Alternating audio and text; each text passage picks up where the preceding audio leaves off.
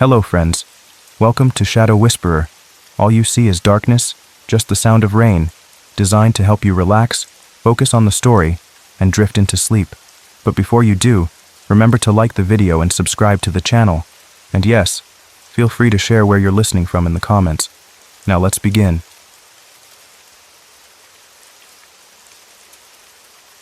They call me Marcus Vane. It's a name that gets whispered in certain circles, the kind where money is old and secrets are older. I'm what you might call an antique hunter, but that doesn't quite cover it. Think of me more as a historian of lost things, a seeker of objects with stories clinging to them like dust. For a dozen years, maybe a little more, I've navigated the shadowy corners of the world, forgotten basements thick with the smell of damp earth, attics where sunlight hasn't touched the floor in generations, estates left to rot, sometimes cursed, always whispering. My clients aren't your average folks looking for a nice old chair. No, they're the kind of people whose names you read about but never meet. Billionaires hidden away in towers of glass and steel, powerful figures pulling strings from unseen rooms, an underground elite obsessed with owning pieces of history that others are rightly afraid of. They understand the pull of a 16th century Venetian mirror, supposedly etched with the bloodlines of families long turned to dust, or a letter penned by a Civil War soldier, tucked away behind the canvas of a painting depicting the very battlefield where he might have fallen. These objects have weight, they have echoes.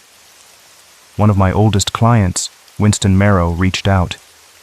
He's a financier, the reclusive kind, living up in Ashcroft, Vermont, surrounded by trees and probably piles of money. His emails are usually short, like telegrams from another era. This one was even shorter. Just 3 lines. I want the Belvedere estate in Pinevale, Maine. Inquire. Inspect secure. Pinevale. The name didn't ring any bells. Sounded like something you'd make up for a storybook. But Merrow, he doesn't waste time or money on whims. If he wanted this place, there was a reason. He mentioned it had just popped up on the market after being locked away for decades. The last heir, some distant cousin who probably never even saw the place, just wanted it gone. Didn't even want to step foot inside to see what he was selling. That right there? That's a little red flag waving. You learn pretty quick in my line of work that some doors are best left unopened, but you also learn that behind those doors are often the things worth finding. Still, I wasn't about to go poking around some forgotten corner of Maine all by myself. Some jobs just feel heavier. So, I called Leo Hart. Leo's my guy. My rock. We've been through thick and thin, crawled through flooded monasteries in Corsica, where the water was rising faster than our heartbeats, chased whispers of artifacts across continents. He's grounded, a natural skeptic, always looking for the logical explanation, which is exactly what you need when things start feeling illogical. He's got this funny relationship with the supernatural, hates the idea of it, loves the thrill of maybe, just maybe, proving it wrong. He's lean, always looks like he just rolled out of a tent in one of his worn canvas jackets, and he never goes anywhere without his old Leica camera. He says it's for documentation. I think it's his security blanket. The drive up from Philly felt long, longer than the miles suggested. State lines blurred, highways turned into winding country roads, and then those roads narrowed even further, cutting through forests where the trees looked like bony fingers scratching at the sky. Autumn was breathing its last cold sigh, and the world seemed drained of color, washed in shades of gray and dusty brown. Pinevale wasn't just small, it felt deliberately hidden. Our GPS struggled, showing it as little more than a smudge on the map, like a secret someone tried to erase. Pulling into the town, if you could call it that, felt like driving onto a movie set after the crew had packed up and left. Silent. Still. A handful of weathered buildings huddled together, looking tired. We found the only place to stay, the Crow's Nest Inn. It wasn't exactly bustling. 4 rooms, run by an elderly couple who moved like shadows and spoke in whispers. They weren't unfriendly exactly, just absent. Like they were saving their words for something important that hadn't happened yet. The air in that inn was thick with silence, the kind that presses in on your ears. The next morning, under a sky the color of dishwater, we drove out to find the Belvedere estate, It wasn't hard to spot. It stood on a rise overlooking the town, if you could call that cluster of buildings a town. Forest pressed in on 3 sides, dark and dense. On the 4th side, a pond lay still and glassy, looking half frozen, even though it wasn't quite cold enough for that. The house itself, well, it was something else. A mansion, definitely. Old. Victorian Gothic, all sharp angles, high peaks, and dark windows like vacant eyes. Stone walls, stained dark by time and weather, were almost hidden beneath a thick coat of ivy that climbed like it was trying to strangle the life out of the place. Pointed towers reached up into that drab gray sky, looking like warnings. It didn't look abandoned. It looked defiant, like it was daring time itself to knock it down. Getting the key wasn't easy. Involved a grumpy lawyer in the next town over who looked like he hadn't smiled since the 70s and clearly didn't want anything to do with the place. He practically threw the heavy iron key at me. The moment I turned that key in the massive oak door, the groan echoed, not just in the hallway, but somewhere deep in my chest. The air that rushed out smelled ancient, a heavy mix of mold, decaying fabric, dust thick as velvet, and something else, something like cold, forgotten memories. Inside, it was chaos, but a strange kind of chaos. Cobwebs hung in the archways like macabre decorations, thick and gray. Dust coated every surface, disturbed only by the tracks of mice or maybe rats. Plaster had crumbled from the ceilings in places, leaving skeletal lath exposed. Water stains mapped forgotten leaks on the walls. It felt like a place where time had stopped, then slowly started to rot. But then, the antiques. My God, the antiques. It was jarring. Amidst the decay, perfectly preserved pieces stood like museum exhibits. I ran my hand over the smooth, curved arm of a French Rococo armchair, recognizing the style instantly. 1745, maybe 50. Over there, a Chippendale sideboard, the dovetail joints flawless, the wood glowing faintly even in the dim light. Untouched, unspoiled. Oil paintings hung on the walls, landscapes from the Hudson River School, the colors still surprisingly vibrant beneath the grime. It was like stumbling into a time capsule where only the container had aged. This was Merrow's interest, no doubt, a treasure trove hidden in plain sight. I pulled out my gear, camera, logbook, measuring tape. This is my ritual, my anchor, cataloging every piece, photos from every angle, noting the maker's marks, the specific wear patterns that tell a story only an expert can read, checking the joinery, the materials. My logbook is everything. Each entry time-stamped, geotagged, linked to high-resolution photos, cross-referenced with any provenance notes I can find or guess at.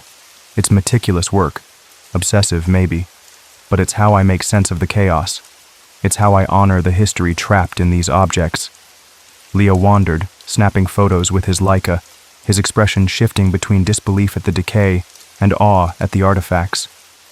He's got a good eye, even if he pretends not to care about the fancy old furniture. He kept muttering about the contrast, how weird it was that some things were rotting away while others looked like they were polished yesterday. We worked for 2 days straight, fueled by coffee from a thermos and stale energy bars. The silence of the house was broken only by our footsteps, the click of my camera, the scratch of my pen, and the occasional creak or groan from the old building settling, or maybe sighing. By the end of the 2nd day, despite the growing unease the place inspired, I was almost buzzing. The collection was staggering. Merrow would be ecstatic. And then, I found the diary. It wasn't obvious. Tucked away in the upstairs study, a room dominated by a massive dark wood desk. My fingers, tracing the intricate carvings on the side, brushed against a seam that wasn't quite right. A little pressure, a soft click, and a thin panel popped open. Inside, nestled in the dark cavity, was a small book. The leather cover was dry and cracked, fragile to the touch. The pages inside were thin, brittle, yellowed with age. But the handwriting, it was beautiful. Elegant cursive, penned in dark iron gall ink that had faded, but was still perfectly legible. The first entry was dated March 4th, 1804. The author identified himself simply as Joseph Moore, the presumed master of this lonely house. At first, the entries were exactly what you'd expect. Mundane details of running a large estate, notes about garden renovations, hiring and firing staff, purchases of furniture, some of which I recognized from downstairs. The daily rhythm of a wealthy man's life 2 centuries ago. Dry stuff mostly. Interesting for historical context, but nothing personal, until Arthur appeared. The entry for March 22nd, 1804, shifted tone entirely. He arrived this evening, Joseph wrote. Arthur. He came to the door seeking shelter from the sudden storm, with eyes like storm clouds and a smile that gentles my entire being. How curious life is. I did not know loneliness until he sat beside me by the fire. From that point on, Arthur dominated the pages. Entry after entry detailed Joseph's growing fascination, then affection, then something deeper. He wrote with a poetic flourish that felt almost desperate. He described conversations under the moonlight filtering through the tall study windows, intimate dinners served in the grand dining room that probably felt cavernous with just 2 people, shared laughter echoing in halls that must have felt empty before. Arthur brings life into this house as though it were born for him, Joseph penned in June of that year. His presence fills the silence. He understands the moods of this place, and my own, without a word needing to be spoken. I felt a prickle of unease, not because of the affection itself. Love is love, whatever form it takes, whenever it happens. But the intensity, it felt consuming.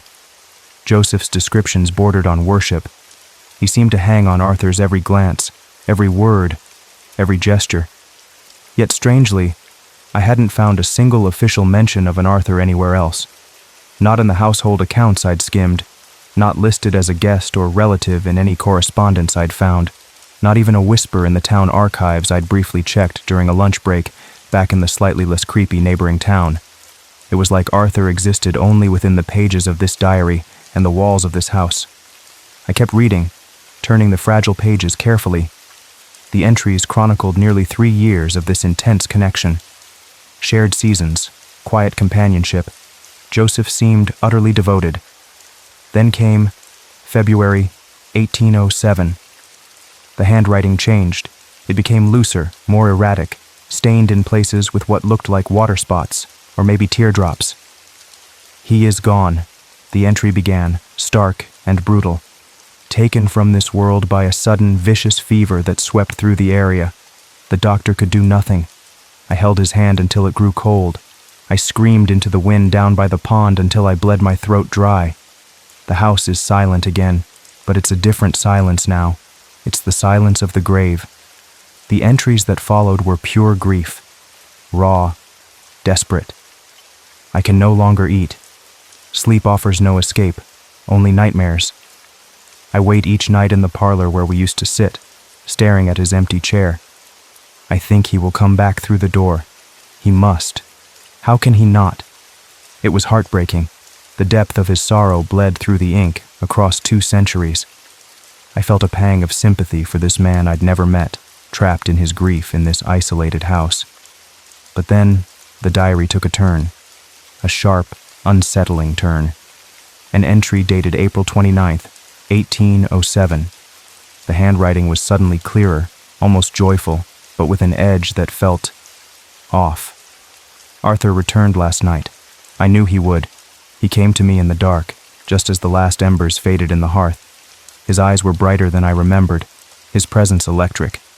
We sat before the fire for hours, and he purred under my hand as I stroked his soft hair. I am whole again. My Arthur is home. Purred? My blood ran cold. I reread the sentence, purred under my hand as I stroked his soft hair. Maybe it was a figure of speech, a term of endearment, but it felt wrong. I flipped forward, my fingers trembling slightly. The entries grew stranger, more obsessive, tilting into the surreal. May 9th. He waits until the world sleeps. Always just past midnight, when the house is utterly still. He slips into the room so quietly. He leaps onto the couch beside me and rests his head in my lap. Such comfort in his weight, his warmth. My beautiful, loyal Arthur. Leaps onto the couch. rests his head in my lap. The image forming in my mind was becoming increasingly disturbing. July 3rd. He sleeps in my bed again, a privilege I thought lost forever. I feel him curl up at my feet, a warm weight against my legs, just like he used to. Sometimes I wake in the night and hear his soft breathing. No one understands this bond. They don't need to. He is mine, and I am his. Curl up at my feet, like he used to? A chill, cold and sharp, slipped down my spine and didn't leave. This wasn't grief anymore.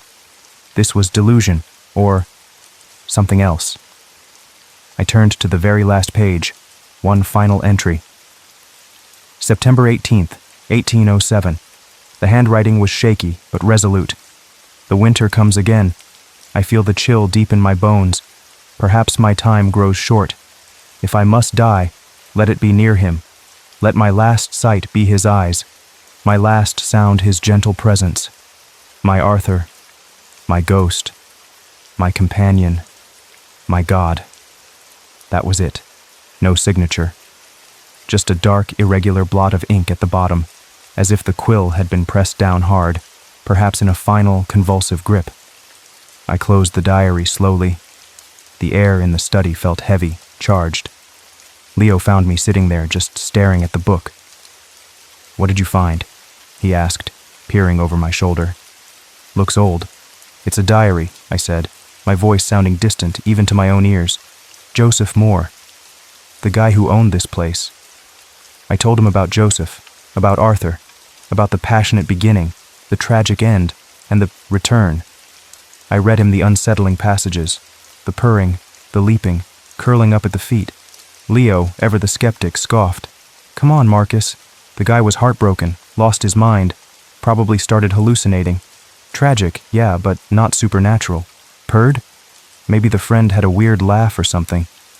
"Maybe," I said, but I didn't believe it. The descriptions were too specific, too consistent. And that last entry, my ghost, my companion. It didn't feel like delusion. It felt like a statement of fact. "There's something wrong with this place, Leo," I said quietly. "Something beyond mold and dust." He sighed, running a hand through his already messy hair. "Okay, fine. It's creepy. The diary adds another layer of sad, creepy history. But it's just history, Marcus. Sad stories happen in old houses." But I couldn't shake it. That diary felt like unfinished business. And if there's one thing I can't stand, it's leaving threads untied. Winston Marrow wanted the estate secured. That meant knowing everything about it, including whether its previous owner's grief had somehow lingered. I needed answers, and the diary wasn't telling the whole story. Maybe the town knew something. Getting information out of the Pinevale locals was like trying to draw blood from a stone. Most folks just clammed up the second I mentioned Belvedere Estate. Polite nods, sudden urgent business elsewhere, a quick shake of the head.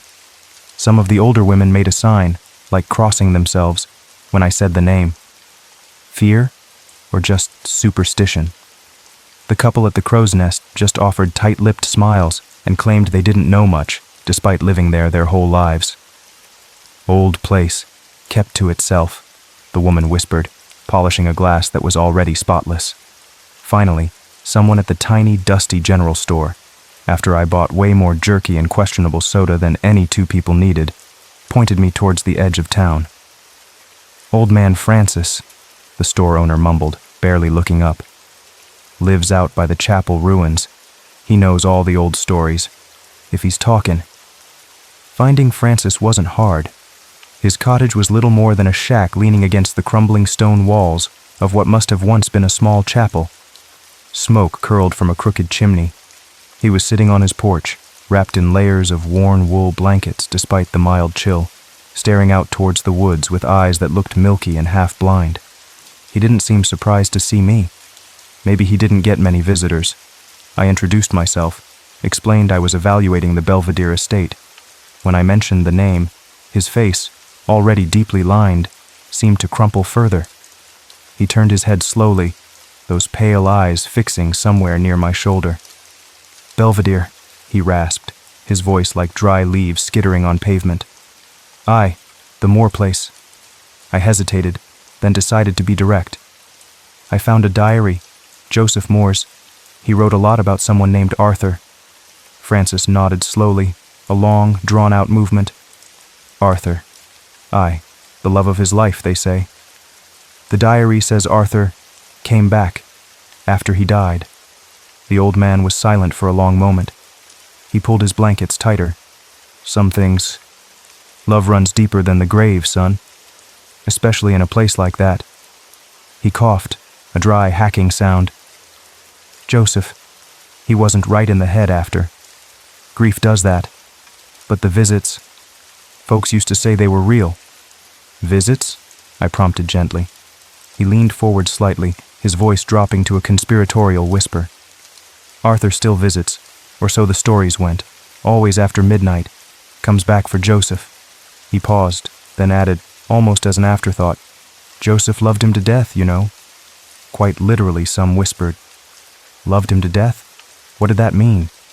Before I could ask, Francis seemed to withdraw back into himself, his gaze drifting back to the trees. He wouldn't say much more, just muttered about old tales and lonely houses. Leo, when I told him later, just rolled his eyes. An old man repeating town gossip, ghost stories to scare the kids. Doesn't mean anything, Marcus. Maybe, I said, but purred, leapt, curled at his feet, and Francis saying Arthur still visits? It all felt too specific, too weirdly connected. So what? Leo challenged. You think some heartbroken ghost named Arthur is wandering the halls? I don't know what I think, I admitted, but I think we need to spend a night there, see for ourselves. Leo groaned. Seriously? Stake out for a ghost, based on a creepy diary and a senile old man? Marrow wants the place secured, I reminded him.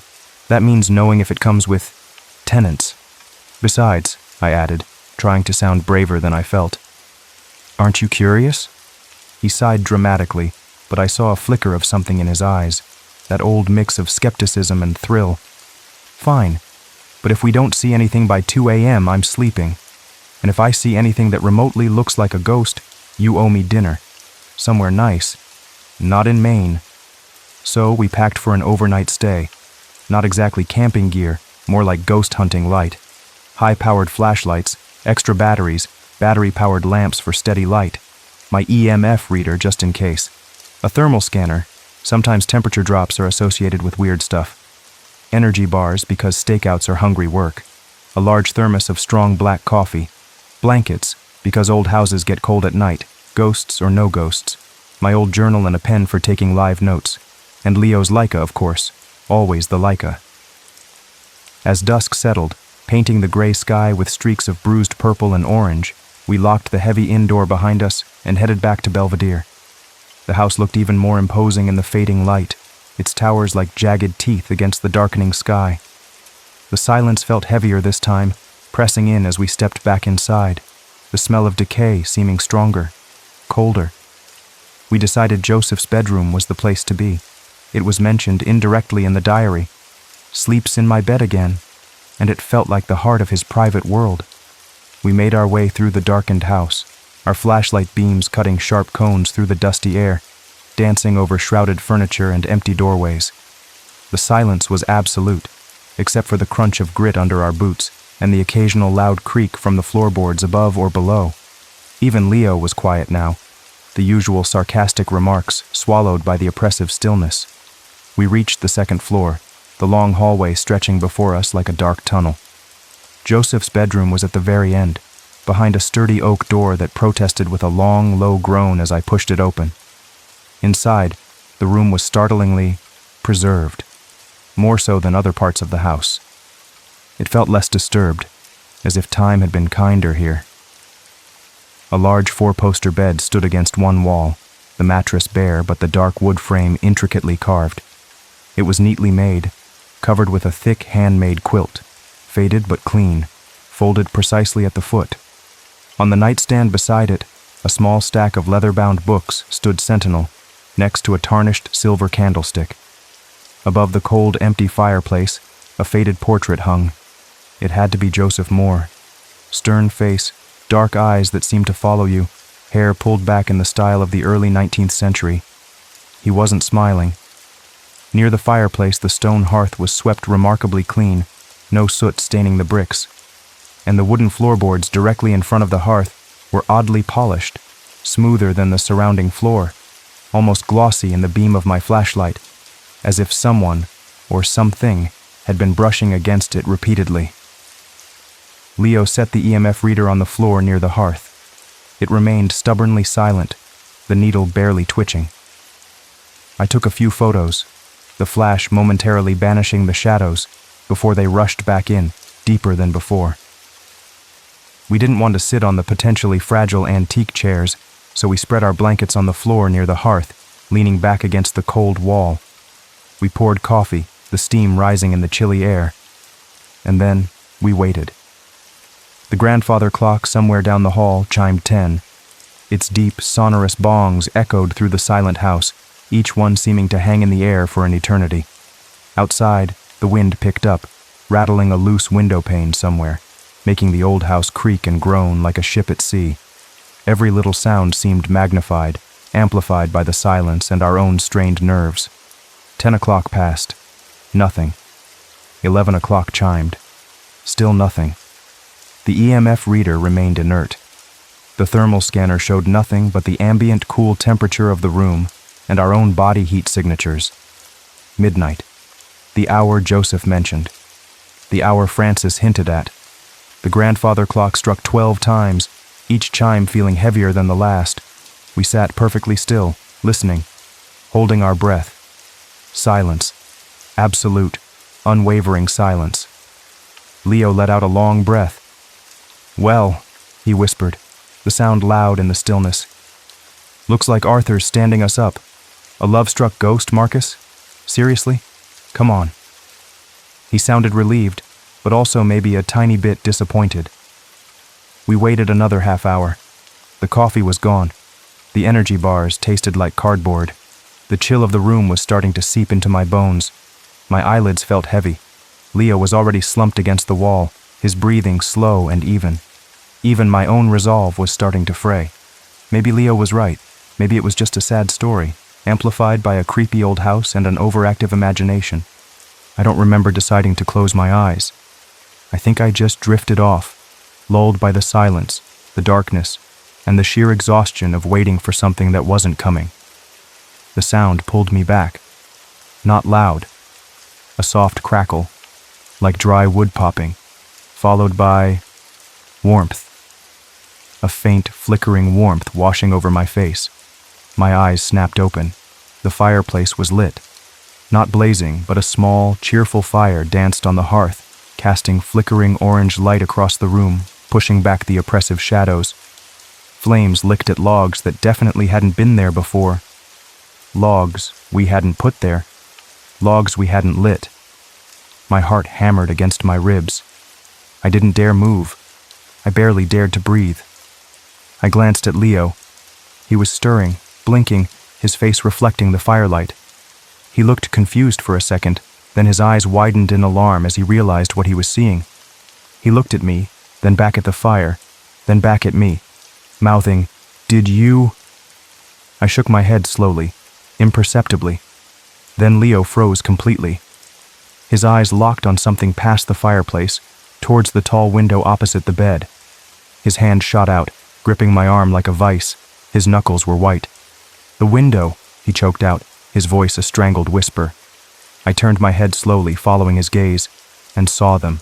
2 luminous eyes, glowing softly in the darkness near the window, not reflecting the firelight, glowing from within, like embers, unblinking, focused, and definitely, unmistakably, not human. They stared at us, motionless, assessing. The air crackled. The fire popped again. My breath hitched in my throat. Fear, cold and absolute, washed over me. Beside me, Leo made a small whimpering sound. His grip on my arm went slack. His eyes rolled back in his head, and he slumped sideways onto the floor in a dead faint. Passed out cold. My attention snapped back to the eyes. They hadn't moved. But now the form attached to them stepped out of the shadows near the window, moving with an impossible liquid grace. It was a cat, a large cat, pitch black, its fur sleek and glossy, seeming to drink in the firelight rather than reflect it. It moved silently, placing each paw with deliberate elegance. It wasn't a stray. It looked regal, ancient. Its eyes, fixed on me, glowed with an unnerving amber light. It padded silently across the room, ignoring Leo's unconscious form, and headed straight for the fireplace. Just as Joseph's diary described, it leaped, effortlessly, silently, landing softly on the worn spot on the floorboards right before the hearth, the spot that looked strangely polished. It sat there, tucking its paws neatly beneath its chest. It looked directly at me, then slowly blinked its luminous eyes. It seemed utterly unfazed by my presence, by the lit fire, by the man passed out on the floor. It was exactly where it expected to be. My mind raced, connecting the dots, the diary entries slamming into place with sudden, chilling clarity, eyes like storm clouds, perhaps dark, mesmerizing eyes, a smile that gentles my entire being, the contented look of a beloved pet. He purred under my hand as I stroked his soft hair. He leaps onto the couch. He waits until the world sleeps. I feel him curl up at my feet. Arthur wasn't a man. Arthur wasn't a hallucination. Arthur was a cat. Joseph Moore's beloved companion. The man hadn't lost his mind to grief in the way we'd thought. He hadn't hallucinated a human lover returning. He had poured all his desperate loneliness, his profound love, and his inconsolable grief into his animal companion.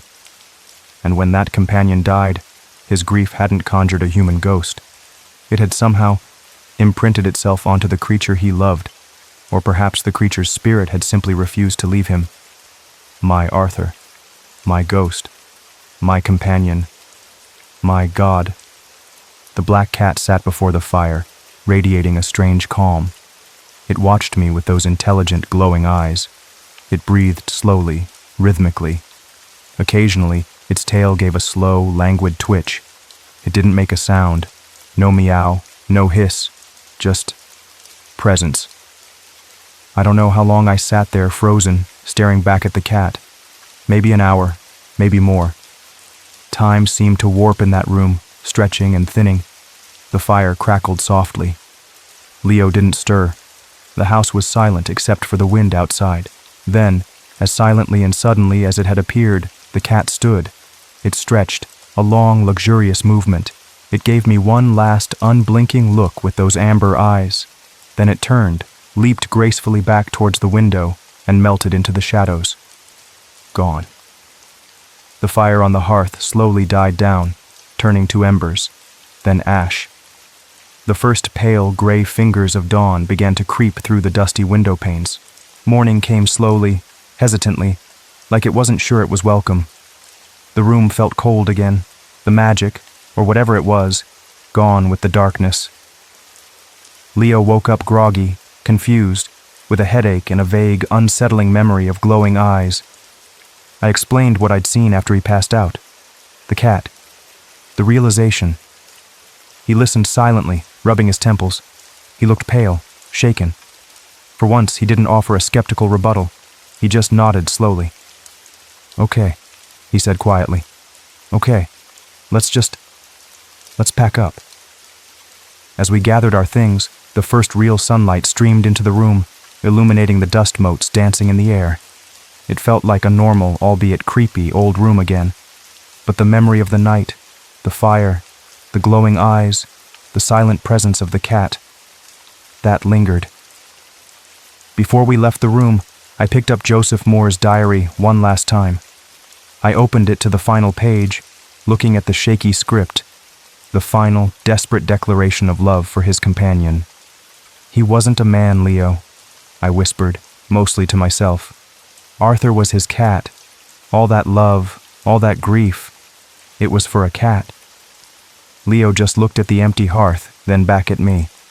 "Love's weird," he mumbled, which pretty much summed it up. Joseph had poured his entire soul into an animal, a friend, a confidant, a silent witness to his lonely life, his unexpected joy, his crushing grief. Maybe love like that intense, that focused, leaves an echo, especially in a house as isolated and filled with emotion as Belvedere. We locked the massive front door behind us, the sound echoing in the morning quiet. The house stood silent on its hill, watching us go, holding its secrets close. Back at the crow's nest, over coffee that tasted slightly less stale than the day before, I pulled out my laptop and updated my log entry for the Belvedere estate. Client: Winston Marrow. Property: Belvedere Estate, Pinevale, ME. Status: inspection complete. Significant collection of 18th-19th century antiques verified, mostly French and American, fair to excellent condition despite surrounding structural decay. Provenance research pending. Addendum: personal diary of original owner, Joseph Moore, circa 1804 to 1807, discovered.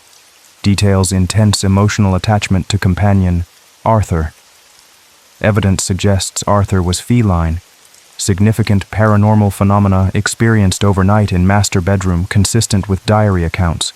Unexplained fire ignition, apparition of large black cat with luminous eyes corresponding to Arthur's visits, described by Moore and local folklore.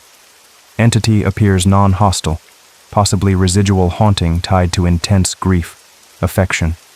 Recommend against acquisition due to unexplained phenomena and potential instability linked to emotional residue. Estate seems occupied, not for sale in current state. I sent the report off to Marrow. His reply, as usual, was brief. Understood. Disappointing, but noted. Send invoice. He never asked for details. He knew my reports were thorough and my recommendations usually sound. Winston Marrow never bought the Belvedere estate. As far as I know, it still sits there on its lonely hill in Pinevale, Maine, wrapped in ivy, waiting. I never went back to Pinevale. I didn't need to. But sometimes late at night, when my own house is quiet and dark, I'll wake up suddenly. And for just a second, I'll imagine I see a flicker of amber eyes in the shadows at the foot of my bed. And sometimes, very faintly, I think I hear a soft, contented purr.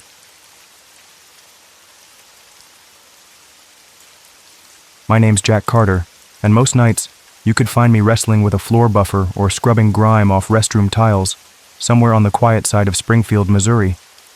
I work for ClearSpark Services. It's one of those cleaning agencies that handles the places nobody wants to think about after hours. Sterile office buildings, empty law firms smelling of old paper, maybe a dentist's office where the faint scent of clove oil lingers in the air. It's not exactly the dream, you know? But hey, it's work. Honest work, like my dad used to say. Been doing it steady for about 3 years now. It pays the bills mostly. Keeps the lights on in our little rented house, puts food, usually pasta or frozen pizza, on the table for me, my wife Christine, and our little girl Sarah. Sarah, she's 7, or she was, back when everything felt normal. Before the world tilted sideways. Sarah was the sunshine in our place. Seriously, that kid had a laugh that could cut through the thickest fog. She'd draw these crazy pictures with purple skies and green dogs, humming little tunes she made up on the spot. Christine would read to her every night, tucked into her bed with the glow-in-the-dark stars stuck on the ceiling. Those were the good times. Simple, maybe, but good. Our life wasn't fancy, but it felt full. It felt like ours. Then, about a month, maybe 6 weeks ago, things started to change. Slow at first. Sarah seemed tired. Not just end of the day tired, but deep down, dragging tired. She'd fall asleep on the couch right after school, her little face looking pale under the living room lamp. Christine noticed the bruises first, little bluish marks on her legs and arms that popped up from nowhere. She must be bumping into things at school, Christine said, trying to sound casual. But I saw the worry pinching the corners of her eyes. Then came the fevers, low grade at first, then spiking high enough to make her shiver under a pile of blankets. Night sweat started soaking her pajamas, leaving her clammy and whimpering in her sleep. I remember Christine holding a thermometer, the digital numbers glowing red in the dark room, her breath catching in her throat. We kept telling ourselves it was just a bad flu, something going around school. But deep down, this cold dread started creeping in, like ice forming around my heart. We finally took her to Dr. Miller. He's been our family doctor since Sarah was born. Nice old guy, usually quick with a joke and a lollipop. But that day he wasn't smiling. He listened quietly while Christine listed the symptoms, his pen scratching notes on a pad. He examined Sarah gently, his face growing more serious with each passing minute. Then he ordered blood tests. "Just to be sure," he said, but his voice lacked its usual confidence. Waiting for those results was torture. 3 days of checking the phone every 5 minutes, jumping at every ring, pretending everything was fine for Sarah's sake, while Christine and I exchanged tight, scared glances over her head. The call came on a Tuesday afternoon. Christine answered. I watched her face drain of all color, her knuckles turning white as she gripped the phone. She just nodded, whispered, "Okay, yes, we'll be right there." She hung up and looked at me, her eyes wide with a terror I'd never seen before. "He wants us to come in. Now," he said we need to talk about the results. The drive to the clinic felt like moving through thick syrup. The air in the car was heavy, silent, except for the sound of our own breathing. Sarah sat in the back, listlessly looking out the window, too weak to even ask where we were going. Dr. Miller didn't waste time. He sat us down in his small office, the one with the framed pictures of his grandkids on the desk. He took a deep breath, looked me straight in the eye, then Christine. His voice was low, almost a whisper, but the words hit like a physical blow. "The tests, they show abnormalities, significant ones. We need to refer you to an oncologist immediately. The results are consistent with acute lymphoblastic leukemia." Leukemia. Blood cancer. The word hung in the air, heavy and suffocating. It bounced around the inside of my skull, echoing like a slammed door. Christine made a small, choked sound, burying her face in her hands. I just sat there, frozen. My mind went blank. All the sounds in the room faded, the ticking clock, the traffic outside, replaced by a roaring in my ears. Dr. Miller kept talking, explaining things. Survival rates, treatment protocols, chemotherapy, transfusions, bone marrow. His voice was calm, professional, like he was reading from a textbook. But all I heard was the underlying message. Our little girl, our sunshine, was desperately sick, and the fight to save her had to start right away, no time to waste. Then he mentioned the cost. He slid a brochure across the desk, outlining the typical treatment plan at the regional cancer center. The numbers swam before my eyes. Tens of thousands, hundreds of thousands. It was astronomical, impossible.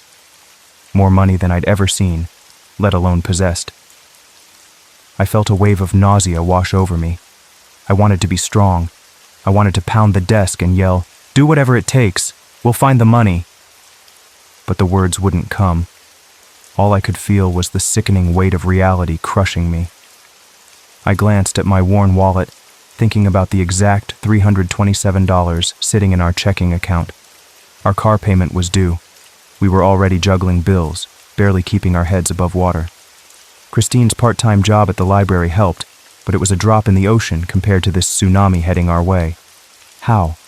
How were we supposed to do this? The drive home was a blur. Christine cried silently in the passenger seat.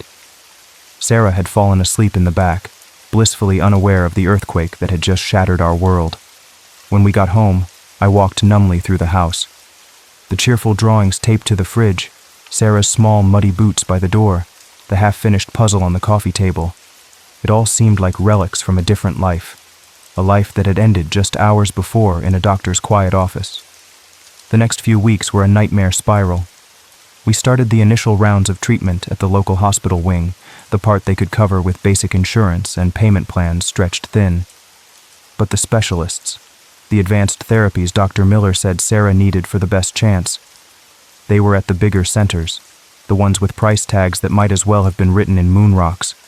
I threw myself into finding help. I spent hours online, filling out applications for medical assistance, grants, charities. I swallowed my pride and set up a crowdfunding page, posting Sarah's smiling picture and telling our story, begging strangers for help. A few donations trickled in, $20 here, $50 there, mostly from distant relatives or old acquaintances. Friends offered prayers and sympathetic words, which were kind, but didn't pay for chemotherapy. Churches listened patiently, offered spiritual support, but their charity funds were already stretched thin. Every no, every unanswered email, every sympathetic but helpless voice on the phone felt like another shovel of dirt being thrown onto a coffin. Christine tried to stay hopeful, spending every moment with Sarah, reading stories, singing songs, her voice often trembling, but I saw the fear behind her forced smiles. Sarah got weaker. Her beautiful blonde hair started thinning, coming out in clumps on her pillow. Her bright eyes, the ones that used to sparkle with mischief, grew dull and shadowed with pain and exhaustion. She stopped asking to go outside, stopped drawing her crazy pictures. Holding her tiny, frail hand felt like holding a bird with a broken wing. The light was fading, and I was powerless to stop it. Some nights, I'd just sit by her bedside after she drifted off into a restless, medicine-induced sleep. I'd stare at her pale face, listening to her shallow breathing, and just ache. A deep, physical ache in my chest. I wasn't a praying man, not really, but I found myself whispering desperate bargains to the ceiling, to the shadows in the corners, to anything that might be listening. Please, just give us a chance. Don't take her. I'll do anything. Anything. Then came that night. The rain was coming down hard, hammering against the roof and windows like angry fists. It was late, maybe just past 10. Christine had finally fallen asleep on the couch, worn out from worry. I was sitting at the kitchen table, staring blankly at a stack of overdue bills, the numbers blurring through my tired eyes. The house felt cold, damp, filled with the smell of rain and despair. Suddenly, there was a knock at the front door. Not a loud, urgent banging, just 3 slow, distinct taps. It was so out of place, so unexpected on a night like this. Who would be out in this downpour? I hesitated, a strange prickle of unease running up my spine. I checked the clock on the microwave. 10:11 p.m. Wiping my sweaty palms on my jeans, I walked to the door and peered through the peephole. Nothing but distorted, rain-streaked darkness. Weird. Maybe I imagined it. Then, again. Knocks. Softer this time, almost polite. Taking a breath, I unlocked the deadbolt and pulled the door open just a crack. A man stood on our porch. He was tall and thin, unnervingly still amidst the swirling wind and rain. He wore a long, dark coat, the kind you see in old movies, buttoned up to his chin. Rain lashed down all around him, pooling on the porch steps, dripping from the gutters, but he was completely dry. Not a single drop glistened on his coat or his pale, almost luminous skin. His dark hair lay flat, untouched by moisture. Even the worn leather boots he wore looked dusty, not wet. The small patch of porch beneath his feet seemed strangely dry too, like the rain was deliberately avoiding him. He looked at me, his eyes dark and deep-set in a gaunt face. There was a faint, sad smile on his thin lips. "Jack Carter?" he asked. His voice was quiet, but it carried over the noise of the storm. It sounded familiar, raspy, like dry leaves blowing across pavement, but with an underlying warmth I felt I recognized from somewhere long ago. "Yeah?" I said, keeping my hand on the door. "Can I help you?" "I was hoping you'd recognize me, Jack," he said, the smile deepening slightly, showing teeth that looked startlingly white against his pale lips. "It's been a long time." I squinted, trying to place him. The rain, the low porch light, the shadows on his face made it hard. He looked worn, older than he probably was, like life had taken a heavy toll. Hollow cheeks, dark circles under his eyes that looked almost like bruises. But there was something in the way he held himself, something in the depths of those dark eyes. A flicker of a memory surfaced. A playground, scraped knees, a shared bag of chips behind the school bleachers. My breath caught. "Donovan?" I whispered, the name feeling foreign on my tongue after so many years. "Donovan Adams?" He nodded slowly. "The one and only," he said, though the usual cheerful energy I associated with that name was completely absent. It was like seeing a faded photograph of someone you once knew well. Donovan Adams. My best friend back in elementary and middle school, way back in Wald, the small town where I grew up before moving to Springfield. We were inseparable, partners in crime for every schoolyard prank, kings of the dodgeball court, the two kids who carved their initials into the back pew of the old Baptist church and somehow managed to pin it on the pastor's annoying nephew. He was always the louder one, the funnier one, tall for his age, athletic, with a messy mop of brown curls and a laugh that could get us both sent to the principal's office. But this man standing on my porch, he was a shadow of that boy, thinner, paler, quieter, haunted. The boisterous energy was gone, replaced by a profound stillness, an unsettling calm. I hadn't seen or heard from him in nearly 20 years, not since my family moved away after 8th grade. "My God, Donovan," I stammered, pulling the door open wider. What are you doing here? How did you find me?" He stepped inside, bringing a sudden chill into the hallway, though he wasn't wet. The air around him felt strangely cold, dry. "Just passing through Springfield," he said vaguely, his eyes scanning our small living room. "Thought I'd look up my old pal. Wasn't too hard to find you. Still got that stubborn look." He offered another faint smile. Christine stirred on the couch, woken by the voices. She sat up, rubbing her eyes, looking confused and wary as she saw the stranger standing in our entryway. I quickly made the introductions, explaining who Donovan was, trying to ignore the unease knotting in my stomach.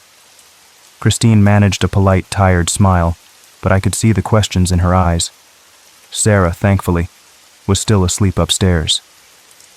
Donovan didn't offer much explanation for his sudden appearance or the long silence between us.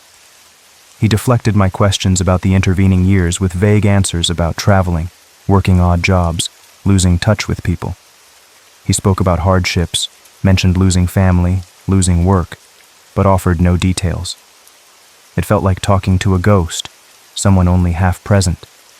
He asked if he could possibly stay for a few days, said he didn't really have anywhere else to be right now, that he was low on funds. Looking at his gaunt face, his worn clothes, remembering the kid who always had my back against bullies, how could I say no? Despite the strangeness, despite the churning feeling in my gut, I heard myself saying, "Yeah, sure. We've got the spare room upstairs. It's small, but—" "Thank you, Jack," he said, his dark eyes meeting mine for a brief moment. There was a depth of something in them. Gratitude, maybe? Or something else. Something sadder. I won't be any trouble. So Donovan stayed. But his presence was odd, deeply unsettling. He moved through the house like a whisper. We offered him food, but he always politely declined, saying he had a sensitive stomach, wasn't hungry. He never seemed to drink anything either. He'd leave the house early each morning, before the sun was fully up, slipping out the back door without a sound. Where he went, I had no idea. He'd return long after sunset, usually when Christine and I were getting ready for bed, retreating immediately to the small guest room at the end of the upstairs hall. I checked the room a couple of times when he was out. It was always immaculate. The bed remained perfectly made, the pillow unfluffed. There was no suitcase, no backpack, no change of clothes, no toiletries. Nothing to indicate anyone was actually living there. Just the faint, lingering chill in the air that seemed to follow him everywhere. He'd talk sometimes, mostly at night, usually reminiscing about our childhood in Waldy.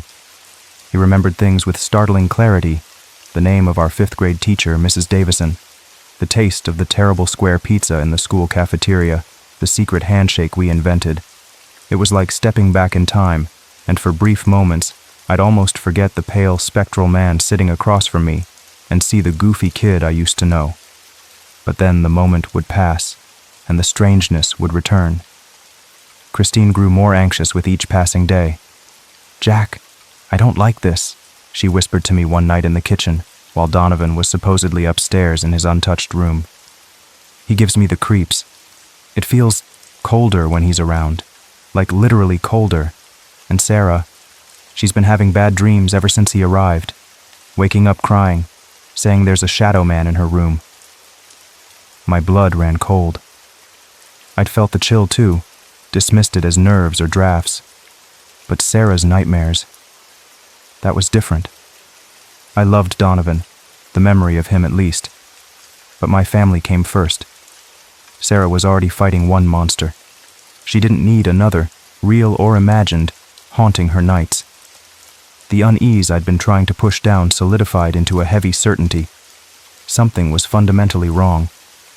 The next morning, I waited until Donovan came downstairs, dressed in the same dark coat and clothes he'd arrived in. My heart pounded. This felt like betraying an old friend, even a changed and unsettling version of one. But I had to do it. I sat him down at the kitchen table, the same table where I agonized over bills just nights before. "Donovan," I started, my voice unsteady. "Look, man, I'm really sorry. It was good seeing you again, but things are really tough right now." I gestured vaguely around us. With Sarah being so sick, and the money, we're barely holding it together. Christine's worried. Sarah's not sleeping well. We're just not in a position to have guests right now. We need our space to figure things out. I'm still desperately trying to find money for her treatment. I braced myself for anger, for disappointment, for questions. But Donovan just nodded slowly, his expression unreadable, almost serene. It was like he'd been expecting it. "I understand, Jack," he said quietly. His voice was still raspy, dry. "Completely. You have to do what's best for your family. Always." He paused, then leaned forward slightly, his dark eyes fixing on mine. "Before I go, could I possibly take a copy of Sarah's medical reports, the latest test results? I know a doctor. Someone who owes me a favor. Maybe, just maybe, they could offer a second opinion, or point you towards some resources." I hesitated. A chill, colder than any I'd felt before, snaked down my spine. Giving out my sick daughter's private medical information to this enigma? It felt wrong, risky. Yet, he was Donovan, my childhood best friend. He sounded sincere. And what did I have to lose? We were already at rock bottom. Every other door had slammed shut. What if, by some crazy chance, he actually knew someone? Desperation gnawed at me. "Okay," I said, my voice barely a whisper. I went to the folder of papers we kept on the counter, the one filled with terrifying medical jargon and bleak prognoses. I pulled out the most recent summary and lab results, my hand shaking slightly as I passed the copies across the table. Donovan took them gently, his cool fingers brushing mine for a fraction of a second. The contact felt like static electricity, a tiny jolt. He tucked the papers carefully inside his long coat. "Thank you, Jack," he said, standing up. He offered that same faint, sad smile. "You were always a good friend." He walked to the front door. The rain had stopped, but the sky was still heavy and gray. He opened the door, paused on the threshold for a moment without looking back, and then stepped outside. I watched through the window as he walked down the street, his tall, thin figure moving with that same strange stillness, until he turned the corner and disappeared. He didn't dissolve or fade away, just walked out of sight like anyone else. But the chill he left behind lingered in the house for hours. 4 days passed, 4 long days filled with the same crushing anxiety. Sarah had a rough couple of nights, needing extra pain medication. Christine and I moved like zombies, taking turns sitting with her, forcing down meals we couldn't taste. The silence in the house broken only by Sarah's weak coughs or our own hushed, worried conversations. I hadn't heard anything about Donovan's doctor, and the flicker of hope I'd foolishly allowed myself to feel had died, leaving behind only the bitter taste of guilt for giving him Sarah's records and for sending him away. Then, on Friday morning, the phone rang. It was an unfamiliar number with a different area code. I almost didn't answer, expecting another bill collector. But something made me pick up. "Mr. Jack Carter?" a crisp, professional female voice asked. "Yes?" "This is Carol Jennings calling from St. Mary's Medical Center. We received your daughter Sarah's medical file." St. Mary's? That was the big one. The state-of-the-art hospital across the state line, the one with the renowned pediatric oncology unit, the one whose costs were so far beyond our reach I hadn't even bothered applying for aid there. My heart started pounding. How did they get her file? We received the file, the voice continued calmly, and it's been reviewed by Dr. Elizabeth Hanover, our chief of pediatric oncology. She believes Sarah is an excellent candidate for our advanced treatment protocols. We'd like to schedule her for immediate admission, if possible. Dr. Hanover is prepared to oversee her case personally. I couldn't speak. Immediate admission, Dr. Hanover? It sounded like a dream. But how? We can't afford St. Mary's. I haven't even contacted you. There was a brief pause. Mr. Carter, there seems to be some information already on file regarding payment. Perhaps we can discuss the details when you arrive. The most important thing right now is getting Sarah here. Can you bring her in today? Hope, sharp and unexpected, pierced through the fog of despair. Yes, absolutely, we'll leave right now. I hung up, shouting for Christine. Tears streamed down my face as I explained the impossible call. We packed a bag in a frantic rush, bundling a weak but curious Sarah into the car. The 2-hour drive to St. Mary's passed in a hopeful daze. Maybe, just maybe, this was it. The miracle we'd been praying for. St. Mary's was like another world. Clean, bright, efficient. Doctors and nurses moved with quiet competence. They were expecting us.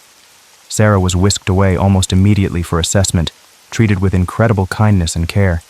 Specialists consulted, tests were run, and within hours, she was settled into a private room overlooking a small garden, hooked up to IVs delivering the powerful medications Dr. Hanover had prescribed. Christine stayed by her side, holding her hand, her face etched with a mixture of relief and disbelief. It all felt surreal. Too easy. The financial dread still lurked in the back of my mind. After settling Sarah, I went down to the admissions and billing office, my stomach twisting into knots. I had to know. I had to face the inevitable, crushing cost. I approached the counter, my throat dry. "Excuse me," I croaked, my voice barely audible. "My daughter, Sarah Carter, was just admitted.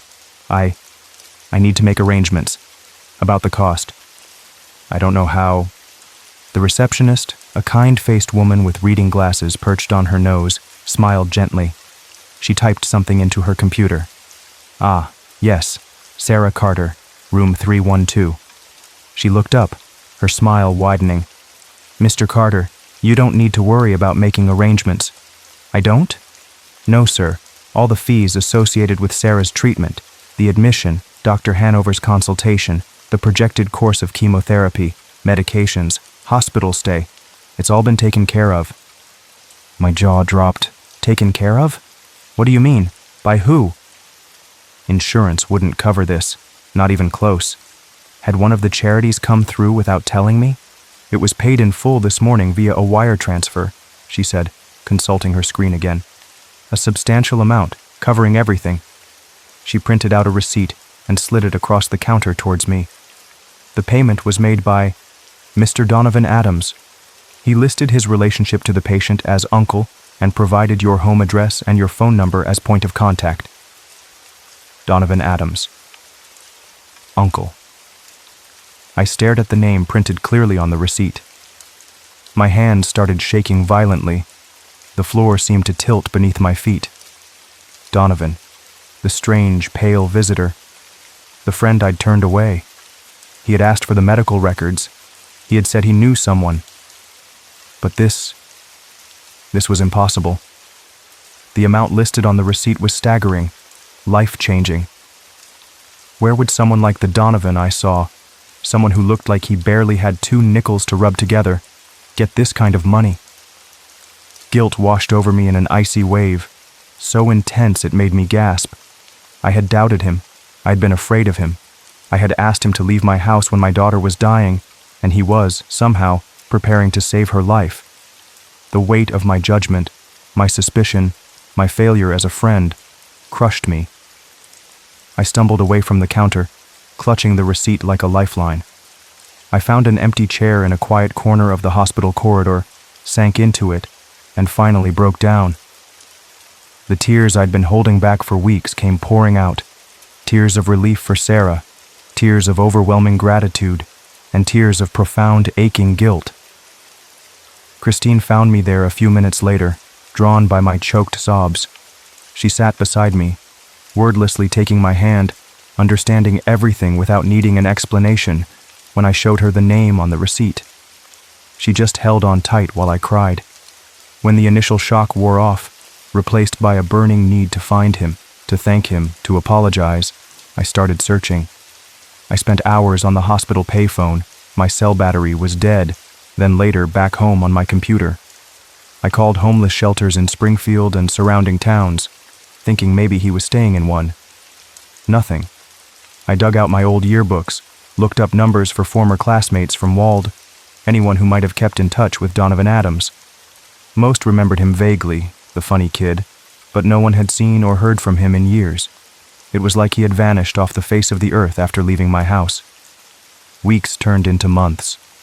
Sarah responded incredibly well to the treatments at St. Mary's. Color returned to her cheeks, energy seeped back into her small body. Her hair started growing back, soft and fuzzy. Dr. Hanover was optimistic, talking about remission, about a future. Our lives started finding a new rhythm, centered around hospital visits, medications, and cautious hope. But the mystery of Donovan and my debt to him lingered constantly in my thoughts. How could I ever repay him? How could I even find him? In a last, desperate attempt, I decided to drive back to Walda. It was a long shot, but it was the only place I could think of. Maybe someone in his old hometown, someone who knew his family, might have a clue. I told Christine I needed to clear my head, took a Saturday, and made the 3-hour drive back to the small, sleepy town I hadn't seen in 2 decades. Waldy hadn't changed much.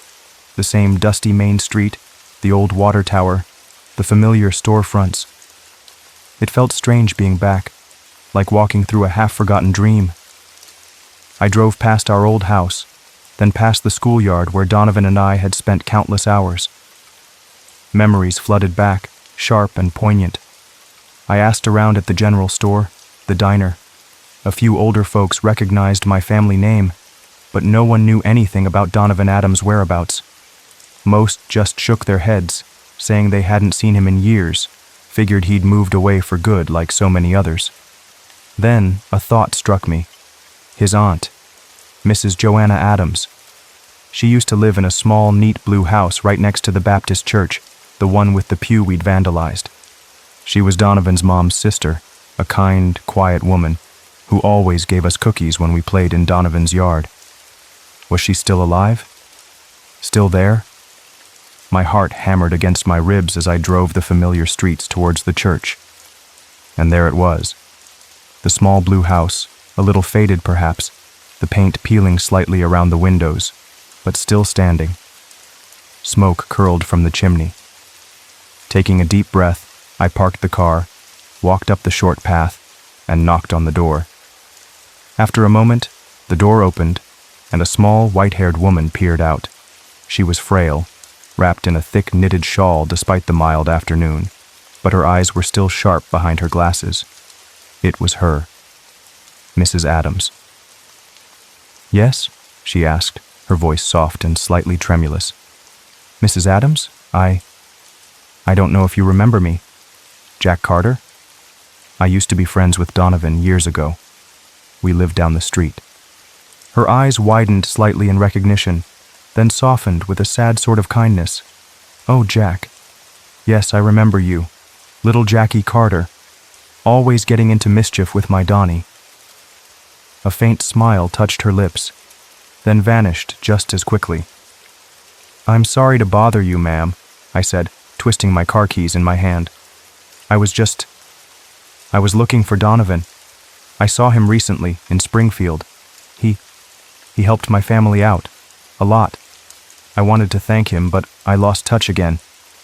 Do you happen to know where he might be?" Mrs. Adams's eyes suddenly filled with tears. She reached out a trembling hand and rested it on my arm. Her touch was warm, real. "Oh, honey," she whispered, her voice thick with emotion. "Oh, dear boy. Donovan passed away. It was 8 years ago now." The world stopped. The birds singing in the tree nearby, the distant sound of a lawnmower, my own heartbeat. Everything went silent. Passed away? It wasn't possible. I saw him. He was on my porch. He sat in my kitchen. He talked to me. No, I choked out, shaking my head. That can't be right. I just saw him, less than 2 months ago. He stayed with us for a few days. He paid for my daughter's hospital bills. He died in an accident, Mrs. Adams said gently, tears rolling down her wrinkled cheeks. At the foundry, over in Joplin. He was working there. Fell from a catwalk. It was quick, they said. He was only 29. She dabbed her eyes with a tissue she pulled from her sleeve. Such a good boy. Always had a big heart. My legs felt weak, like they might buckle underneath me. I leaned against the doorframe for support, struggling to process her words. An accident, 8 years ago. But the man on my porch, the coldness, the dryness in the rain, the untouched room, the impossible hospital payment, it all crashed together in my mind, forming a picture that was terrifying and unbelievable. Mrs. Adams seemed to sense my confusion, my disbelief. He talked about you, you know, she said softly, even after all those years. Said you were his best friend back in the day. He always worried about people. Said if he ever won the lottery, he'd help out all his old friends. Especially you. Said he'd do anything for you if he could. She turned and went inside for a moment, shuffling back with a small framed photograph. She pressed it into my trembling hands. This was taken just a few months before the accident. I looked down at the photo, and there he was. Donovan Adams. Younger, yes, fuller in the face, the haunted look absent from his eyes. But it was unmistakably him. Smiling that wide, goofy grin I remembered so well, his brown curls messy, his arm slung around a coworker in a dirty factory uniform. The Donovan from my childhood, on the cusp of the man who had visited me, the man who died 8 years ago.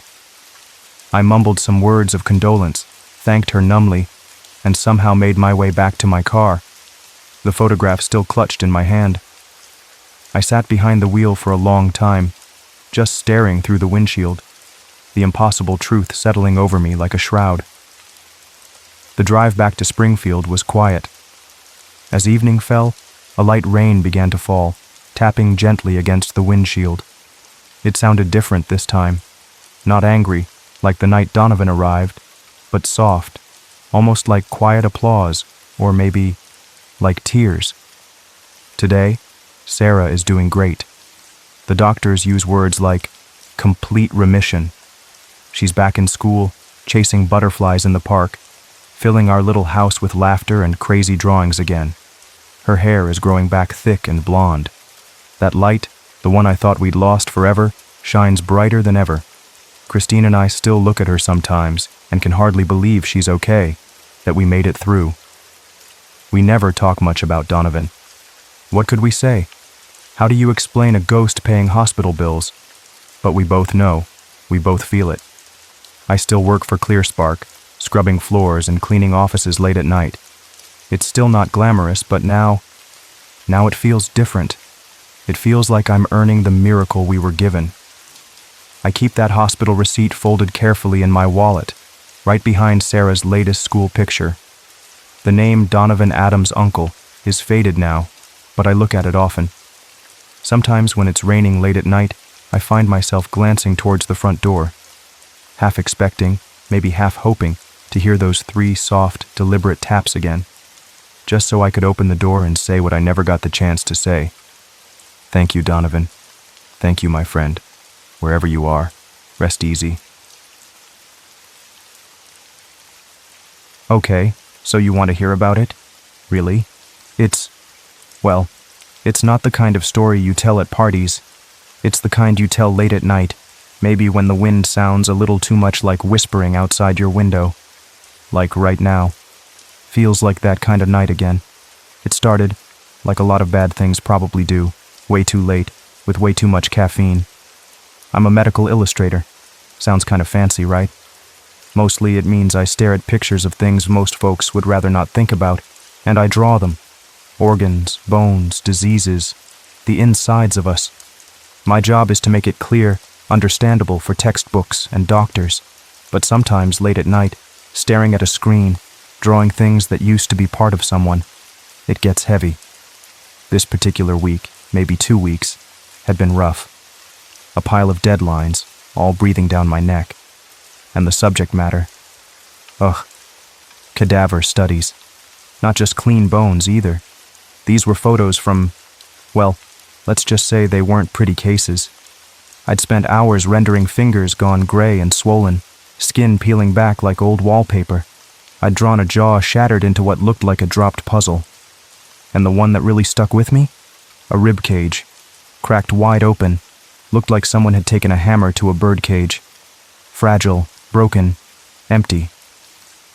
So, yeah, my head was in a weird place, full of decay and broken things. That's probably why I was on my 5th cup of coffee. It was past 2 a.m. The rest of the apartment building was dead quiet. Just the hum of my computer, the scratch of my digital pen, and the gurgle of the coffee maker as I poured that 5th cup. Cheap stuff, tasted vaguely like burnt dirt, but it had caffeine. That was the point. I took it back to my little kitchen table, the one shoved into the corner by the window. My apartment's on the 14th floor. Nice view during the day. At night, just black glass reflecting my own tired face, the messy kitchen behind me. I took a sip. Hot. Bitter. Woke me up a little. Took another. Stared blankly at the window, my mind still half on the curve of a broken femur. 3rd sip. 4th. My eyes were starting to glaze over again. That deep night exhaustion where you're awake, but nothing's really processing right. 5th sip. And that's when I saw it. Almost didn't. Like my brain just didn't want to accept it, didn't want to categorize it. But there it was, a hand, pressed flat against the outside of my window. Not a normal hand. Oh no, this thing was huge, gigantic. The palm alone looked like it was the size of my chest. Fingers thick as tree branches, pressed hard against the glass. The skin, it looked wrong. Grayish, kind of like wet clay, stretched so tight over the knuckles you could see the shape of the bones underneath. It blotted out half the view, or lack thereof since it was pitch black out there. It wasn't tapping, wasn't scratching, wasn't trying to break the glass. It was just there, still, like a statue's hand, but it wasn't stone. I froze, mid-sip, coffee halfway to my mouth. My heart did this weird stutter thump thing, like it missed a beat and then slammed against my ribs to make up for it. My first thought, absurdly, was, prank? But how? 14th floor, no balcony, no scaffolding outside, I knew that for sure. There was nothing out there but air, and who would have a prop hand that big, that realistic? Because it was realistic, horrifyingly so. The kitchen light was on, shining right on it. I could see veins under the gray skin, thick and dark. They weren't moving, but they looked like they could. There were scars scattered across the back of the hand, puckered and ugly. One looked like an old burn mark, a nasty, melted-looking patch near the wrist.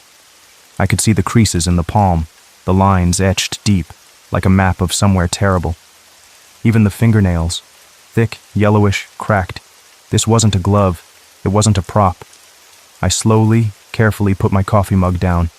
My hands were shaking. I backed away from the table, keeping my eyes locked on the hand. It didn't move, didn't react. It just stayed pressed there, an impossible, silent visitor. My apartment suddenly felt very small, very high up, very exposed. My mind was racing, trying to find a logical explanation. A giant inflatable decoration blown loose. A reflection from somewhere inside playing tricks on my tired eyes. But it was too solid, too detailed, too present. I reached out, my hand trembling, and fumbled for the kitchen light switch on the wall. My fingers found it. Click. Darkness. Well, not total darkness. The glow from my computer screen in the other room, the faint city lights filtering in from afar. But the direct kitchen light was off. I held my breath, expecting the hand to be gone when my eyes adjusted, a hallucination banished by the change in light. It wasn't gone. It was still there, a massive, pale shape against the blacker square of the window. If anything, it seemed clearer now, less defined by my kitchen light, more by its own presence. But that wasn't the worst part. In the faint reflection on the glass, now that the kitchen light was off, I saw the room behind me, and I saw me, or a version of me, sitting at the table, just sitting there in the dim light, holding the coffee mug, and smiling. A wide, empty, horrible smile that wasn't mine. Behind the smiling reflection me, something else was there, something huge and dark, filling the space behind the chair. Just a towering shape, indistinct, but unmistakably there. Looming. My breath hitched in my throat. It felt like ice water flooding my veins.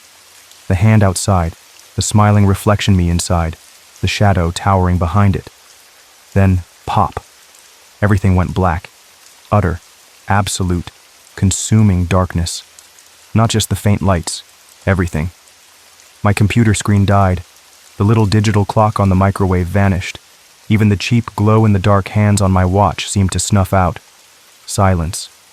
A heavy, pressing silence that swallowed the hum of the fridge, the faint city noises, everything. Power outage? My first rational thought in what felt like an eternity.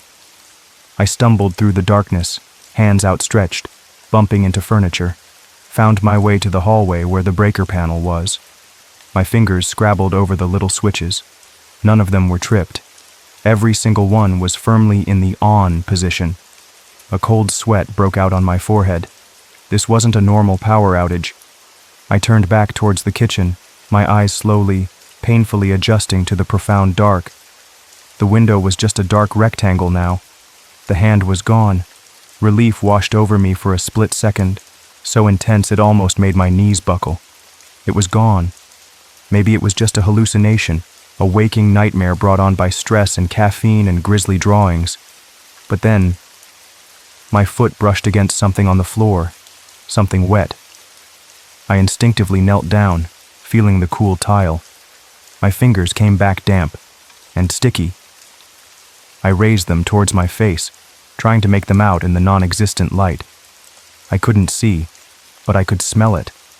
A weird smell, like old, wet metal, like pennies that had been left to soak in. Something else, something organic and decaying. Rot. Pennies and rot. I scrambled back, wiping my hand frantically on my jeans. My heart was hammering again. I felt my way along the floor, back towards the window. And I found them. Wet prints. 5-fingered prints. Huge ones, leading away from the window, dripping onto my kitchen floor. They went past the table, out of the kitchen, and into the hallway, right towards where I was standing by the breaker box. It hadn't just been at the window. It had left something behind. A trail, inside my apartment. I didn't sleep. How could I? I spent the rest of the night huddled on my couch in the living room, wrapped in a blanket, jumping at every creak, every distant siren. The power never came back on. The darkness felt thick, watchful. The smell of pennies and rot lingered faintly in the air, a nauseating reminder. I kept thinking about that reflection, me, smiling that dead smile with the towering thing behind me, and the handprints leading into my home. Morning eventually came, gray and hesitant. The power flickered back on around sunrise, all the clocks blinking 12. The first thing I did was check the floor. The prints were gone, vanished, like they'd evaporated. But the smell was still there. Fainter, but definitely there. Hanging in the back of my throat. I needed answers, or at least someone to tell me I wasn't losing my mind. I called building maintenance, tried to sound calm, rational. Yeah, hi, weird question. Did you guys have anyone, washing windows on the outside of the building last night? Really late? Pause. No, sir. Not that I know of, especially not after dark, and definitely not on your floor without scaffolding. Why? I hesitated. How do you explain a giant gray hand? I thought I saw something outside my window, on the 14th floor. 14th floor? Sir, there's nothing out there. No ledge, no balcony, nothing. He sounded bored, like he dealt with crackpots all day. Right, I know. It was probably just, I don't know, tired eyes, long night. I forced a laugh. It sounded hollow. Anything else I can help you with? No, thanks. I hung up. Tired eyes. Right. Tired eyes don't leave wet handprints that smell like decay. Tired eyes don't come with a smiling doppelganger in the reflection. He'd said, maybe it was a hallucination. Yeah. A wet hallucination with a smell. A smell I couldn't get out of my nose all day. It clung to everything. I scrubbed the kitchen floor where the prints had been, bleached the area around the window. Didn't matter. Pennies and rot. I tried to work, but I couldn't focus. Every time I looked at my screen, I half expected to see that hand reflected. Every shadow seemed too deep, too long. I kept glancing at the window, even though it was broad daylight. Nothing. Just sky and faraway buildings. The day crawled by. Dread coiled in my stomach, tightening with every passing hour. I knew night was coming back, and I had no idea what it would bring. That second night, I wasn't taking any chances, or maybe I was just being stupidly optimistic. I decided against the kitchen, camped out in the living room, turned on every single light, lamps, overhead light, even the little light above the stove in the kitchen, just for good measure. I pulled the blinds shut tight. Thick fabric blinds, no slats. Nothing could see in, and hopefully I couldn't see out. I tried watching TV, couldn't concentrate, tried reading. Same words swam in front of my eyes. I just sat there, on the edge of the couch, listening to the normal apartment sounds, the groan of the pipes, the distant traffic, the hum of the lights, praying they stayed normal, praying they stayed on.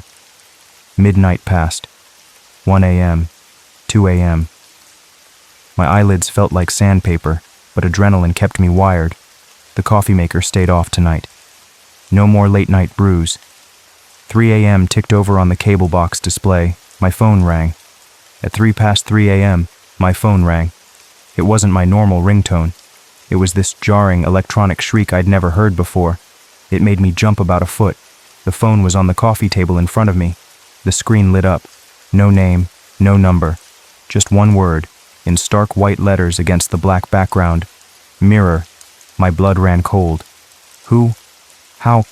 My thumb hovered over the answer button. Every instinct screamed, don't.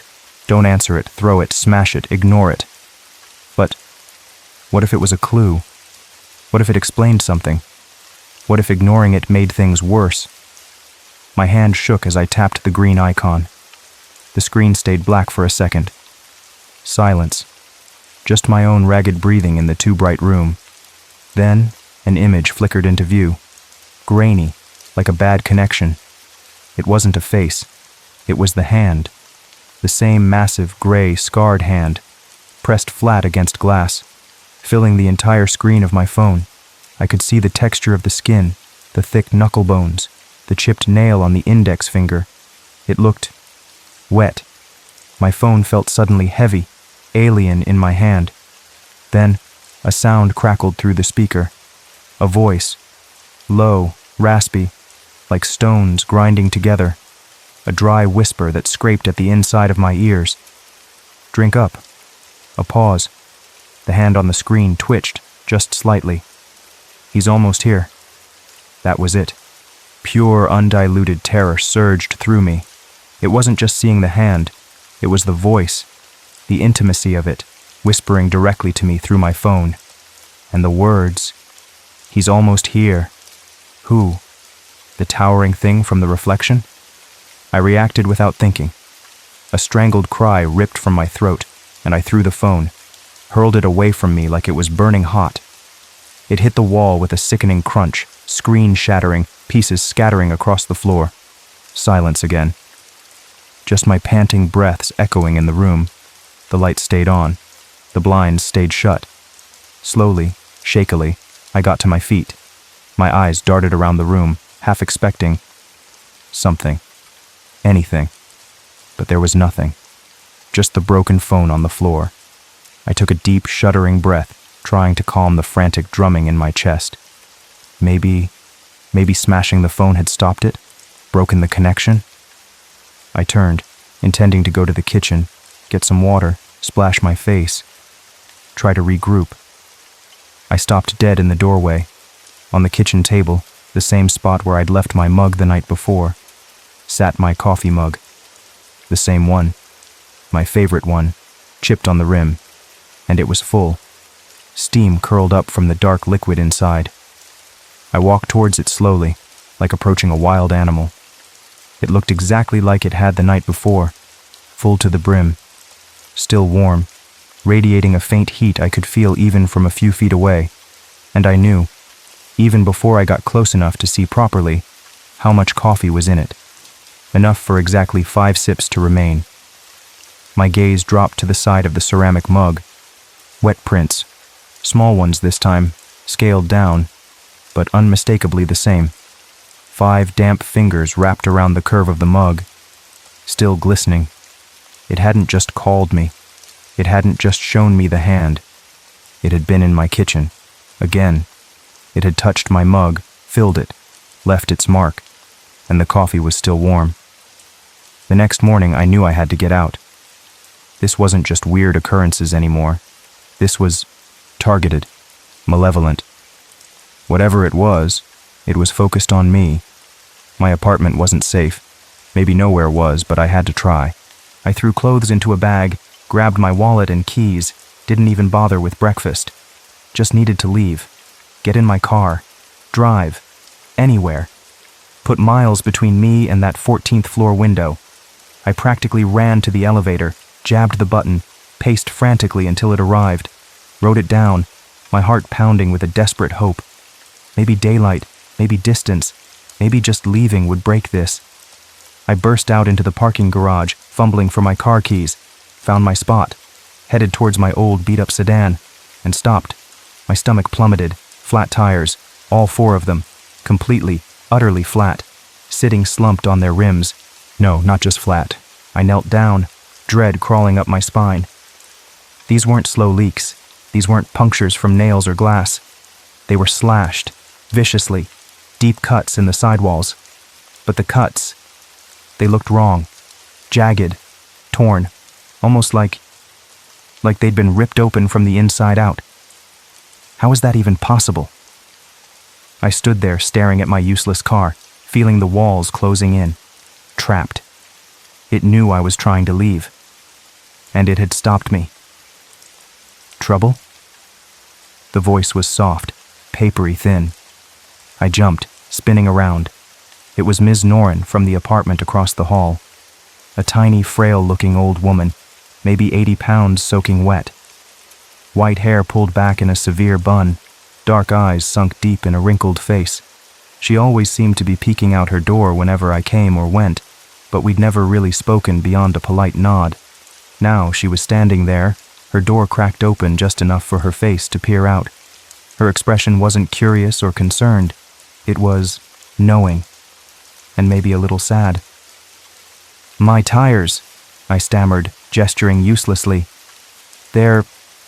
Someone slashed them." She didn't look surprised.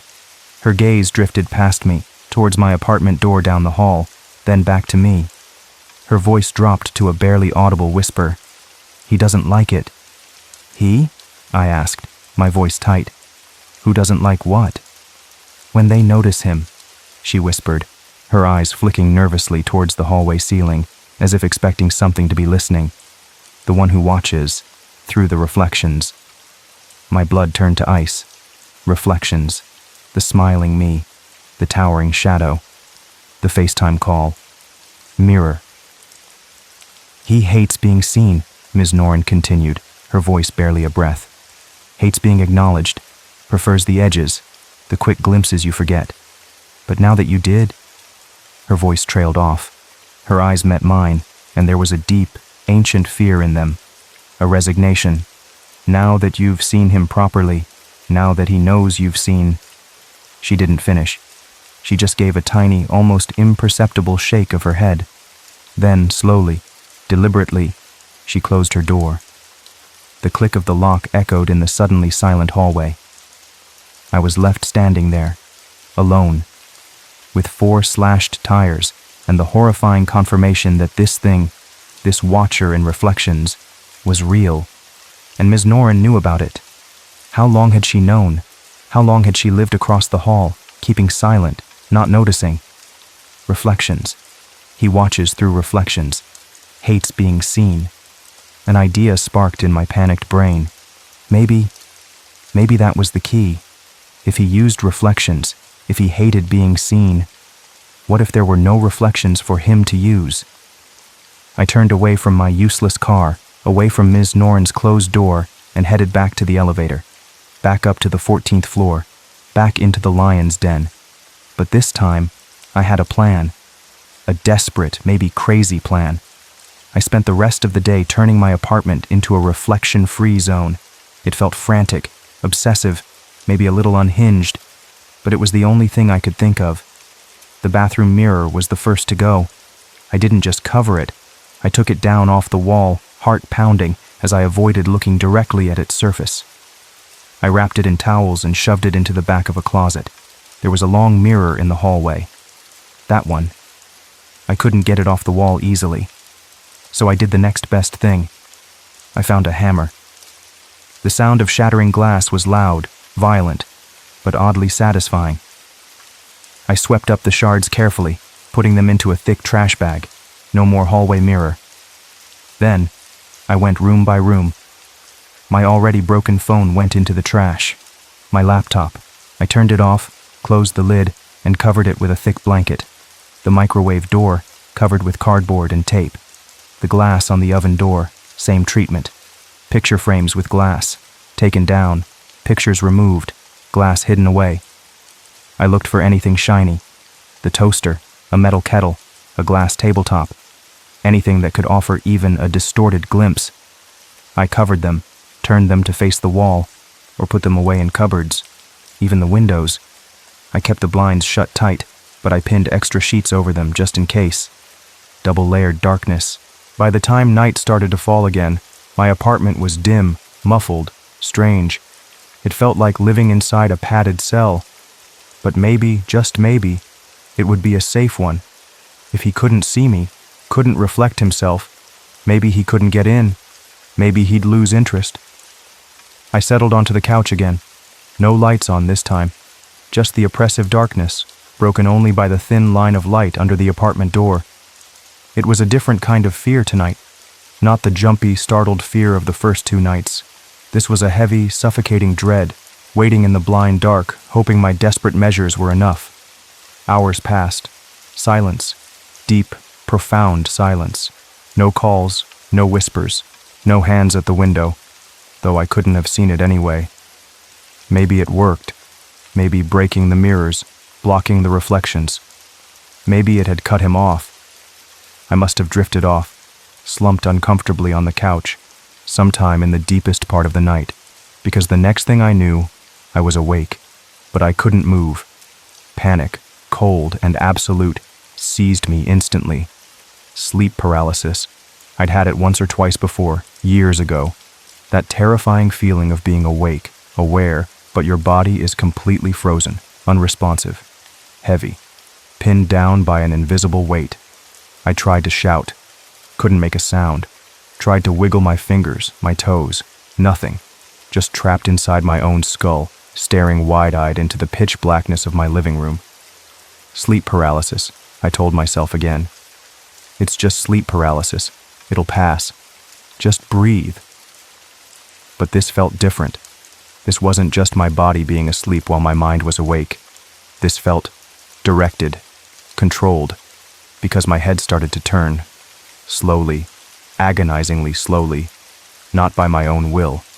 It was being forced. Creaking, resisting like rusty hinges, my head was swiveling on my neck, against my desperate mental commands to stop. My gaze was forced away from the blank wall in front of the couch. dragged inexorably towards the kitchen doorway, towards the dark opening that led to the window I had so carefully covered. And there, standing in the threshold between the living room and the kitchen, I saw him, not in a reflection this time. Him. He was huge, towering, easily filling the doorway, his head scraping the top of the frame. In the almost non-existent light filtering from under the hall door, his form was mostly shadow, but I could make out details. Skin like old, dead tree bark, cracked and fissured, a deep, unnatural gray. No clothes, just that dead-looking hide. He was vaguely man-shaped, but distorted, too tall, too thin in places, too bulky in others, and no face. Where a face should have been, there was just nothing. A blank expanse of that bark-like skin, except for the mouth. Oh God, the mouth. It wasn't where a mouth should be. It was lower, stretching across the width of his chest. A lipless, gaping black slit. A horizontal void in the center of his torso. It wasn't moving, just open. And his hands. Those enormous, gray, scarred hands. They weren't pressed against glass now. They were resting lightly, one on each side of the kitchen doorframe. Fingers thick as my wrist, casually holding onto the edges of my home. He wasn't doing anything, just standing there, watching me. And the worst part? The absolute stomach-twisting horror of it? I realized how he was watching me. There were no mirrors left, no screens, no shiny surfaces. He was using my eyes, the paralysis, the forced turning of my head. He was looking through me, using my own sight as his window into my room. Seeing himself, standing there in the doorway, reflected in the lenses of my terrified eyes. I couldn't scream. I couldn't move. I could only lie there, frozen, forced to be a living mirror for the faceless, monstrous thing that had stepped out of the reflections and into my home. He just watched, and I watched him back, through my own unwilling eyes. Forever. Or maybe just minutes. Time had ceased to exist. There was only the paralysis, the forced gaze, and the silent, towering horror in my doorway. Eventually, consciousness slipped away again. Or maybe he let me go. I don't know. But I woke up later, drenched in sweat, curled in a fetal position on the couch. The sun was streaming through the gaps in my makeshift window coverings. He was gone. But the knowledge of what I'd seen, how he'd used me, that wasn't going anywhere. I had taken away his mirrors, so he'd found a new one. Me. That night, I dreamt. It wasn't like a normal dream, fuzzy and forgettable. This was vivid, sharp, realer than real. I was standing in a field, flat, empty, stretching out in all directions under a bruised twilight sky. No trees, no grass, just cracked dry earth. In the center of the field was a well, old stone crumbling at the edges, leading down into perfect blackness. In my hand I was holding the coffee mug, my chipped mug. I walked to the edge of the well, looked down. The blackness was absolute. It didn't reflect the sky, it just swallowed the light. I felt an urge, a compulsion. I lifted the mug, held it over the dark opening, and let it go. I waited for the sound, a splash, a clatter against stone, something, nothing. It just vanished into the black, making no sound at all, like it had never existed. Then, a voice echoed up from the depths, not the grinding whisper from the phone. This was smoother, deeper, almost soothing, but cold. So cold. One more sip. The voice resonated in the air around me, in the bones of my skull. Just one more sip. Drink it down. You'll see it all. I woke up with a gasp, sitting bolt upright on the couch. The dream was still crystal clear in my mind. The empty field. The silent well. The falling mug. The voice. You'll see it all. Was it a threat? A promise? What would I see? More of the towering horror. Or something else. I knew deep down what it meant. The coffee. The mug. It was tied to him somehow. The ritual of the late-night coffee. The 5 sips. Maybe that was the keyhole he'd been peering through all along. And the dream, it felt like an instruction, an invitation. Give in. Drink the coffee. See it all. Night 5. I didn't fight it anymore. What was the point? He could get in anyway. He could use my own eyes, hiding, removing reflections. It had only delayed things, maybe even made him angrier, more direct. Ms. Noren's words echoed. He hates being seen. But now that you did, there was a strange calm settling over me. Resignation, maybe. Or maybe just exhaustion finally winning out over terror. I went into the kitchen, took down the cardboard from the microwave, pulled the sheet off the coffee maker, found the mug, the real one, not the dream one, sitting clean in the dish rack. I made coffee, filled the mug, exactly as I had that first night.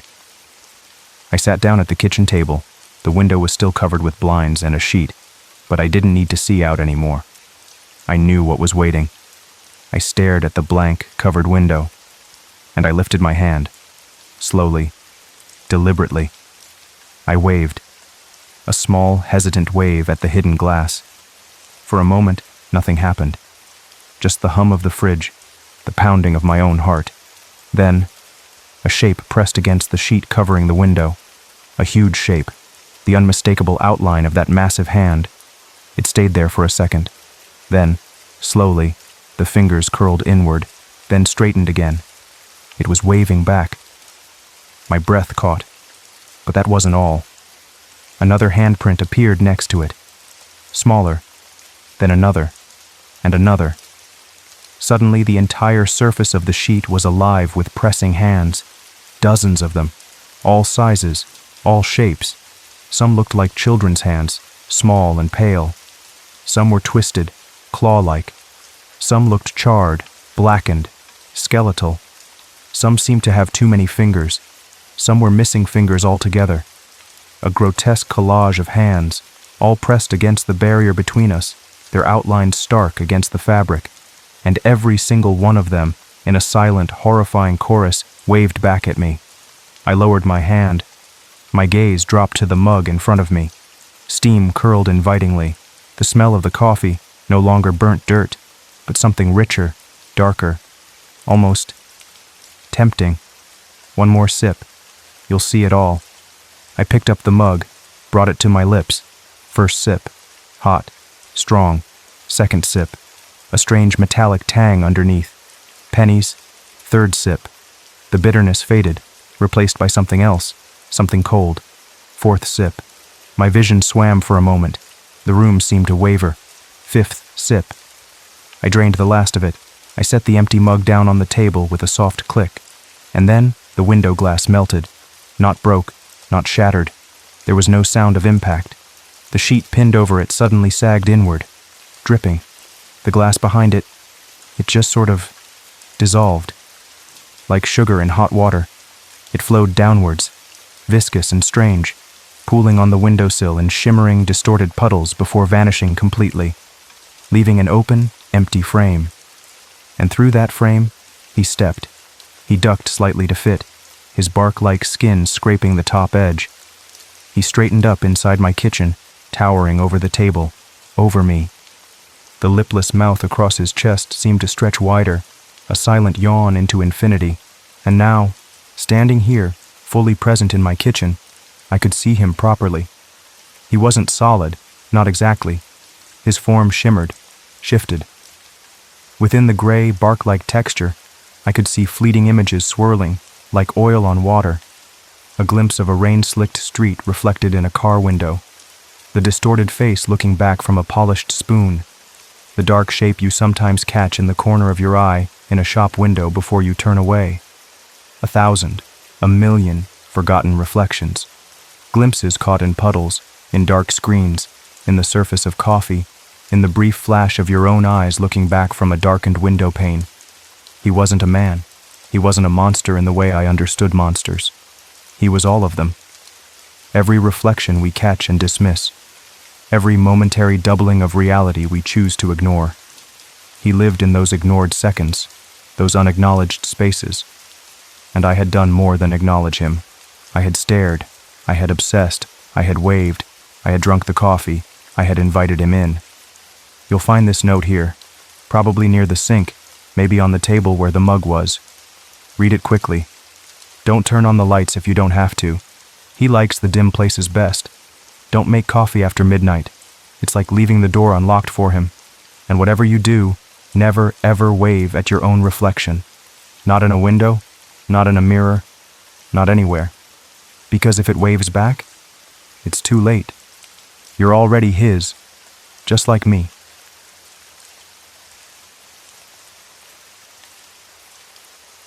You could say I've spent a good chunk of my life chasing ghosts, not the spooky kind you see in movies, all chains and moaning, hiding under beds. Nah, the ghosts I chase are quieter. They're the kind that soak deep into the ground, into the wood of old buildings, leaving behind a feeling, like a cold spot in a sunny room. They're the echoes left by folks who lived and died hard, whose stories got tangled up in the places they called home. Maybe that's why this job felt right up my alley. A fella named Clayton Miles hired me. He's one of those Texas oil guys, more money than sense some might say. But he'd gotten himself hooked on history, the darker corners of it. He wanted me to catalog ghost towns out west for his private collection, or preservation project, whatever he called it. Keep things from fading away completely, I guess. His instructions were simple enough, but his taste always leaned toward the spooky side of things. This latest gig sent me way out into the Arizona desert, to a place called Redwater Gulch. Used to be a silver town, back when folks rushed west dreaming of striking it rich. Now, just bones. Sun-bleached wood, buildings crumbling back into the dust, and a quiet so heavy it felt like it could smother you. My job was to drive out there, take pictures of what was left, make notes on anything that looked important from a history standpoint. Standard stuff. Except for one thing Clayton mentioned, almost as an afterthought, his voice dropping low over the phone. And pay attention, he'd said, to the tree. He didn't say what tree, didn't give me details, just wired half the cash to my account and told me, "You'll know it when you see it, son. Trust me on that." That was Clayton for you. Mysterious, always leaving you guessing. So, I loaded up my old pickup truck, camera gear, camping supplies, water jugs, the usual desert survival kit. Threw a beat-up .38 revolver into the glove box just in case. Out there, you're a long way from help. Better safe than sorry. The drive was long. Pavement turned to gravel. Gravel turned to dirt tracks barely wider than my truck. The landscape got emptier, drier, the colors fading from green to brown to a kind of angry red under the baking sun. By the time I finally rolled into what was left of Redwater Gulch, the sun was dipping low, painting the sky in bruised shades of orange and purple. Dust kicked up behind me, hanging in the still air like a ghost itself. Redwater Gulch lived up to its name. Everything looked rusted, stained by the iron-rich dirt. The buildings were skeletons, warped timbers groaning under a sky too big and empty. Windows gaped like empty eye sockets. Doors hung open, inviting nothing but the wind and the dust. The silence was the first thing that really hit me. Not just quiet, but silence. Like the world was holding its breath. No birds, no bugs, nothing. Just the sound of my own blood rushing in my ears. I pulled up near what looked like it might have been the sheriff's office once. It seemed solid enough, or at least less likely to fall down than some of the other shacks. I figured I'd set up my little canvas tent nearby, get some sleep, and start the real work in the morning light. Cell service was non-existent, of course. Just me and the ghosts Clayton was paying me to find. But you know how it is. Curiosity's a powerful itch. Even though I was tired from the drive, bone-weary really, I couldn't just crawl into my sleeping bag. The moon was rising, big and pale, casting long, creepy shadows across the dead town. And that's when I saw it. Off by itself, standing on a little rise just outside the main cluster of buildings. The tree. Oh yeah, Clayton was right.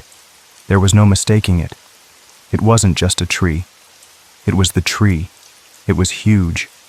Way bigger than any other living thing for miles around, though living felt like the wrong word.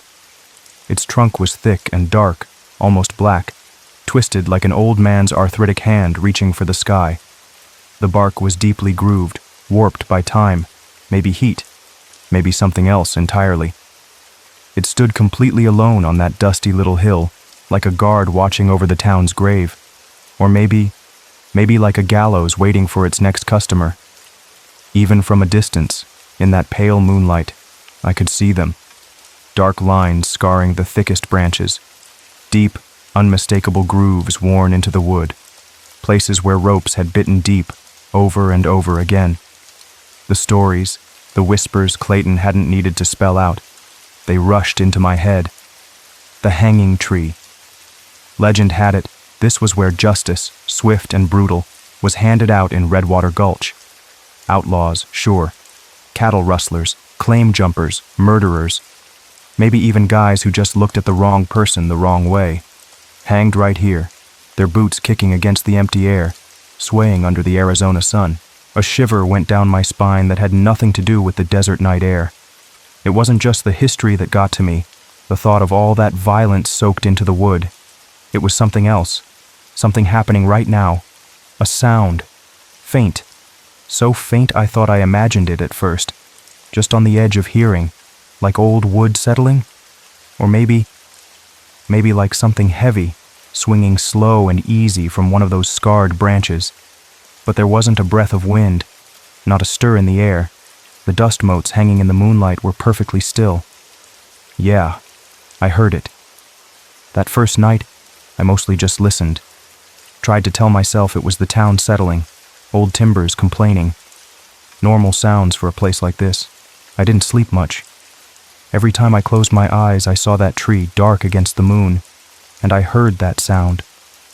The second night was different. That's when I stopped just listening.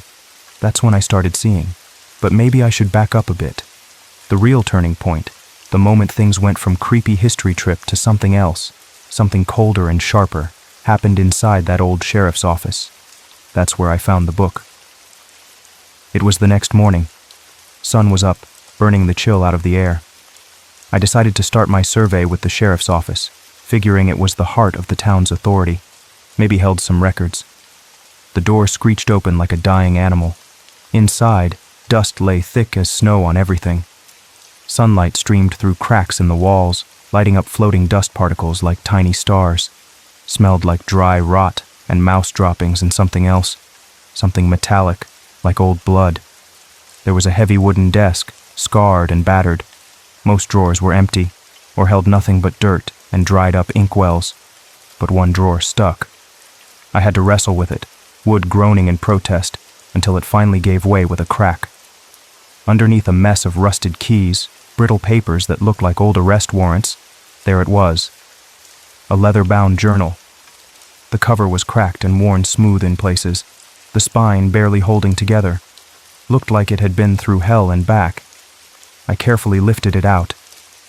The leather felt strangely cold despite the heat building in the room. I opened it, the pages stiff and yellowed, smelling faintly of dust and something else. Something sad. The handwriting inside was neat at first, formal, spidery ink script. Sheriff Jason Granger, the first page declared. Dates followed, starting in 1864. He logged arrests, disputes settled, supplies ordered, mundane stuff mostly. Then came the entries about the hangings, listed by date, name of the condemned, the crime. Brief, businesslike, just part of the job in a town like Redwater Gulch. I skimmed through, getting a feel for the place, the kind of rough justice it dealt out. Then I hit an entry that made me pause. April 3rd, 1867. The handwriting was a little shakier here.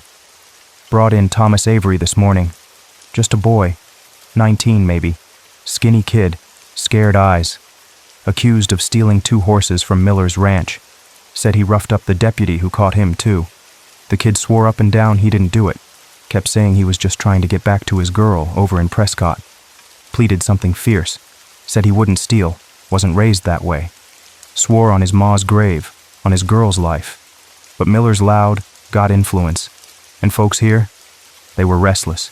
Needed someone to blame for recent troubles. The vote was quick. Hang him. I cast my vote with the rest. God help me, I did. My stomach felt a little tight reading that. 19 years old. I turned the page.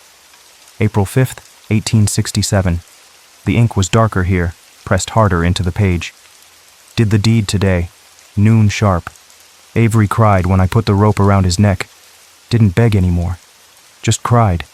Asked for his ma. Called her name right before the trap sprung. I've hanged men before, plenty of 'em, rough men who deserved it. But this felt different. He was just a kid. I can't get the image out of my head. His boots. The way they kicked for a second, then just swung there.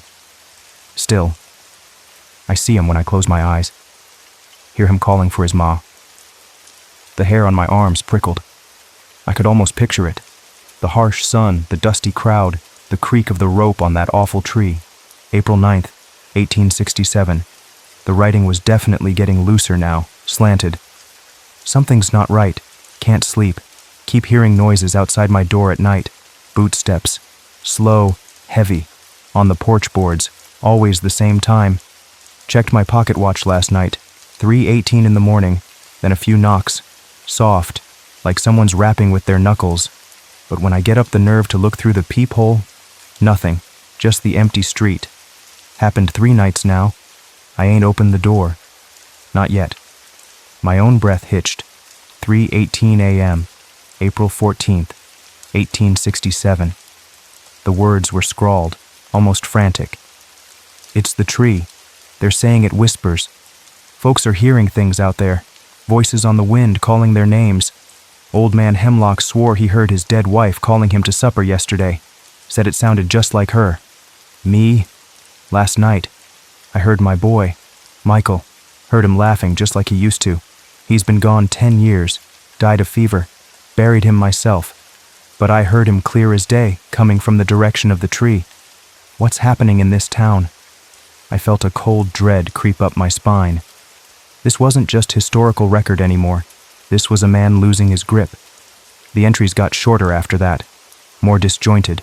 Talk of shadows moving where they shouldn't, of cold spots in his office, of seeing faces in the window late at night. The final entry was short, written in a hand so shaky it was barely readable. The date was smudged, unreadable. Heard the steps again, the knocking. 3:18. If he comes again tonight, if I see him. I think I'll open the door this time. Maybe I deserve whatever's out there. Maybe we all do. That was it. The rest of the pages in the journal were completely blank. Empty. I sat there in the dusty sheriff's office, the silence pressing in, the journal heavy in my hands. The story felt too real, too raw. Sheriff Granger's fear, his guilt. It felt alive in that little book. I told myself it was just a story. 150 years ago. A man driven mad by guilt and isolation in a harsh land. Happens. But the time, 3:18 a.m., the boot steps, the knocking. That night I didn't pitch the tent. I decided to stay right there, in the sheriff's office. Felt safer? Maybe just closer to the source of the story. I cleared a space on the floor, rolled out my sleeping bag, lit my gas lantern, casting flickering shadows that danced with the moonlight coming through the grimy window. I kept the .38 close by, laying on the floor beside me. Not that I thought a bullet would do much good against whatever Granger thought was outside his door, but it made me feel a tiny bit better. I lay there, listening. The silence of Redwater Gulch wasn't peaceful, it was watchful, waiting. Every creak of the old building, every distant sigh of wind through a broken window somewhere else in town, made me jump. I kept glancing at my watch. Midnight. 1 a.m. 2 a.m. The lantern hissed softly. Time dragged like it was wading through mud. 2:30. 3. My eyes felt gritty. Maybe Granger was just crazy. Maybe it was all the guilt, the hangings, the harsh life. Maybe I was letting this ghost town get under my skin. 3:15. My heart started pounding against my ribs. I strained my ears, listening so hard it hurt. 3:17. Silence. Utter, complete silence. Then, thump. Software. On the porch outside, like a heavy boot sole landing on old wood. Slow, measured, coming closer to the door. My hand instinctively went to the gun beside me, my fingers closing around the cold metal grip. Right outside the door now.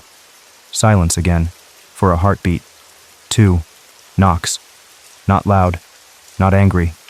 Just there. 3 distinct raps on the old wood. My blood ran cold. Every rational thought flew out of my head. Granger's last entry echoed in my mind. If he comes again tonight, I think I'll open the door this time. Against every instinct screaming at me to stay put, to hide, I found myself getting up. My legs felt shaky, disconnected from my body. I moved toward the door, the lantern light throwing my elongated shadow ahead of me. My hand reached for the primitive wooden latch. I hesitated for just a second. What was I doing? This was insane. But Granger's fear, his resignation, felt like a current pulling me forward. I had to know. I lifted the latch. The door creaked open, just like it did that morning. I peered out into the moonlit street. Nothing. Absolutely nothing. Just the empty, dust-blown street. The crumbling buildings across the way, silent and dark. The vast, starry sky overhead. No bootsteps walking away. No figure melting into the shadows. Nothing. Relief washed over me, so strong my knees almost buckled. Just the wind. Just my imagination working overtime, fueled by that creepy journal. I let out a shaky breath, about to pull the door closed. Then I looked towards the little rise, towards the tree. My heart stopped, cold. There was something there now, something that hadn't been there earlier. Hanging from the thickest, most scarred branch. A shape, dark against the moonlight, roughly human-sized, swaying, gently, back and forth. It wasn't the wind. It was never the wind. I slammed the door shut, fumbled the latch back into place, my hands shaking violently. I backed away, stumbling over my own feet, until my back hit the far wall. I slid down to the floor, pulling my knees to my chest, the .38 still clutched in my hand. I didn't look out the window. I didn't want to know what that shape was, or wasn't. I just sat there, listening to my own ragged breathing, waiting for the dawn, praying it would come soon. The lantern sputtered, casting dancing shadows that looked like grabbing hands. And every so often, carried on the dead still air, I heard it. I didn't sleep. Not a wink. When the first gray hint of morning finally started to soften the edges of the night, I felt like I'd aged 10 years. The shape was gone from the tree when I finally peeked out the window, heart hammering. Just the empty branches against the brightening sky. Had I imagined it? A hallucination brought on by fear and suggestion? I needed to get out of the sheriff's office, into the sunlight. Needed to clear my head. I told myself I had a job to do. Catalog the site, take photos, be professional. But I knew where I had to go. I couldn't not go. I grabbed my camera, stuffed Granger's journal into my backpack, no way was I leaving that behind, and headed out towards the tree. The morning air was cool, but the sun already felt hot on my skin. The walk up the small rise felt longer than it looked. The ground was cracked and dry, crunching under my boots. As I got closer, the sheer size of the tree was overwhelming. It dominated the landscape. Standing beneath its twisted, reaching branches felt like standing in the shadow of something ancient and angry. The bark was rougher up close, darker, like it had been charred by lightning, or maybe just soaked in misery for too long. I forced myself to look up at the branch where I'd seen the shape. Empty now, just scarred wood against the blue sky. But the grooves were deeper here, darker, worn smooth by rope or maybe by time. I ran my hand over the rough trunk, trying to ground myself. Just a tree. An old, dead tree with a grim history. That's all. My fingers brushed against something less rough, smoother patches on the bark. I looked closer. Carvings, letters, crudely cut into the wood, faded by decades of sun and wind, but still there. Names, initials, dates. Then I saw it. Near the base, sheltered a bit from the worst of the weather, carved deeper than the others, maybe with more desperation. Thomas Avery. My blood turned to ice water. It was real. He was real. Sheriff Granger wasn't just writing down nightmares. I knelt down, tracing the letters with a trembling finger. 19 years old. Hanged for horses he swore he didn't steal, crying for his ma. And right below his name, almost hidden in the deep grooves of the bark, were 2 more words. Fainter, like they were added later, scratched with less certainty, but still legible if you looked hard enough. After you. What did that mean? A threat? A promise? Directed at who? Sheriff Granger? The town? Anyone who came looking? I scrambled back, away from the trunk, feeling suddenly exposed, watched. I raised my camera, tried to focus, tried to do my job, snapped pictures of the carvings, of the branches, of the whole damn tree, document the evidence, stay objective. But my hands wouldn't stop shaking. The viewfinder wobbled. Every picture felt wrong, like I was capturing something I shouldn't be seeing. And all the while, even in the bright morning sun, with no wind to speak of, I kept hearing it. That faint, persistent sound, like the branch was remembering, like it was waiting. I should have left then, packed my truck, and driven away as fast as the old engine would carry me. Any sane person would have. Finished or not, Clayton Miles could keep his damn money. But something held me there. Maybe it was the historian in me, wanting answers. Maybe it was the ghost hunter, drawn to the mystery. Or maybe it was something else. Maybe the tree, the town, wasn't done with me yet. Maybe Granger's journal, Avery's name, the whispering dread hanging in the air. Maybe it had hooked me, just like it hooked the sheriff. I told myself, one more night, just one. Get the rest of the photos I needed in the afternoon light, try to map the town layout. Then I'd go. Finish the report from a motel somewhere safe, somewhere with electric lights and other people. That was the biggest mistake of my life. Night fell again, darker this time it seemed. The moon felt colder, the stars sharper, like chips of ice. I went back to the sheriff's office. Couldn't face the tent, not now. Barricaded the door as best I could with the rickety old desk chair, though I knew it was useless. I didn't even try to sleep. Just sat on the floor, back against the wall, lantern burning low, the .38 in my lap, waiting, listening. The silence stretched, thicker and heavier than before. My watch ticked past midnight. 1 a.m., 2 a.m. Every creak of the building sounded like a footstep.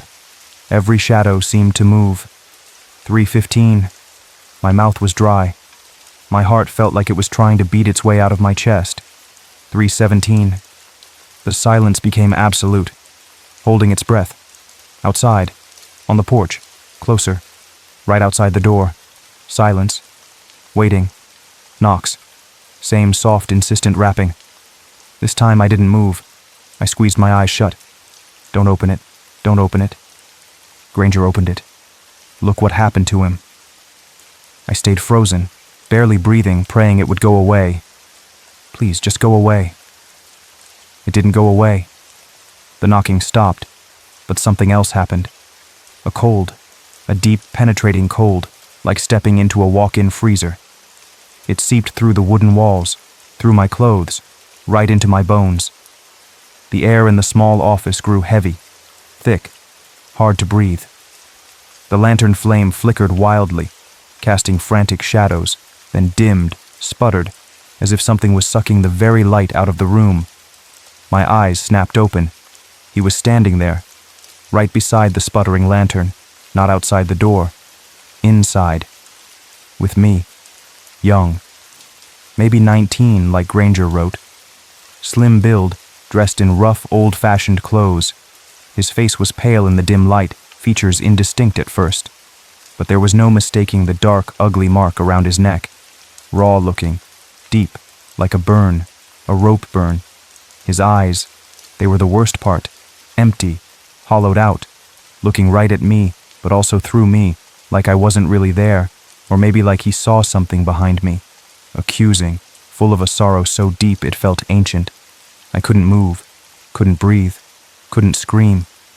Terror had me pinned, cold and absolute. He didn't speak, didn't make a sound, just stood there, radiating that awful cold, his empty eyes fixed on me. Then slowly, Deliberately, he raised one hand, a thin hand, pale in the gloom. He didn't point at me. He pointed towards the window, towards the hill, towards the tree. And then, he just faded, like smoke dissolving in the air. The cold lessened slightly. The lantern flame steadied, burning a little brighter, though still weak. He was gone. But the image of him, the rope burn, the empty eyes, the pointing finger, burned into my brain. That was it. Job be damned. Clayton Miles be damned. I wasn't spending another second in Redwater Gulch. I didn't even wait for full dawn. As soon as there was enough gray light to see, I scrambled, grabbing my backpack with the journal, my keys, the gun, left the lantern, left the sleeping bag, the camping gear, everything else. Didn't care. I practically ran to my truck, fumbling with the keys, casting terrified glances back towards the sheriff's office, towards the tree on the hill. Started the engine, the sound roaring unnaturally loud in the dead quiet. Didn't bother closing the office door, just threw the truck into reverse, spun around in a spray of red dust, and floored it. I didn't slow down until Redwater Gulch was just a hazy memory in my rearview mirror, until the twisted silhouette of that goddamn tree finally sank below the horizon. Didn't stop driving until I hit paved roads, saw streetlights, found a cheap motel with thin walls and noisy neighbors. The most beautiful sounds I'd ever heard. Clayton Miles never got his final report, never got the bulk of the photos. I emailed him some vague excuse about equipment failure and hostile conditions, forfeited the second half of my payment. He wasn't happy, but he didn't push it. Maybe he knew more about that place than he let on. Maybe he expected it. I never went back. Never want to see that red dust again. But I kept the journal.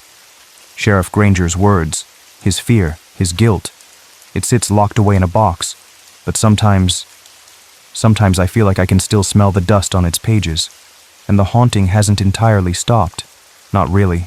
Sometimes late at night when the house is quiet, I hear it, faintly, a soft creaking sound, like wood under strain, like rope on a branch. Sometimes in my dreams I see boots, swinging slowly, back and forth, and I see those empty eyes staring back at me. I still wonder about Thomas Avery. Was he really innocent?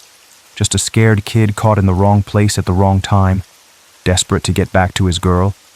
Did Sheriff Granger hang an innocent boy and doom his own soul? I never went back, never want to see that red dust again, but I kept the journal, Sheriff Granger's words, his fear, his guilt. It sits locked away in a box, but sometimes I feel like I can still smell the dust on its pages, and the haunting hasn't entirely stopped. Not really. Sometimes, late at night, when the house is quiet, I hear it, faintly, a soft creaking sound, like wood under strain, like rope on a branch. Sometimes in my dreams I see boots, swinging slowly, back and forth, and I see those empty eyes staring back at me. I still wonder about Thomas Avery. Was he really innocent? Just a scared kid caught in the wrong place at the wrong time, desperate to get back to his girl? Did Sheriff Granger hang an innocent boy and doom his own soul? Or is it the tree? Does it not care about guilt or innocence? Does it twist things, feed on the misery, the violence soaked into its roots? Granger wrote about hearing his dead son. Maybe the tree doesn't just hold the ghosts of those it killed. Maybe it collects echoes, sorrows, regrets. Maybe it uses them. They say the hanging tree doesn't just kill you, it keeps you. Keeps a part of you tangled in its branches, forever swinging in the silence. Sheriff Granger felt it. Thomas Avery is still there. And sometimes, when I hear that creaking sound in the dead of night, I get this cold feeling, right down in my bones. A feeling that maybe, just maybe, the tree remembers everyone who stands in its shadow, remembers their names, and that one day, maybe long after I think I've escaped, it'll whisper mine too.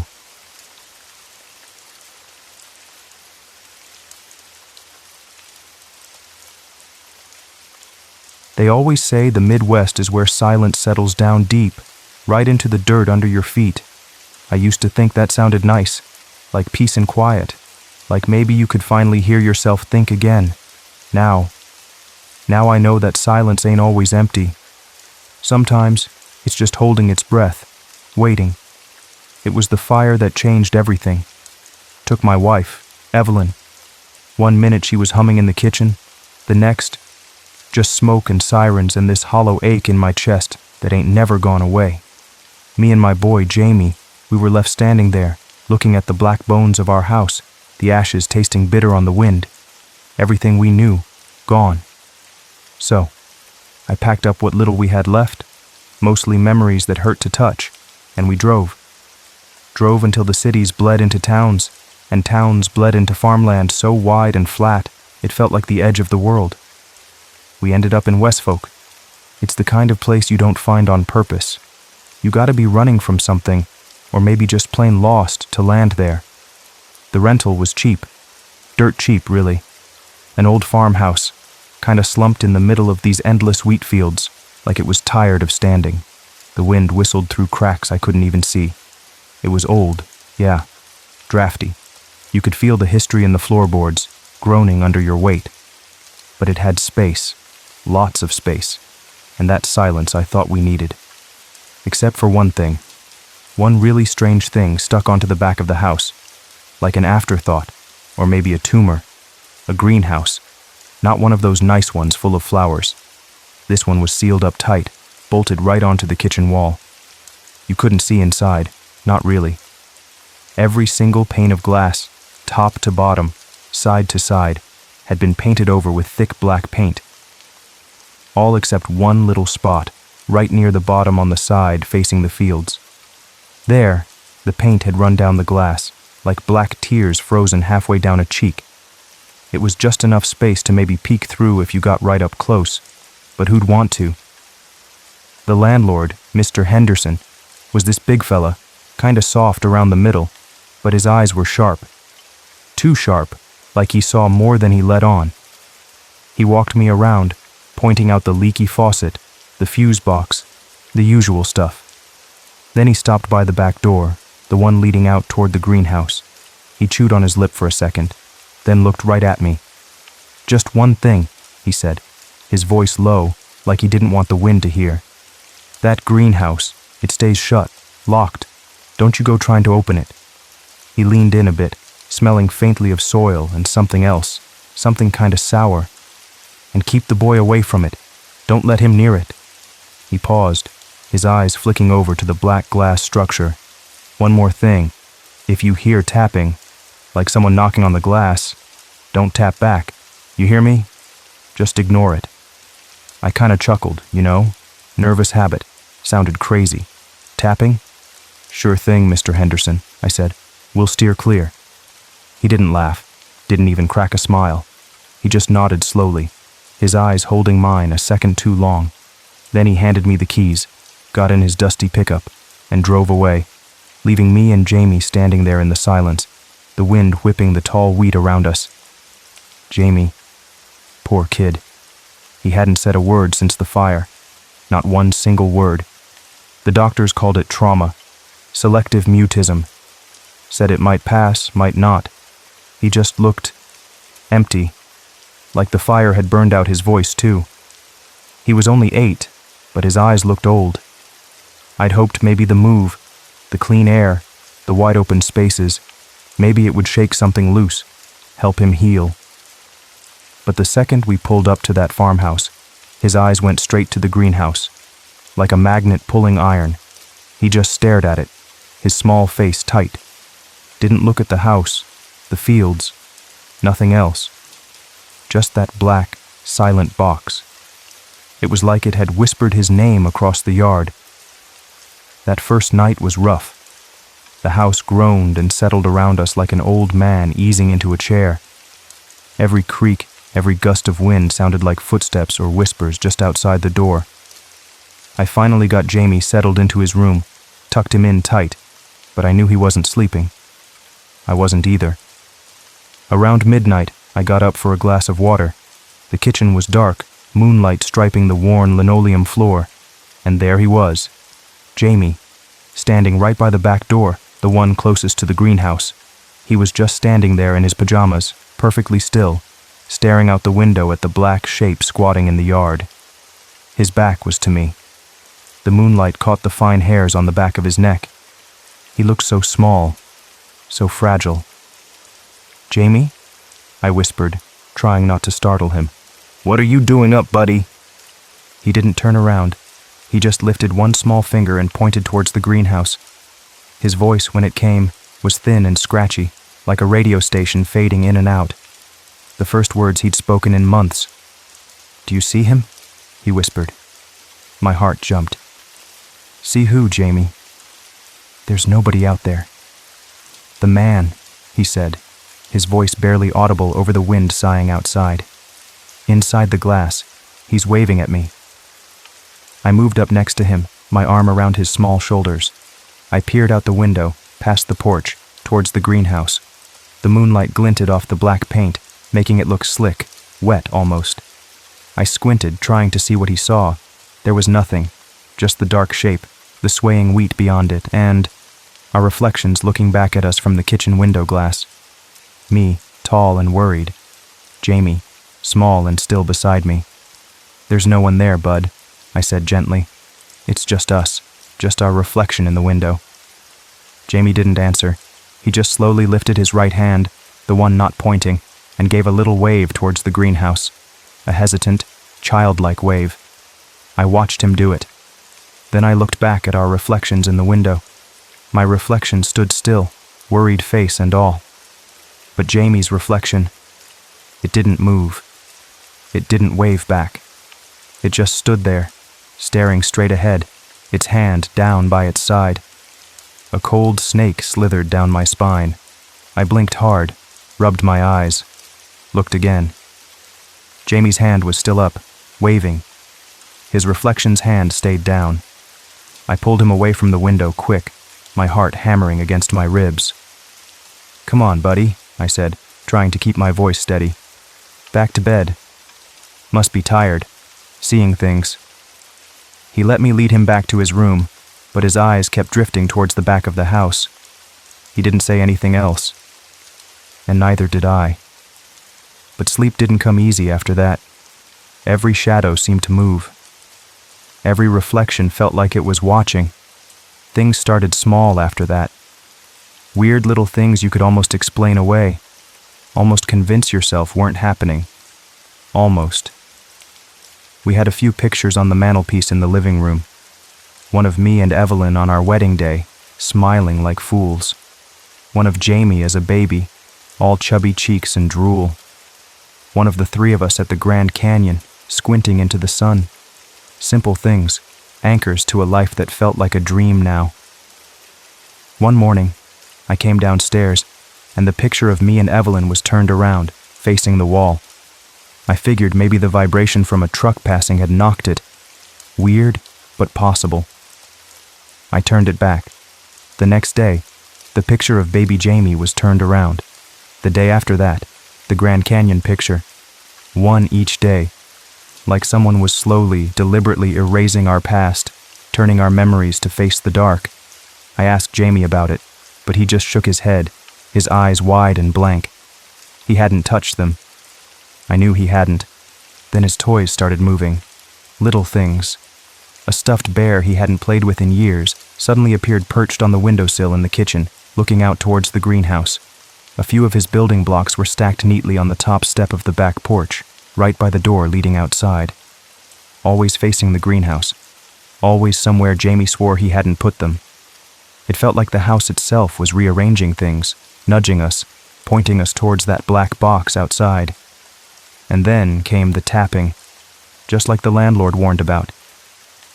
It started about a week after we moved in, always the same time, 3:15 in the morning, on the dot.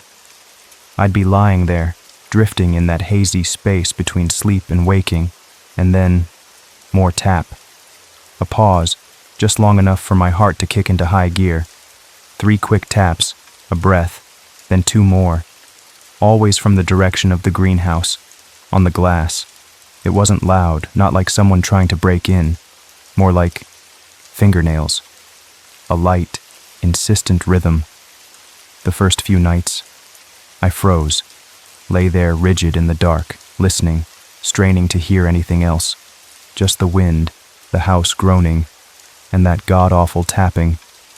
I told myself it was a branch, or maybe the house settling weirdly, or rats. Anything but what Mr. Henderson had said.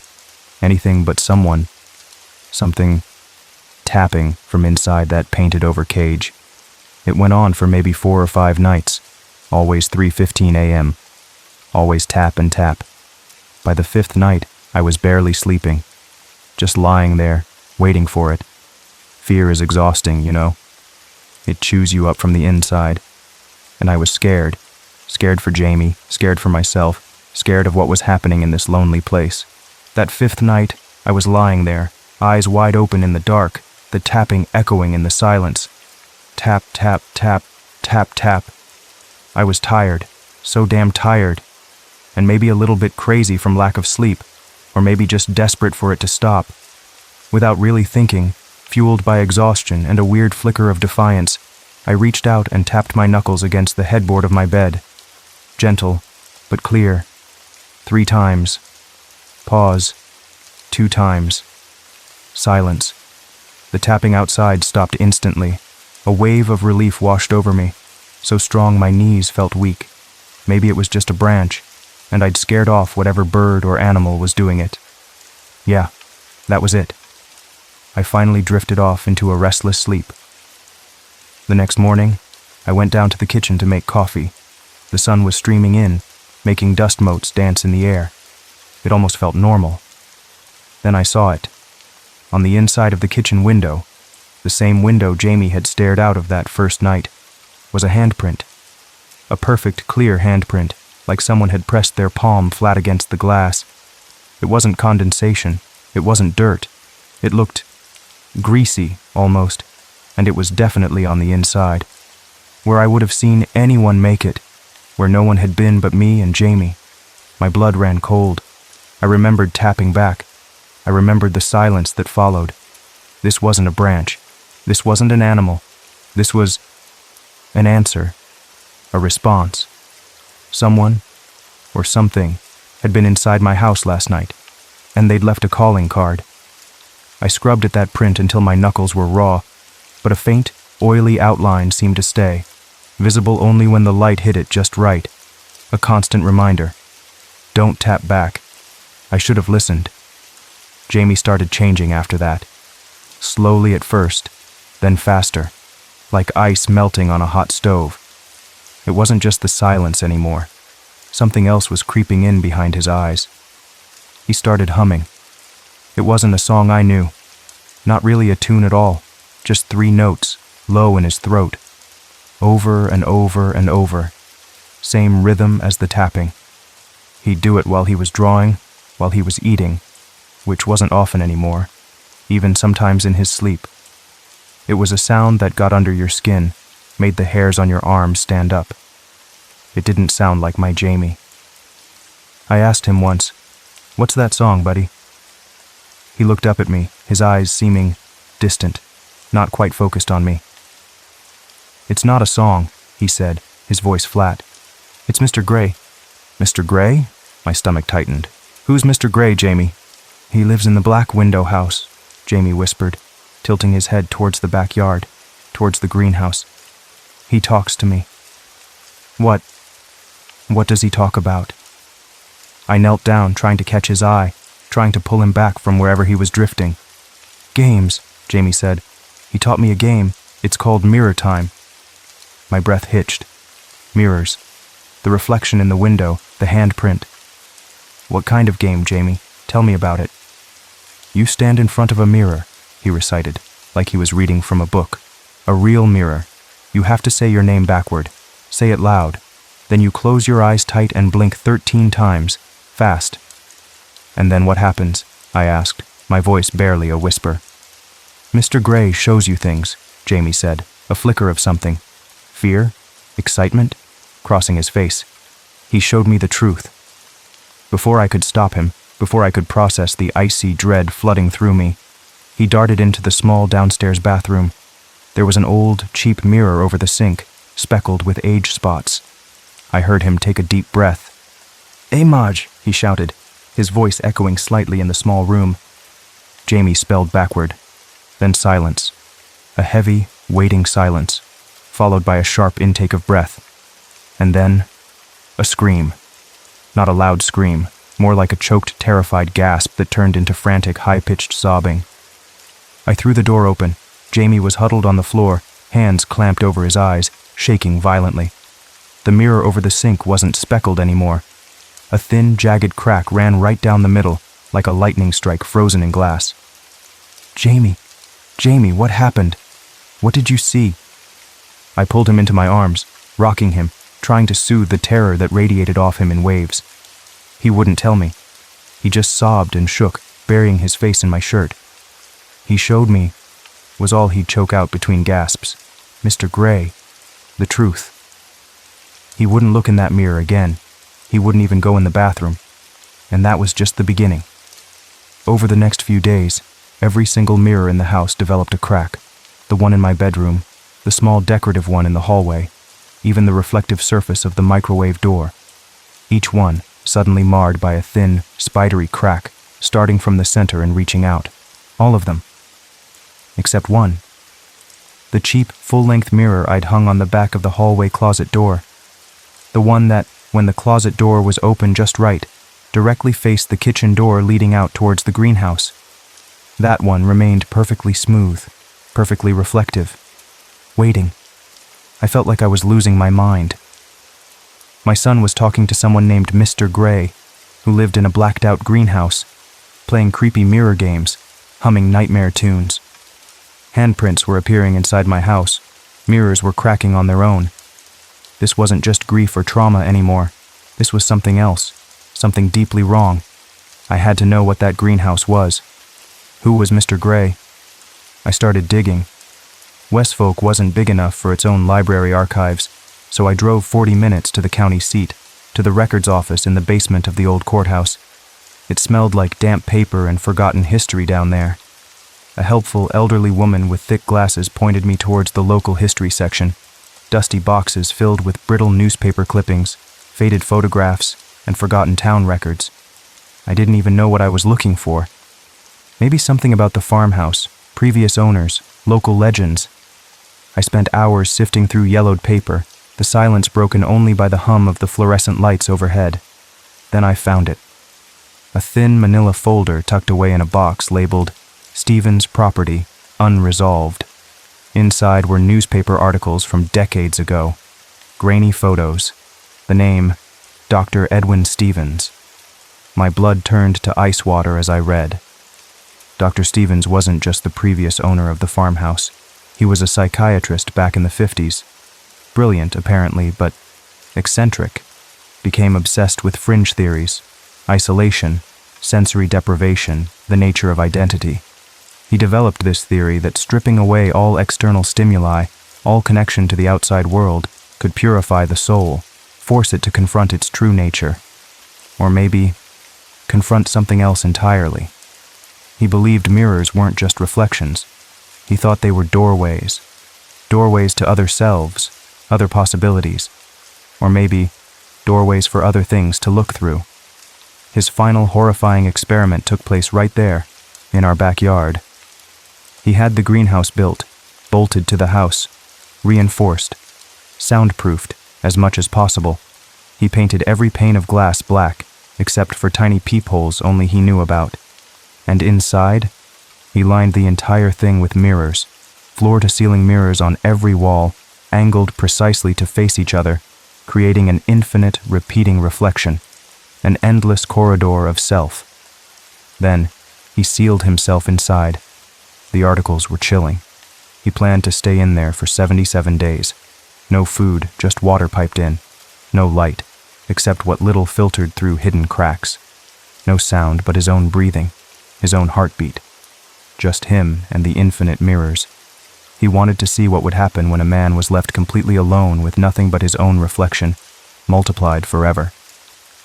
They found him on day 78, after neighbors reported a prolonged, unsettling silence from the property. The authorities had to pry the bolted door open. He was sitting in the exact center of the greenhouse, facing the door. Dead. He was smiling, a wide, unnatural smile stretched across his gaunt face.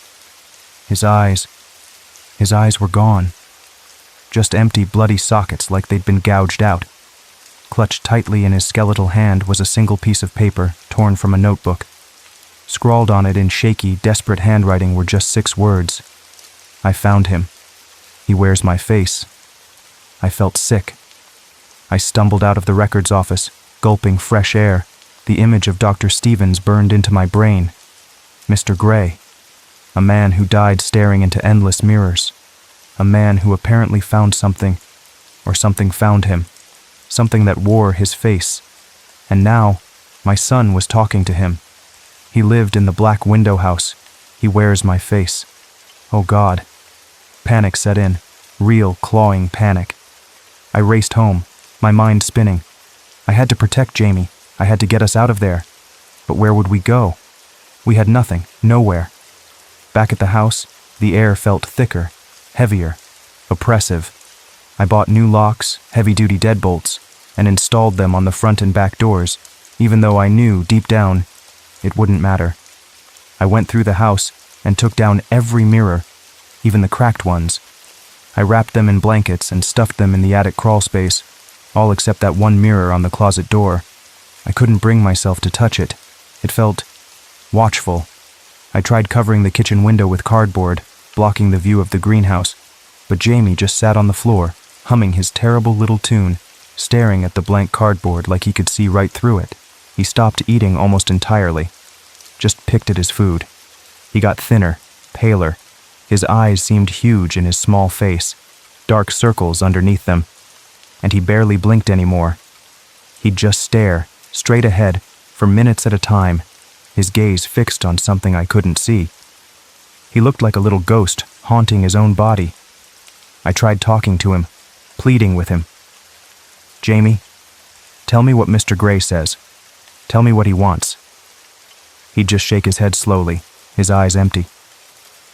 He promised, he'd whisper. He promised. Promised what, Jamie? What did he promise? But he wouldn't answer, just hummed. The nights became unbearable. I'd lie awake, listening to the house breathe, listening for the tapping that never came again after I tapped back, listening for Jamie's humming from the next room. Sometimes I thought I heard whispering, faint and sibilant, like wind through dry leaves, seeming to come from the walls themselves. One night, maybe a week after I found the file on Dr. Stevens, I finally drifted into an exhausted sleep. I don't know what woke me. Maybe a sound, maybe just a feeling, a wrongness. The air in my room felt colder. Then I heard it, a sound from the hallway, a slow, dragging noise, wet, heavy, like something thick and sodden being pulled across the wooden floorboards. My heart leaped into my throat. I sat bolt upright, straining to hear. It was coming from downstairs, moving towards the back of the house, towards the kitchen, towards the greenhouse door. I threw off the covers, my feet hitting the cold floor. Adrenaline surged through me, cold and sharp.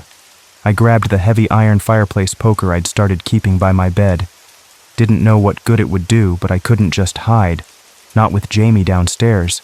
I crept out of my room, down the creaking stairs, gripping the poker so tight my knuckles were white. The dragging sound had stopped. The house was utterly silent now. Too silent. The kitchen doorway was a black rectangle at the end of the hall. Moonlight spilled in from the window, illuminating the faint, greasy handprint that still marred the glass. And the back door, the one leading towards the greenhouse, stood wide open.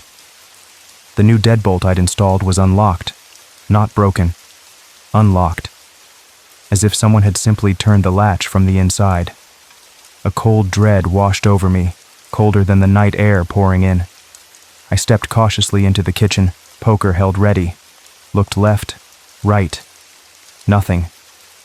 Then I looked out the open door, the greenhouse, the door to the greenhouse, the one Henderson warned me never to open, the one bolted shut after they found Dr. Stevens. It was open too, just a crack, maybe a foot wide, spilling a sliver of impossible darkness onto the dew-kissed grass. "Jamie?" I whispered, my voice trembling. "Jamie, are you out there?" Silence. Only the wind rustling the wheat. I took a step onto the back porch, then another, crossing the small patch of lawn towards the greenhouse. The air grew colder with every step, unnaturally cold, like stepping into a walk-in freezer. It bit at my exposed skin, burned in my lungs. The smell hit me then. Damp earth, decay, and something else. Ozone, like right before a lightning strike, and a faint coppery tang, like old blood. I reached the greenhouse door, my hand shaking as I pushed it open wider. I peered inside. It was blacker than black inside, pitch dark. But the cold, it poured out like a physical force. And the mirrors. The mirrors weren't black anymore. The paint was gone. Or maybe it had never been paint at all. They lined every surface, just like the article said. Floor, ceiling, walls. And they weren't reflecting the darkness. They were windows. Each mirror showed a different scene, dimly lit from within, like dozens of nightmare dioramas.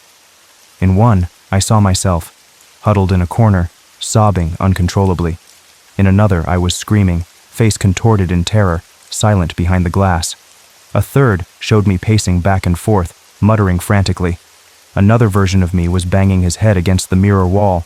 And one showed me standing perfectly still, smiling that same wide, unnatural smile as Dr. Stevens, blood trickling from empty eye sockets.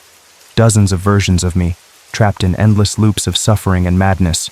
My breath hitched, my mind reeled. This wasn't possible. And then I saw him, standing right in the center of the cold, mirrored room. My son, Jamie. He was pale as moonlight, dressed in his pajamas, perfectly still. His back was to me. He was staring intently at the mirror directly in front of him. Behind him, so close its long, dark fingers almost brushed his shoulders, stood a figure.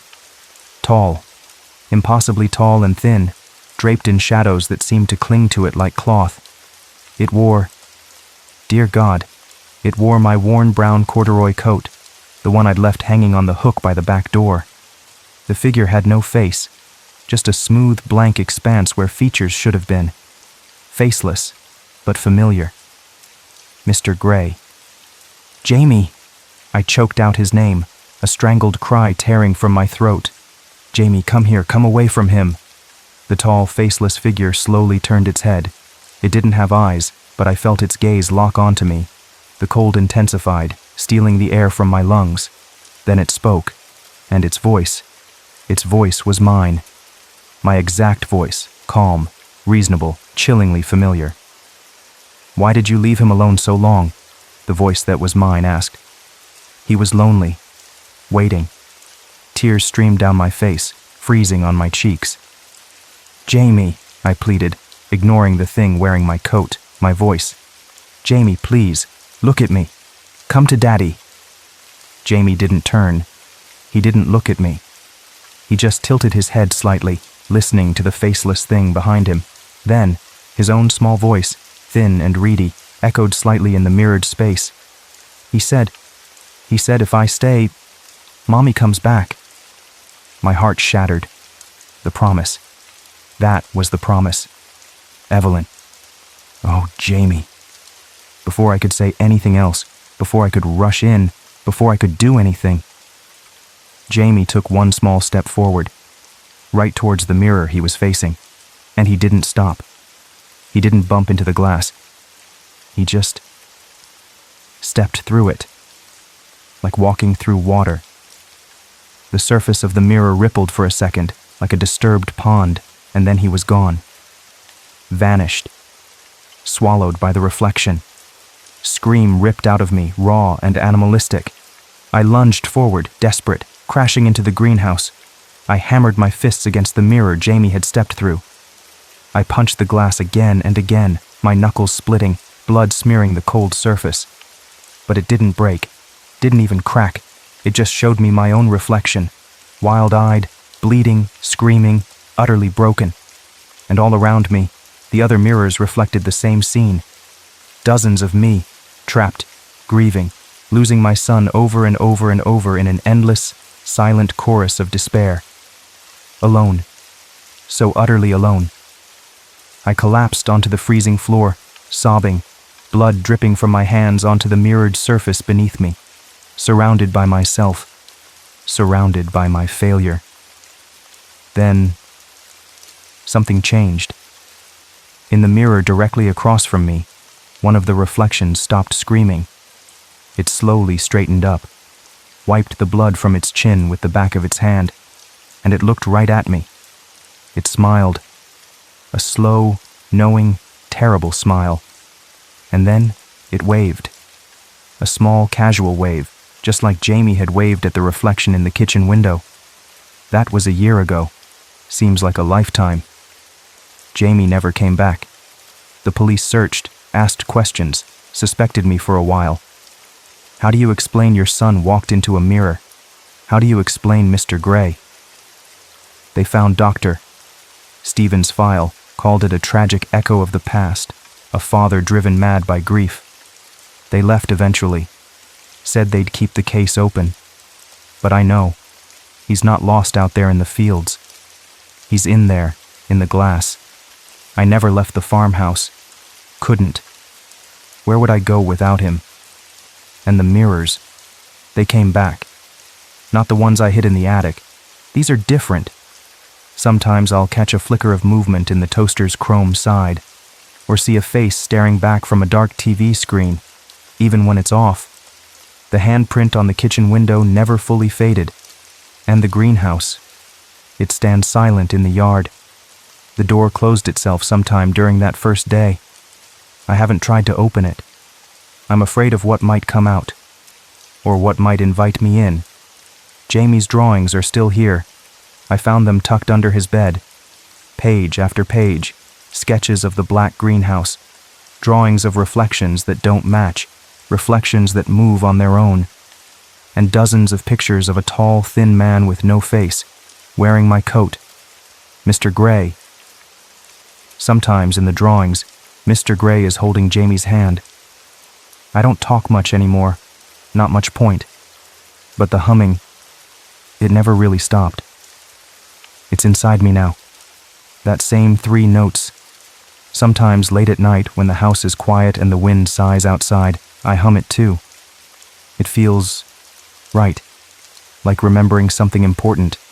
And sometimes, when the light hits the surface of a window just so, or I glance quickly at the dark screen of my phone, I see him. Not Mr. Gray. Jamie. Just his eyes, looking out from the glass, watching me, waiting. Is he waiting for me to join him? Or waiting for Mommy to come back, like Mr. Gray promised? I don't know.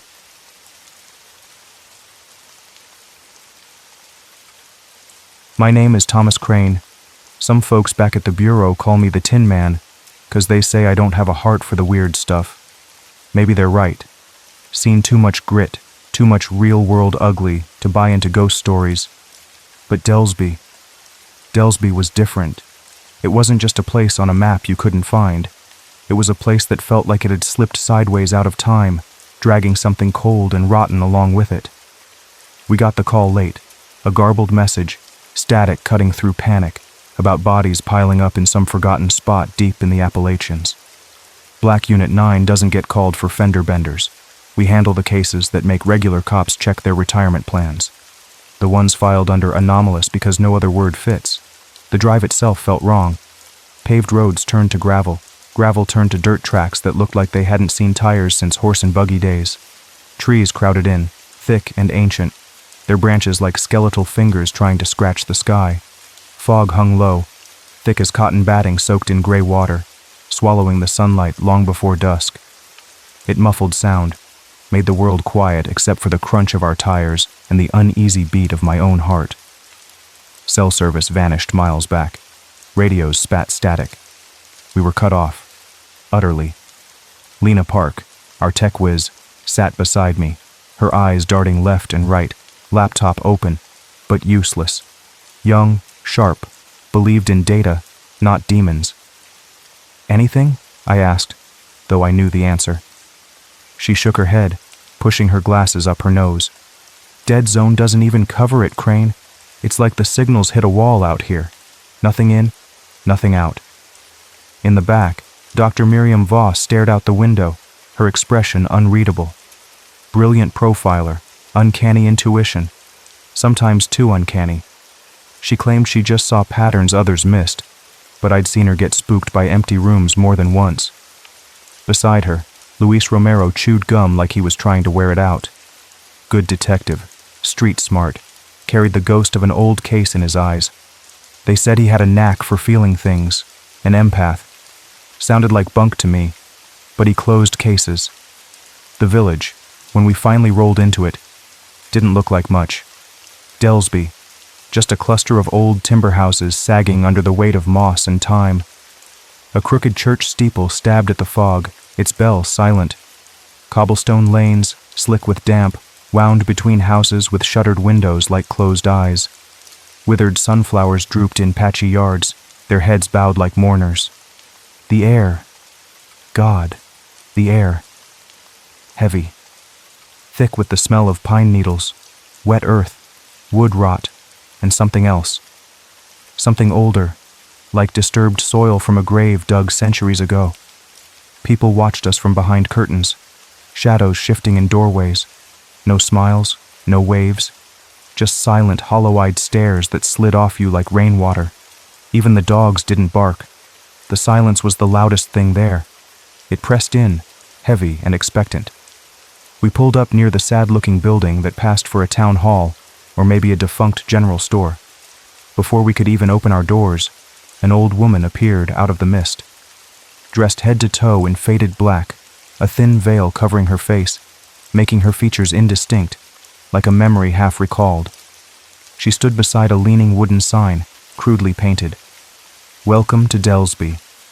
She didn't raise her voice, but her words cut through the damp air, dry and raspy like autumn leaves skittering across pavement. You shouldn't have come, she whispered. It wasn't a warning, more like a statement of fact. They come for the guilty. Her veiled face turned towards the village, then back to us. But guilt stains deeper here. It lives in the bones of this place. In the roots, Romero leaned forward from the back seat. Who comes, ma'am? The old woman just shook her head slowly, the black veil shifting. You'll learn, or you'll join the silence. And then, she was gone, melting back into the fog as quickly as she'd appeared, leaving only the damp chill and her unsettling words hanging in the air. Well, that's welcoming, Lena muttered, pulling her jacket tighter. Standard creepy village protocol, I said, trying to sound steady, mostly for my own benefit. Let's find whoever's in charge, if anyone still is. The place we were given to stay was the old rectory next to the leaning church, abandoned by the looks of it. Dust lay thick as velvet on everything. The air inside was even worse than outside. Mildew, stale incense, mouse droppings, and the faint metallic tang of old ash, like a fireplace hadn't been cleaned in 100 years. Water stains bloomed across the ceilings like grotesque maps. Furniture huddled under white sheets, looking like ghosts waiting for a party that never started. We set up our gear in the main room. Lena tried coaxing life into her scanners and recorders, frowning at the erratic readings. Voss walked the perimeter of the room, touching the walls, her brow furrowed in concentration. Romero stood by the grimy window, looking out at the gravestones huddled next door, their inscriptions worn smooth by wind and rain. This place feels heavy, boss, Romero said, not turning around, like something's pressing down. It's called humidity, Romero, I grunted, unpacking my own kit. But I felt it too. A weight in the air, a pressure behind the eyes, like waiting for a storm to break, but the storm had been gathering for centuries. Night fell fast in Delsby, swallowed by the fog and the mountains. Darkness didn't just arrive. It seeped up from the ground and bled down from the sky, thick and suffocating. The silence deepened, broken only by the drip of leaky pipes in the rectory and the sigh of wind through the pines.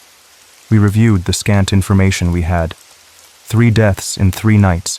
First, the Howl Boy, Liam, 12 years old, found near an old boarded-up well at the edge of the woods. The report said, torn open, like an animal did it, but no animal they knew. No blood mentioned, which set off alarms in my head, just black feathers scattered around, and a symbol scratched in the mud, a circle with an X through it. Then Ethel March, the librarian, found in her home. Hanged, but her feet were touching the floor. Impossible, unless something else snapped her neck first. Her walls were plastered with pages ripped from a Bible, smeared with something brown and brittle. Feces, mud, something else. Night 3, Ben Sayer, the butcher, found in his shop, gutted, not like a clumsy attack, precise, like he worked on his own animals, but his insides were gone, vanished, except for his heart, left sitting on a clean white plate on his butcher block. No witnesses, no forced entry, no sounds heard by neighbors who lived barely 50 feet away. Just death, appearing in the deepest part of the night, and the local contact, the one who'd made the frantic call out, a deputy named Miller stationed miles away, said the few villagers he could get to talk only spoke of whispers. Whispers on the wind, whispers in the dark, nothing concrete. Feathers, Bible pages, a missing heart on a plate, Voss murmured, pacing.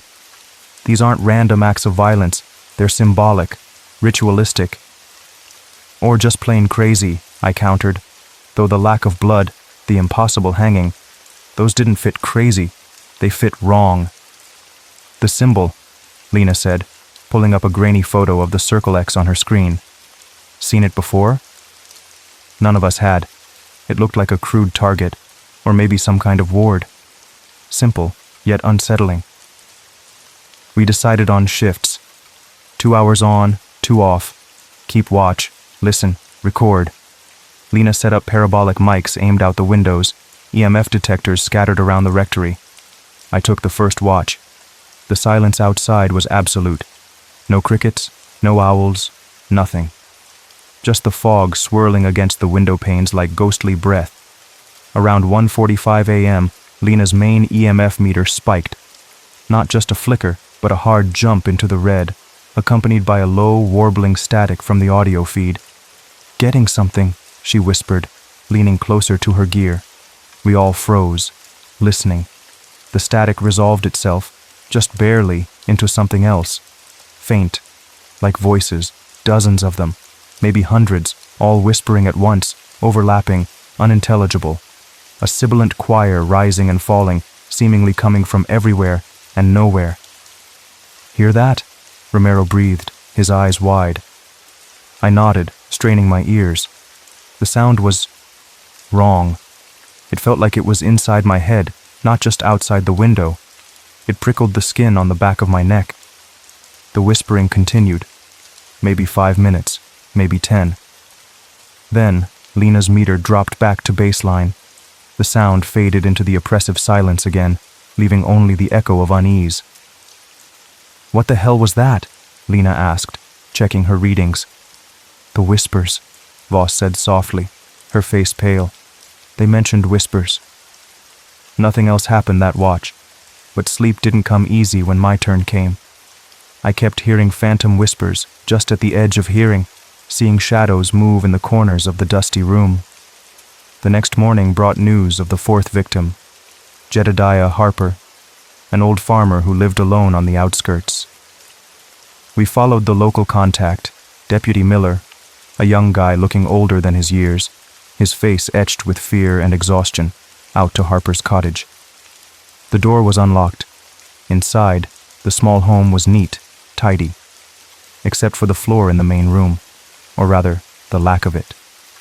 A jagged hole, maybe 6 feet across, gaped in the wooden planks. It wasn't broken through. It looked dissolved. The edges were soft, crumbly, like the wood had turned to peat. Down in the dark earth below, we could just make out a shape. Miller shone his flashlight down. Harper, buried upright, packed tightly in the soil.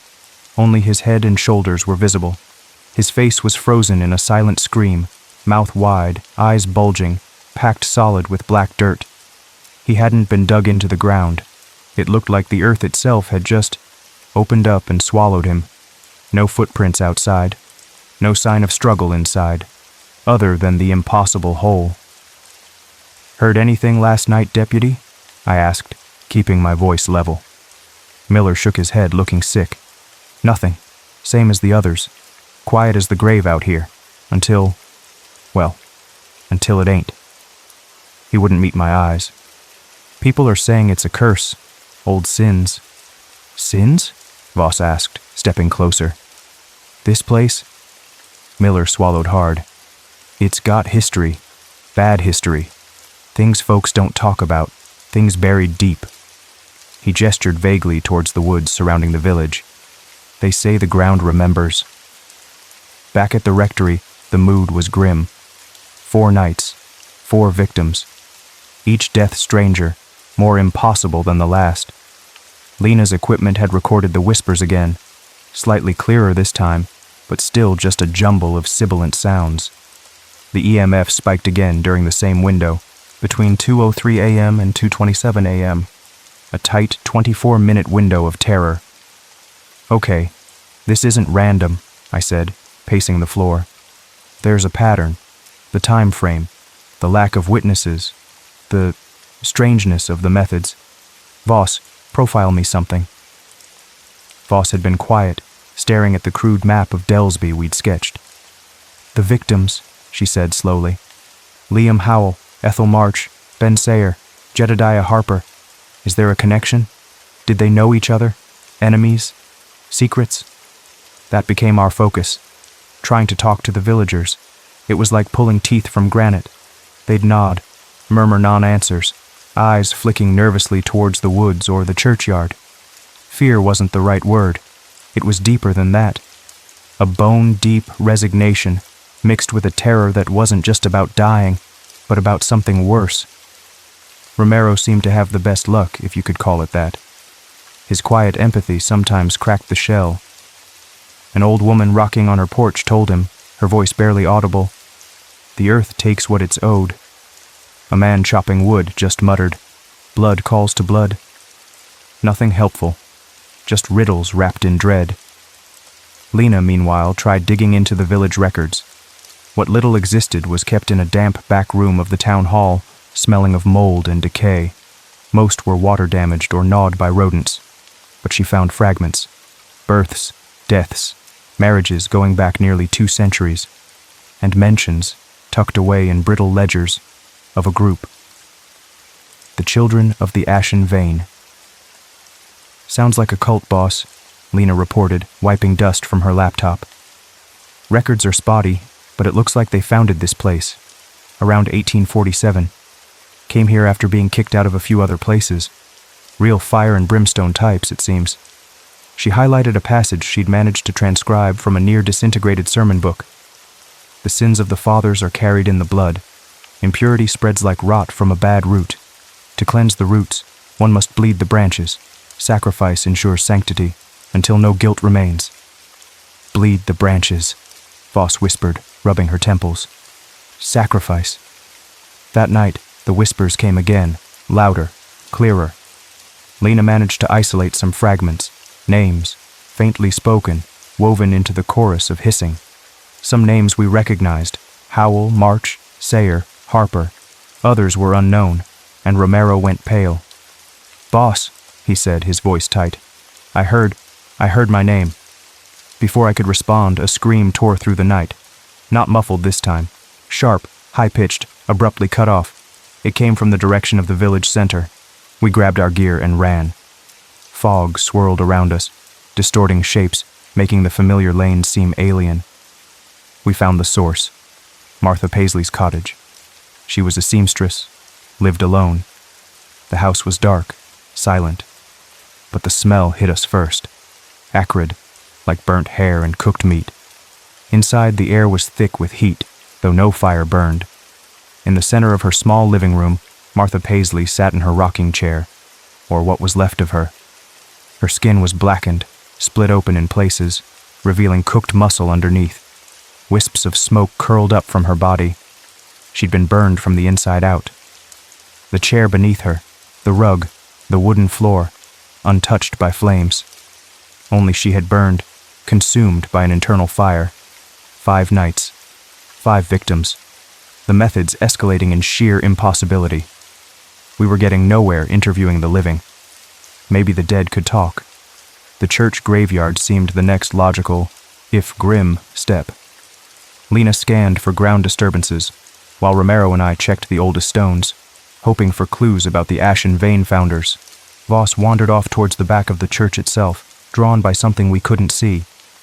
After a few minutes, she called out, her voice strained. "Crane, get over here!" We found her inside the church. The door had been unlocked. It was cold, damp, echoing. Dust motes danced in the thin beams of light, filtering through stained glass windows depicting scenes not of hope, but of judgment. Voss was standing near the altar, pointing down at the stone floor.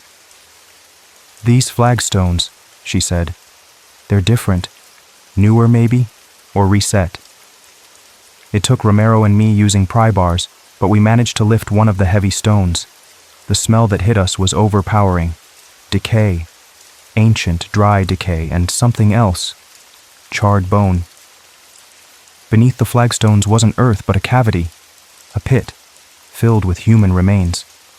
Dozens of skeletons, maybe more. Packed tightly. Many were small, children. Some skulls were crushed.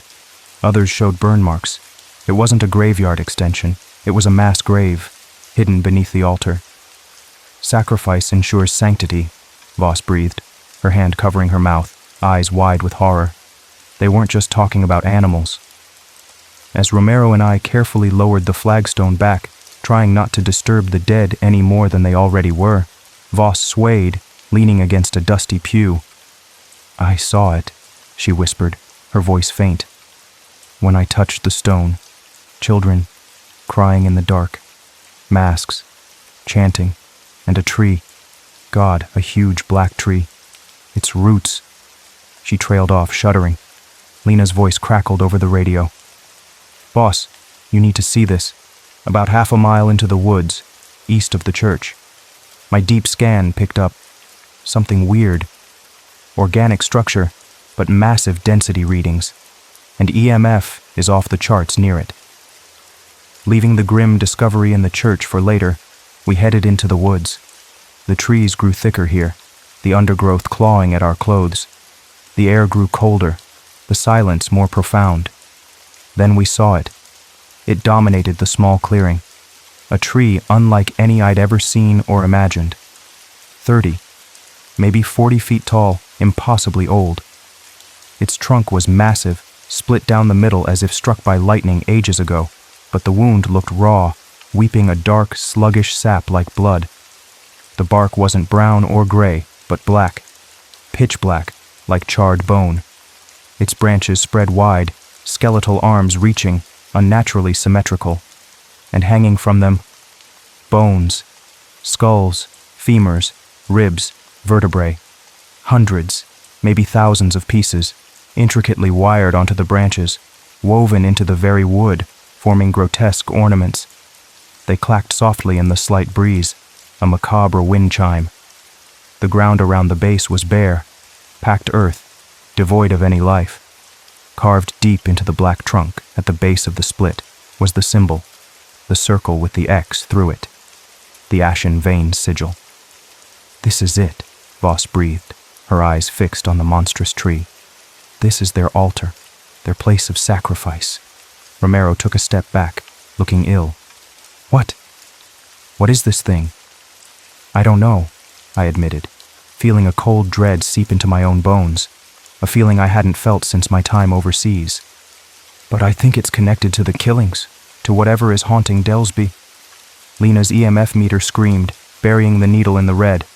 "Readings are insane here, Crane, off the scale, and I'm picking up audio fragments again, whispers." We spent hours documenting the tree, the bones, the clearing, keeping our distance. The place felt watchful, malevolent. As dusk began to settle, painting the sky in shades of bruised purple and blood orange, Voss suddenly gasped, her eyes losing focus. "The children," she stammered, pointing a trembling finger not at the tree, but back towards the village. "The train. Oh God, the train. It took us a while to piece together the fragmented images flooding Voss's mind, combined with more scraps Lena found in the town archives, a barely legible diary entry from a former mayor dated decades ago. The story that emerged was ugly, buried beneath layers of communal guilt. During one of the Great Wars, the diary wasn't specific which one, a train carrying orphaned children, evacuated from some bombed-out city, got stranded near Delsby during a brutal blizzard. They sought shelter in the village. Food, warmth, anything. The villagers, led by the descendants of the Ashen Vein elders, turned them away, fearful of outsiders, protective of their dwindling supplies, maybe just steeped in their own twisted doctrine of purity. They sent the children back out into the storm. That night, the train derailed further up the mountain pass. 67 children froze to death in the snow. The guilt must have been immense, poisoning the village's soul. But the cult elders, fearing divine wrath, or perhaps something conjured by their own dark beliefs, decided on a solution, an appeasement. They performed a ritual at the Black Tree, offering sacrifices, 7 of their own people, to protect the village, to placate whatever entity they worshipped or feared. And apparently it worked. Delsby was spared whatever retribution they expected. But the ritual came with a price, a covenant.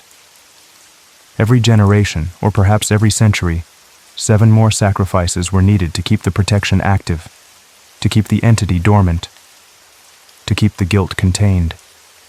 Until now. Someone broke the cycle, Voss said, piecing it together. The required sacrifices weren't made, or maybe they were faked. The wrong blood was offered. The guilt wasn't cleansed. And now, Romero added grimly, whatever they made a deal with is collecting the debt itself. It's hunting. But who? Lena asked. Is it random? No, Voss insisted. The whispers, the names. It's hunting those connected to the original sin, or maybe those connected to the failure of the ritual, the guilty. She looked towards the village. It needs the right names, the right blood. If this entity, this remnant as the folklore seemed to call it, was tied to guilt, maybe we could use that. It was a long shot, based on fragmented visions and century-old cult beliefs. But we were out of conventional options. People were dying every night. The plan was desperate. We'd use ourselves as bait, but try to redirect the entity. The Ashen Vein lore hinted at reversal rites, ways to challenge or deflect the entity's judgment. We found symbols in the old sermon book, mentions of using ash from the ritual site. We returned to the Black Tree, the Thorn Tree as some fragments called it. I scraped ash and bits of charred bark from its base, the wood feeling strangely cold despite the humid air. Back at the rectory, following the cryptic instructions, we marked our skin with the ash, a smear on the forehead, the palms. Voss, reading from Lena's transcription of the brittle text, recited the reversal rite. The words felt thick and alien in my mouth when I repeated them. Then, we waited. We set up in the village square, near the silent church, positioning ourselves openly. If the remnant came, we wanted it to see us. The fog was thicker than ever, reducing visibility to mere feet. The silence was absolute, broken only by our own ragged breaths. The digital clock on Lena's gear ticked past 2 a.m. My muscles were coiled tight. 2:05, 2:10. The air grew colder, the fog seeming to press in. Then, at exactly 2:13 a.m., it happened. A sound cracked the silence, echoing through the fog-shrouded village. The church bell, tolling slowly, mournfully, a deep, resonant bong that vibrated in my chest. It hadn't rung in living memory, maybe not for 100 years. The fog swirled, thickening, darkening. It wasn't just mist anymore. It felt solid, coalescing. The whispers started, not faint this time, but a roaring chorus that seemed to shake the very ground. Thousands of voices, accusing, judging, speaking sins whispered in darkness centuries ago. From the densest part of the fog, a shape emerged. Tall, impossibly tall, maybe 9 or 10 feet. Slender, but not frail. It seemed woven from shadow and moonlight, its form indistinct, flickering at the edges like heat haze or black flame. It had limbs, long and thin, but no discernible face beneath the swirling darkness where a head should be. It moved without sound, gliding over the cobblestones. The whispers emanated from it, around it, through it. The remnant. It stopped maybe 20 feet away, the cloud of whispers swirling around its featureless head. I could feel the weight of its attention, cold and ancient. My heart hammered against my ribs. Every instinct screamed, run, hide, shoot. But I held my ground. We all did. Romero stepped forward slightly, his face pale but resolute. His voice shook, but he didn't back down. He shouted into the swirling dark, "If guilt binds you, then take me. I carry it too." I didn't know what guilt he meant. The old case, the weight of Delsby, maybe just the human condition. But his words hung in the air, defiant. The towering figure paused, the roaring whispers subsided slightly, focusing, the faceless head tilted, as if considering Romero. For a terrifying moment, I thought it would take him. Then, a voice emerged from the chorus, not loud, but clear and cold as ice water, echoing with the resonance of ages. "Your guilt is borrowed, a shadow, unfit." The remnant straightened, turning its attention away from Romero, away from us. It seemed to look past us, towards the largest house on the square, the mayor's residence. "But theirs," the icy voice whispered, resonating with malice and hunger. "Theirs runs deep, the lie, the broken oath, the blood denied." It moved then, faster than thought, not towards us but straight towards the mayor's house. There was a sound like wind screaming through a tunnel, a sudden implosion of air. The front door of the house blasted inwards, wood splintering like matchsticks. A single human scream erupted from inside. Mayor Neil Greaves, the stout, evasive man who'd offered us clipped answers and nervous glances. His family line, Lena had discovered earlier, traced directly back to the Ashen Vein elder, rumored to have argued against the full measure of the original sacrifice, the one who flinched when true payment was due. The scream was cut short. The shrieking wind died down. Silence slammed back in, heavier than before. The remnant reappeared from the ruined doorway. It paused for a second, the darkness around it seeming deeper, satisfied. Then, without a backward glance, it glided back towards the woods, dissolving into the fog as quickly as it had appeared. The church bell fell silent. The whispers faded. The oppressive weight in the air lifted slightly. It was over. For now. We found what was left of Mayor Greaves. Not much, just fragments and a dark stain spreading on the floorboards. The house felt hollow, violated. The killings stopped after that night. Sunlight, when it finally broke through the fog a day later, seemed hesitant, unsure of its welcome. The remaining villagers emerged slowly, blinking like moles. They spoke again, haltingly at first, then with more ease. But their eyes still held shadows. They started clearing the debris from the mayor's house, quietly, methodically. They never spoke of what happened, not to us, not to each other. It was just gone. Like the mayor, like the whispers in the night. Within a week, they organized work crews. They tore down the old church, stone by stone, until nothing remained but the disturbed earth where the mass grave lay hidden. The area around the thorn tree was fenced off, marked with signs warning of unstable terrain, as if a simple fence could hold back the memory, the power that resided there. Black Unit 9 filed its report. Classified, naturally, cause of deaths, undetermined, likely environmental factors or mass hysteria leading to violent incidents in an isolated community. No mention of impossibly burned bodies, men swallowed by the earth, or shadowy entities born of ancient guilt. The Bureau preferred tidy explanations, even when they were lies. We were sworn to silence, the Delsby file buried deep.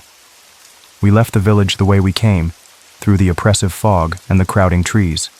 It felt like leaving a bad dream, but the chill lingered. Delsby wasn't just a place, it was a wound on the landscape, festering with secrets and soaked in blood. We went back to our lives, our other cases, but none of us were quite the same. Lena double-checked her readings constantly, searching for ghosts in the static. Romero grew quieter, the shadows in his eyes deeper. I found myself looking over my shoulder in the dark, listening for sounds that weren't there. Skepticism felt inadequate. Dr. Voss kept something. Against regulations, but I didn't argue. A small digital audio recorder, one of the ones Lena had placed in the rectory. It had captured the whispers during those terrifying nights. Sometimes, late at night, when the world is quiet, she says she plays it back. Most of it is just static, the sibilant hiss of that spectral chorus. But sometimes, she claims, if you listen closely enough, you can still hear names being whispered. And every year, on the anniversary of those nights in Delsby, the story goes that someone new, someone carrying a hidden weight, a secret guilt, hears their own name on the wind, waiting, because guilt stains deeper there. It lives in the bones, and the whispers never truly stop.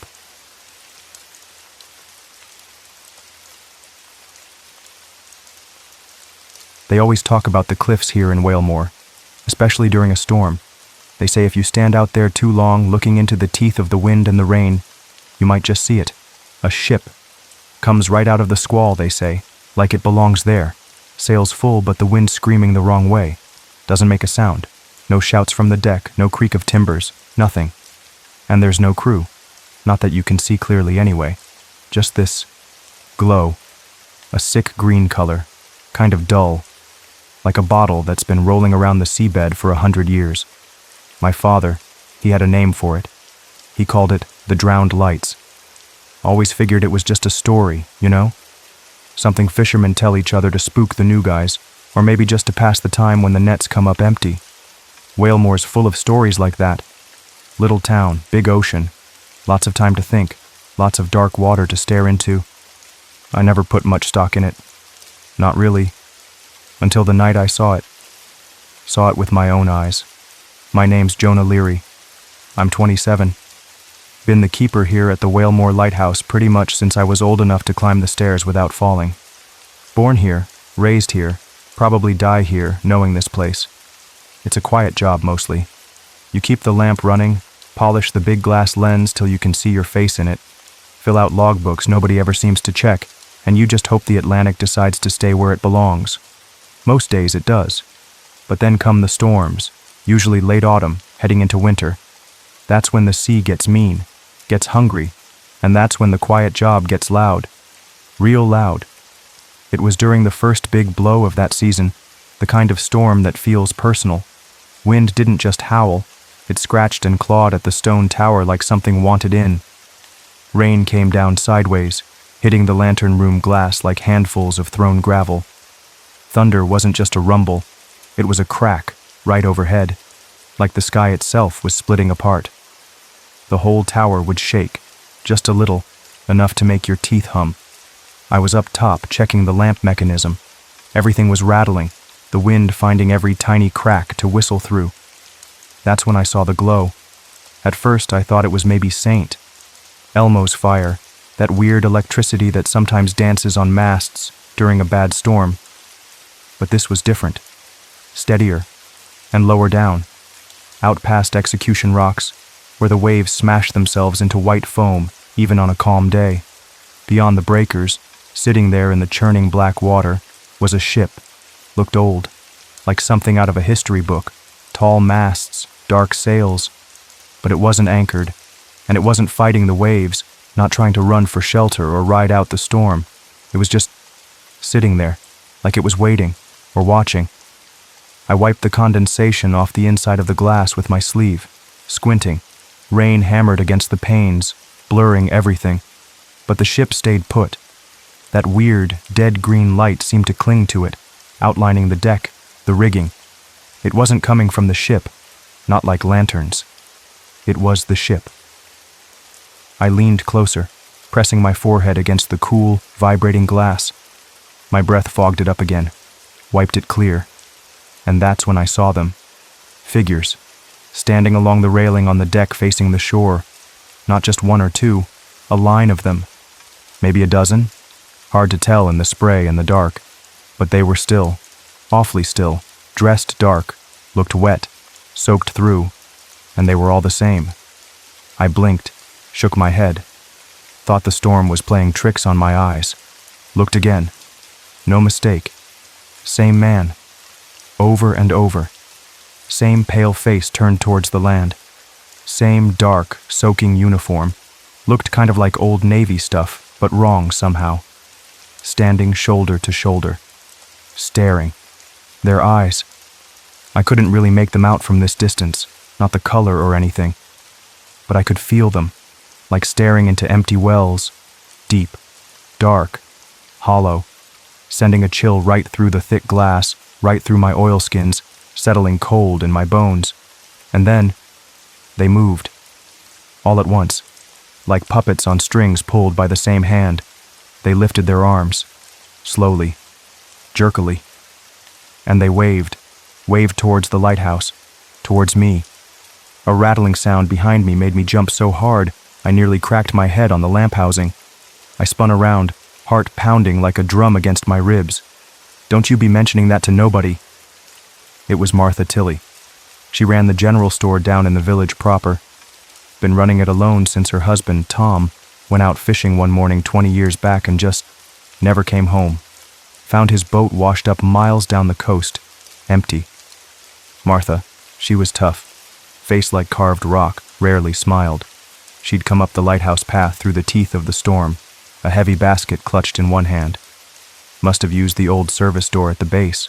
At first I thought it was maybe St. Elmo's fire. She set the basket down on the metal floor with a thud. Canned beans, coffee, hardtack biscuits, a bottle of something that smelled suspiciously like whiskey.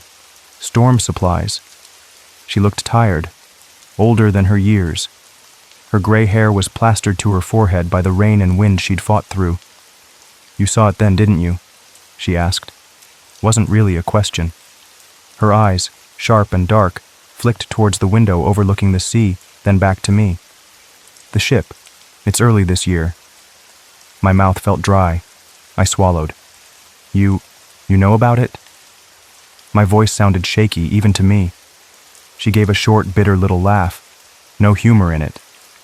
Oh, everyone in Whalemore knows about it, Jonah. Everyone who's lived here long enough. We just don't talk about it. She picked a piece of stray seaweed off her worn coat sleeve. Best not to. They say talking about it, thinking too hard on it. Well, she looked back out at the black, raging sea. It draws it closer. I stared at her. The wind shrieked outside, a lost soul's cry. Draws it closer. What are you talking about, Martha? What is that thing? She sighed, a long, weary sound, like the tide pulling back from the shore. She sank down onto the small wooden stool I kept near the chart table. It comes back, not every year, sometimes skips a decade, maybe more. Always during the worst storms, though, like this one. She hugged herself, rubbing her arms even though it was warm enough in the lantern room with the lamp going. Each time it comes back, she went on, her voice low, barely audible over the storm. It's a little nearer to shore than the last time, and each time, people disappear. I felt that coldness again, deeper this time. Disappear? What do you mean? Gone, she said flatly. Vanished. The last time it came close must have been, 10, 12 years ago now? Just before your dad passed. We lost 5 that winter. Couple of fishermen who went out checking their pots and never came back. Old Mrs. Gable from down the lane. 2 kids who were playing too near the cliffs during the blow. Her voice hitched on the word kids. Before that must have been when I was a girl. It took 8. Swept right off the dock, some said. 1 year way back, they say a whole family living in that little cottage near Smuggler's Cove just wasn't there anymore after the storm passed. House empty. Door banging in the wind. She looked up at me, her eyes dark with old grief and fear. Sometimes they just vanish without a trace, like my Tom. A tear escaped, tracing a path through the grime on her cheek. She wiped it away angrily. Other times, they say people come back, days, weeks later, found wandering on the beach or near the woods. But they're wrong, changed, not themselves anymore. Empty. like something's been scooped out. I looked back towards the window. The green glow was still out there, a malevolent star in the tempest. The identical figures still stood watch, waving. My blood ran cold. Who were they, and why did they look the same? Martha seemed to read my mind. Don't stare too long, Jonah. Don't let it know you're watching. She stood up, her joints creaking. Keep the light burning bright. That's your job. That's all you can do. She picked up her empty basket. I'll leave these here for you. Be careful. And then she was gone, descending the winding stairs, leaving me alone with the storm, the shaking tower, and the impossible ship watching from the dark. A week crawled by. Then another. The big storm blew itself out after 3 days, leaving behind a bruised sky and exhausted sea. But the ship, it didn't come back, not that I saw anyway, and I looked, every night, scanning the horizon until my eyes burned. Nothing. Just the regular waves, the familiar coastline. I started to wonder if maybe I had imagined it. Stress, lack of sleep, the power of suggestion from old fishermen's tales. But the rain never really stopped. It wasn't the driving fury of the storm anymore. It was a miserable, soaking drizzle. Day after day, a constant gray dampness that clung to everything. Fog rolled in thick off the water every evening, swallowing the village, muffling sounds, making the world feel small and claustrophobic. It felt like Whalemore was being slowly suffocated. Things started to go wrong. Little things at first. Power flickered on and off down in the village. Phones went dead for hours at a time. A couple of the low-lying roads near the marsh flooded, cutting off the quickest route to the next town over. Old Man Hemlock found 3 of his sheep dead in the field one morning. No marks on them, just dead, lying in the wet grass. Then the other thing started. The seeing things, or rather seeing people. People who looked exactly like someone you knew, or someone you used to know. It started with Mr. Abernathy, the baker. Nice old guy, bit round, always smelled of yeast and sugar. He came into the store one afternoon, white as a sheet, hands trembling. Told Martha, told everyone who'd listen really, that he'd been down by the harbor that morning, checking on his little sailboat. And he saw himself, standing across the water on the old fish pier, just standing there, wearing the same clothes Abernathy had on, unmoving, staring right back at him, staring at his house up the hill.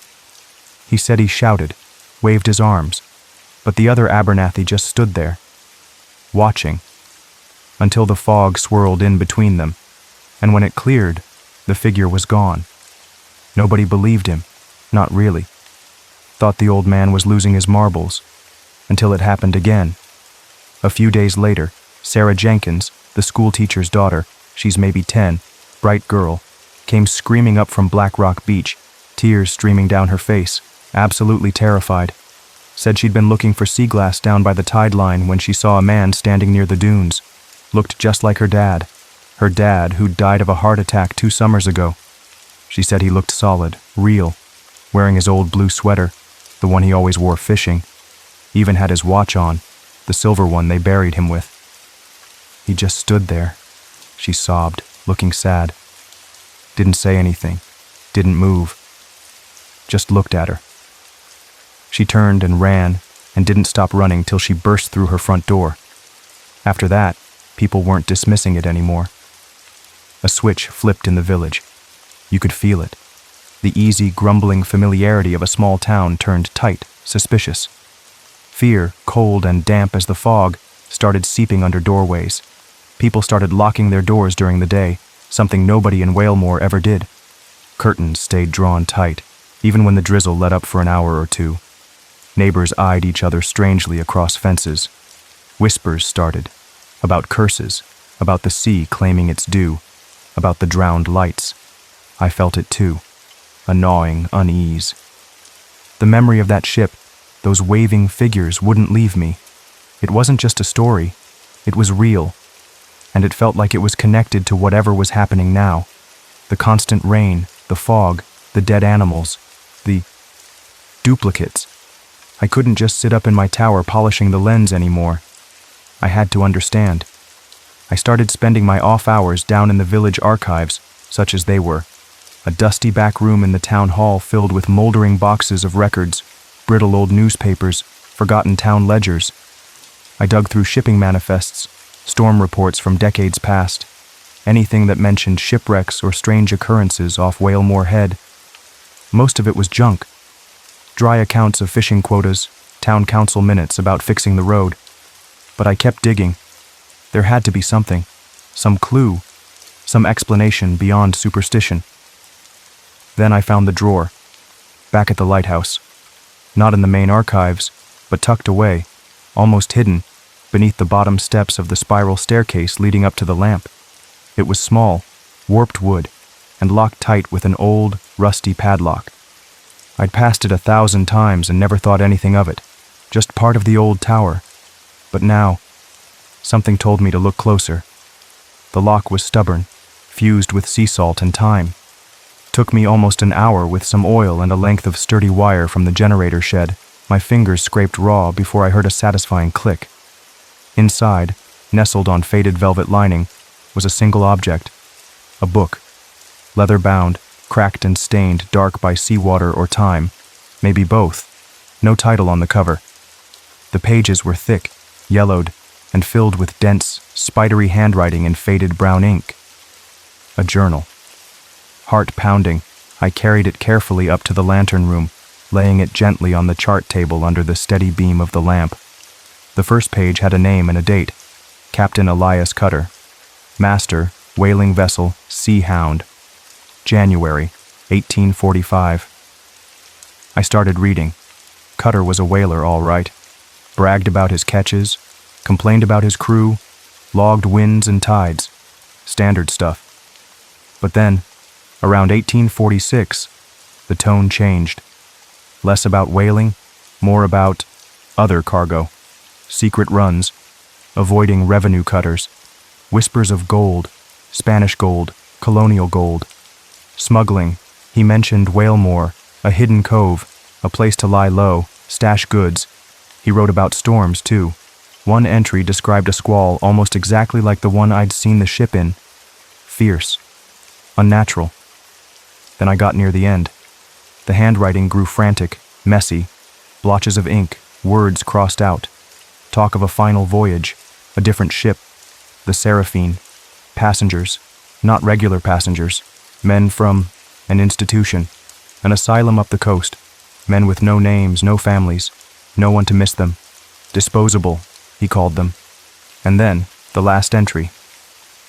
Dated October 1847. The ink was smeared, maybe by water, maybe by tears. It was short, almost illegible. Took the gold, aye, a king's ransom, but we paid the price.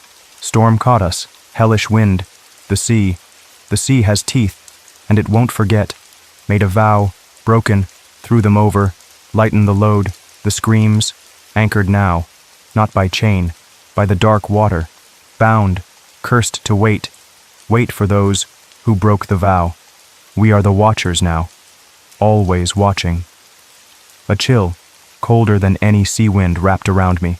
Threw them over, asylum patients, murdered, for gold, hidden somewhere here. And this cutter, he and his crew were cursed, anchored in time, watching, waiting. The identical figures on the ship, Cutter's crew, their guilt, maybe, repeating itself. I had to talk to Martha. I found her in the store, stacking cans by the dim light of a single flickering bulb. The power was acting up again.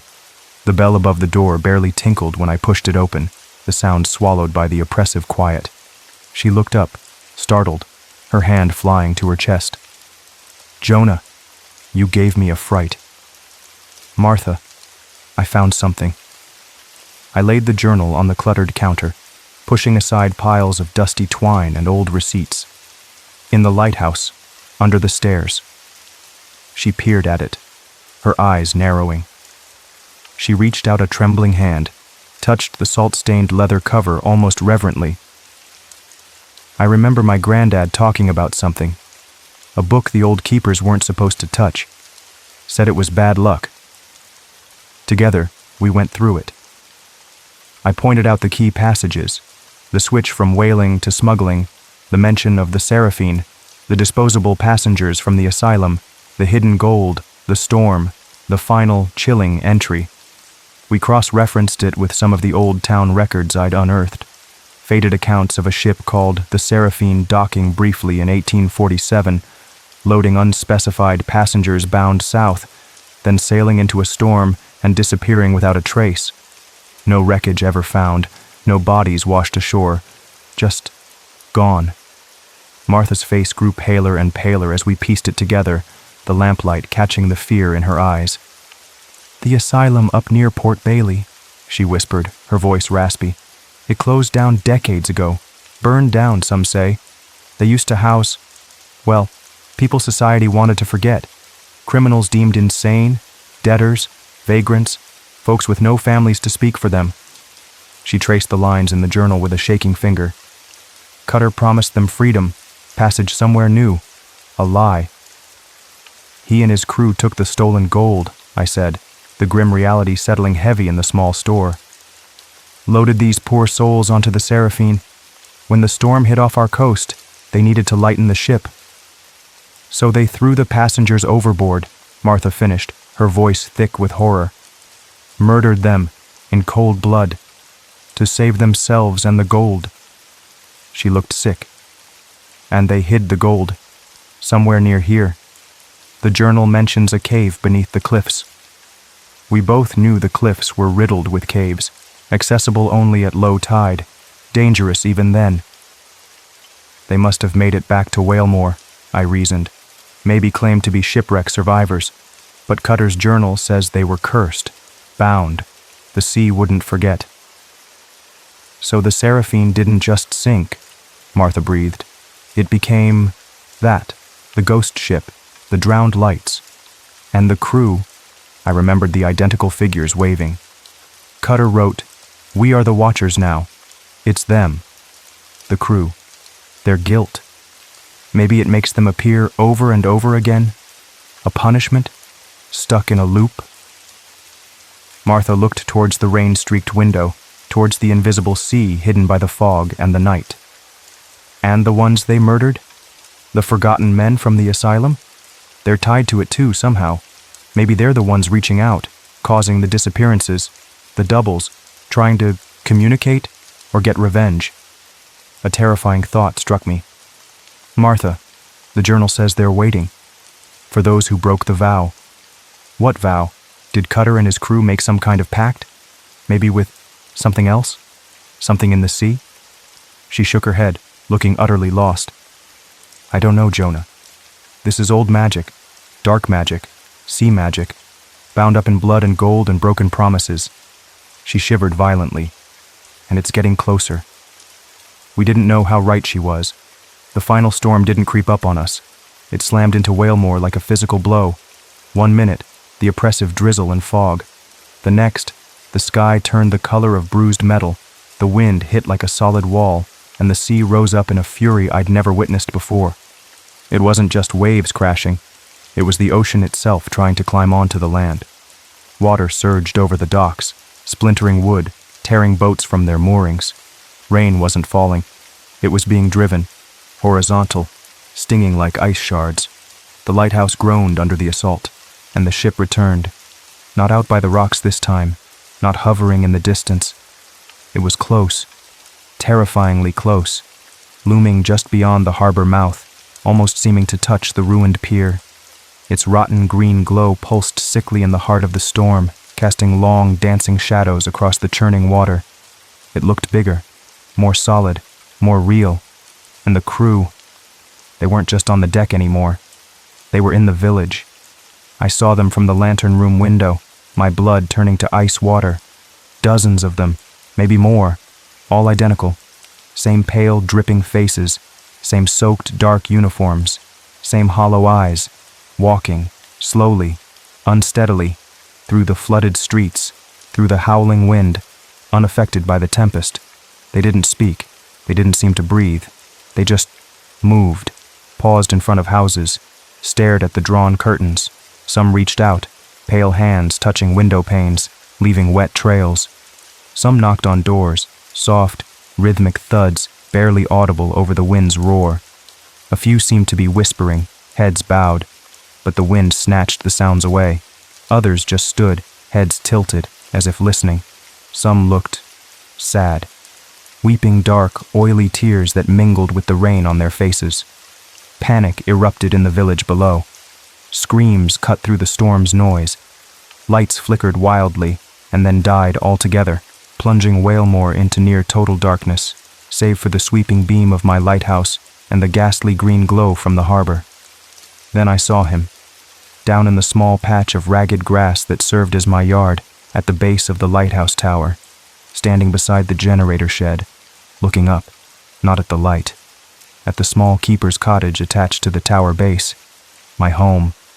It was me, or rather, a thing that looked like me, wearing my clothes, the same oilskins, the same wool cap I'd worn earlier, soaked through, skin unnaturally pale, waxy, eyes, holes, empty and black, and those tears, black tears streaking down its face. It wasn't angry, it wasn't menacing. It just looked lost, staring at my house like it was looking for something it couldn't find, something precious that had been taken away. An unbearable sorrow seemed to cling to it, thicker than the rain. My breath hitched. My legs felt weak. Seeing my own face, dead and weeping in the storm, it broke something inside me. Suddenly the service door banged open below. Martha struggled in, soaked and gasping, clutching an old tarnished brass oil lantern. Her face was grim, set, but her eyes held a desperate terror. She looked up the stairs towards me, her voice barely a croak over the wind. "Jonah! They're everywhere! Trying doors! Reaching for the children!" She held up the lantern. It was unlit. "There's only one way. Cutter's journal. The vow. The gold." She didn't need to finish. I knew what she meant. The words hung unspoken in the vibrating air between us, heavy as anchor chains. "We have to go to the ship," she said, the words I dreaded hearing. "We have to return what was taken. Maybe that will break the curse, appease them." Go to that thing out there, in this? It was suicide. But then I thought of the figure in my yard, my weeping double. I thought of the crying children, the screams from the village. I thought of the endless cycle of fear and disappearance that had choked Walemore for generations. Maybe it was the only way. I scrambled down the stairs, grabbing my heaviest coat. Martha nodded, her face resolute. "The gold," she said. "We don't have it, but we have the journal, Cutter's confession. Maybe that's enough. Proof. An offering." We found my small, battered dinghy miraculously still tied, though half swamped near the base. Bailing frantically with our hands and an old bucket, we somehow managed to push off into the churning chaos of the harbor. Rowing was a nightmare. Each wave threatened to capsize us, lifting the little boat high before slamming it down into troughs of black water. The wind tore at us, trying to rip the oars from my grasp. Rain blinded me. It felt like rowing through liquid cement. Salt spray stung my eyes, my lips, but the strangest thing happened. As we got further from shore, closer to the spectral glow of the Seraphine, the water around us began to calm.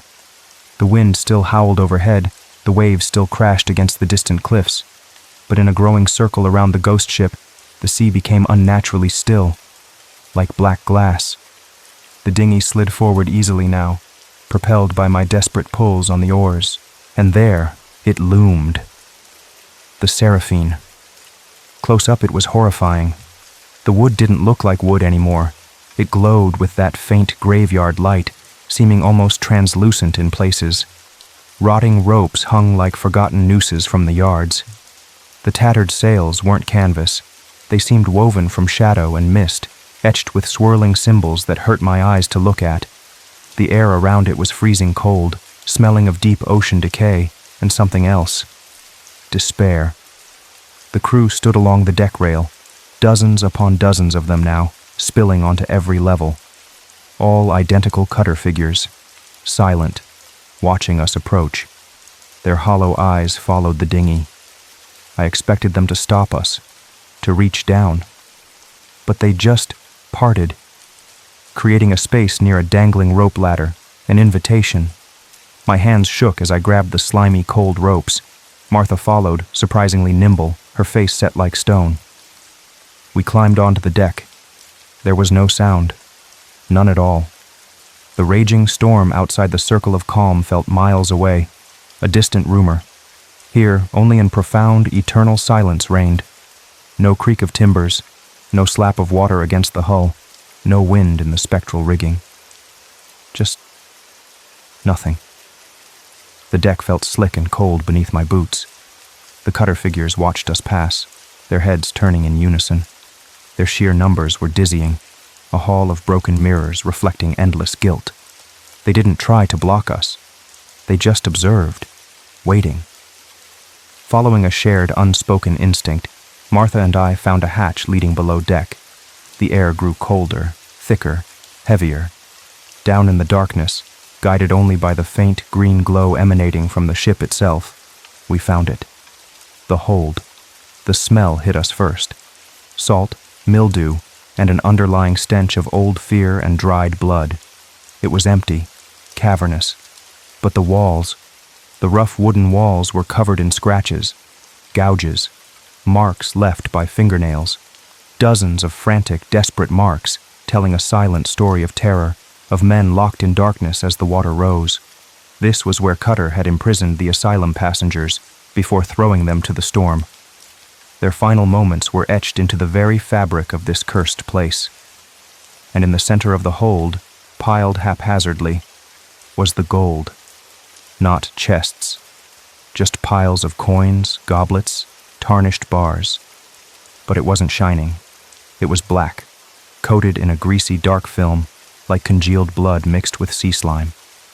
It seemed to absorb the faint light, radiating a palpable coldness, a feeling of immense sorrow and betrayal. Wordlessly, I took out Cutter's journal. My hand trembled as I placed the water-stained leather book gently on top of the largest pile of blackened gold. An offering, a confession laid bare. Martha stepped forward, her face illuminated by the faint, deathly glow. She raised the old oil lantern she'd carried all this way. With a shaking hand, she struck a match. The small flame sputtered, then caught the wick. A warm yellow light bloomed in the oppressive darkness, pushing back against the cold green gloom. She set the lantern carefully beside the journal, atop the cursed treasure. We waited, holding our breath. The silence stretched, thick and heavy. Then something changed. A low groan echoed through the ship, not wood, but something deeper, older. The identical Cutter figures, who had somehow filtered down into the hold, surrounding us in silent ranks, began to shift. Their faces, previously frozen in that hollow stare, started to soften. Cracks appeared in the identical masks of guilt. Confusion flickered in the hollow eyes. Then sorrow. Deep, soul-wrenching sorrow. One of them raised a hand, not to wave, but to touch his own face, as if feeling it for the first time. Tears began to fall from the hollow eyes, not the black, oily tears from before, real tears, salty water that traced paths down the pale cheeks. A collective sigh, like the outgoing tide, seemed to ripple through the multitude. The ship groaned again, louder this time. The green glow intensified for a moment, then began to fade, replaced by a different light. A soft, dull, sorrowful glow, like the first hint of dawn on a cold, misty morning, or sunrise seen through a shroud. The light didn't come from the lantern. It came from the ship itself, from the gold, from the weeping figures. The deck beneath our feet started to tremble. The ship wasn't sinking into the water. It felt like it was sinking into light, dissolving, becoming less solid. The figures of the crew grew fainter, their edges blurring, their forms becoming translucent, like smoke in the gentle glow. Their weeping softened into acceptance, perhaps even peace. The last thing I remember is the warm lamplight, the soft, sorrowful glow, and the feeling of letting go. Then, cold water shocked me back to awareness. I was sputtering, coughing, lying face down on wet sand. The taste of salt and grit filled my mouth. Rough hands pulled me further up the beach. Martha. We were back. Washed ashore on the shingle beach just below the lighthouse. Whalemore was quiet. Utterly, profoundly quiet. The wind had dropped to nothing. The rain had stopped. Above, the sky was clearing, ragged clouds pulling back to reveal a scattering of pale, indifferent stars. The sea was calm, rhythmically sighing against the shore, the anger gone. The drowned lights, the spectral ship, the green glow, all vanished. The harbor was empty, save for the wreckage the storm had left behind. The oppressive fog was lifting, rolling back out to sea like a defeated army. A heavy silence lay over the village, the silence of a fever finally broken, of a debt, perhaps, repaid. No one ever saw the ship again after that night. The disappearances stopped. People stopped seeing doubles of themselves or loved ones long gone. The strange, lingering dampness lifted. Whalemore slowly, cautiously, began to breathe again, though the memory remained, a scar on the town's soul. Martha Tilley lived for another 2 years. She never talked much about that night, not to me, not to anyone. But the harsh lines on her face seemed to soften a little. She died peacefully in her sleep, something I don't think she'd expected. I stayed, still here, still keep the lighthouse, still polish the lens, log the weather, and watch the sea. It's my life. Whalemore is home.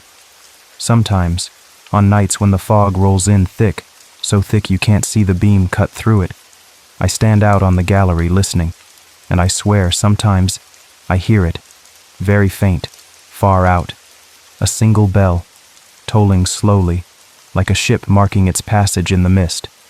But I never see anything, just the fog, the darkness, and the familiar sound of the waves, and I don't go looking, because maybe the sea finally forgave Captain Cutter, his crew, and maybe even Whalemore for holding their secret for so long. Maybe those poor souls from the asylum, their story finally acknowledged, found their peace. Or maybe the sea is just patient. Maybe it hasn't forgotten. Maybe it's still out there, watching, waiting, deciding.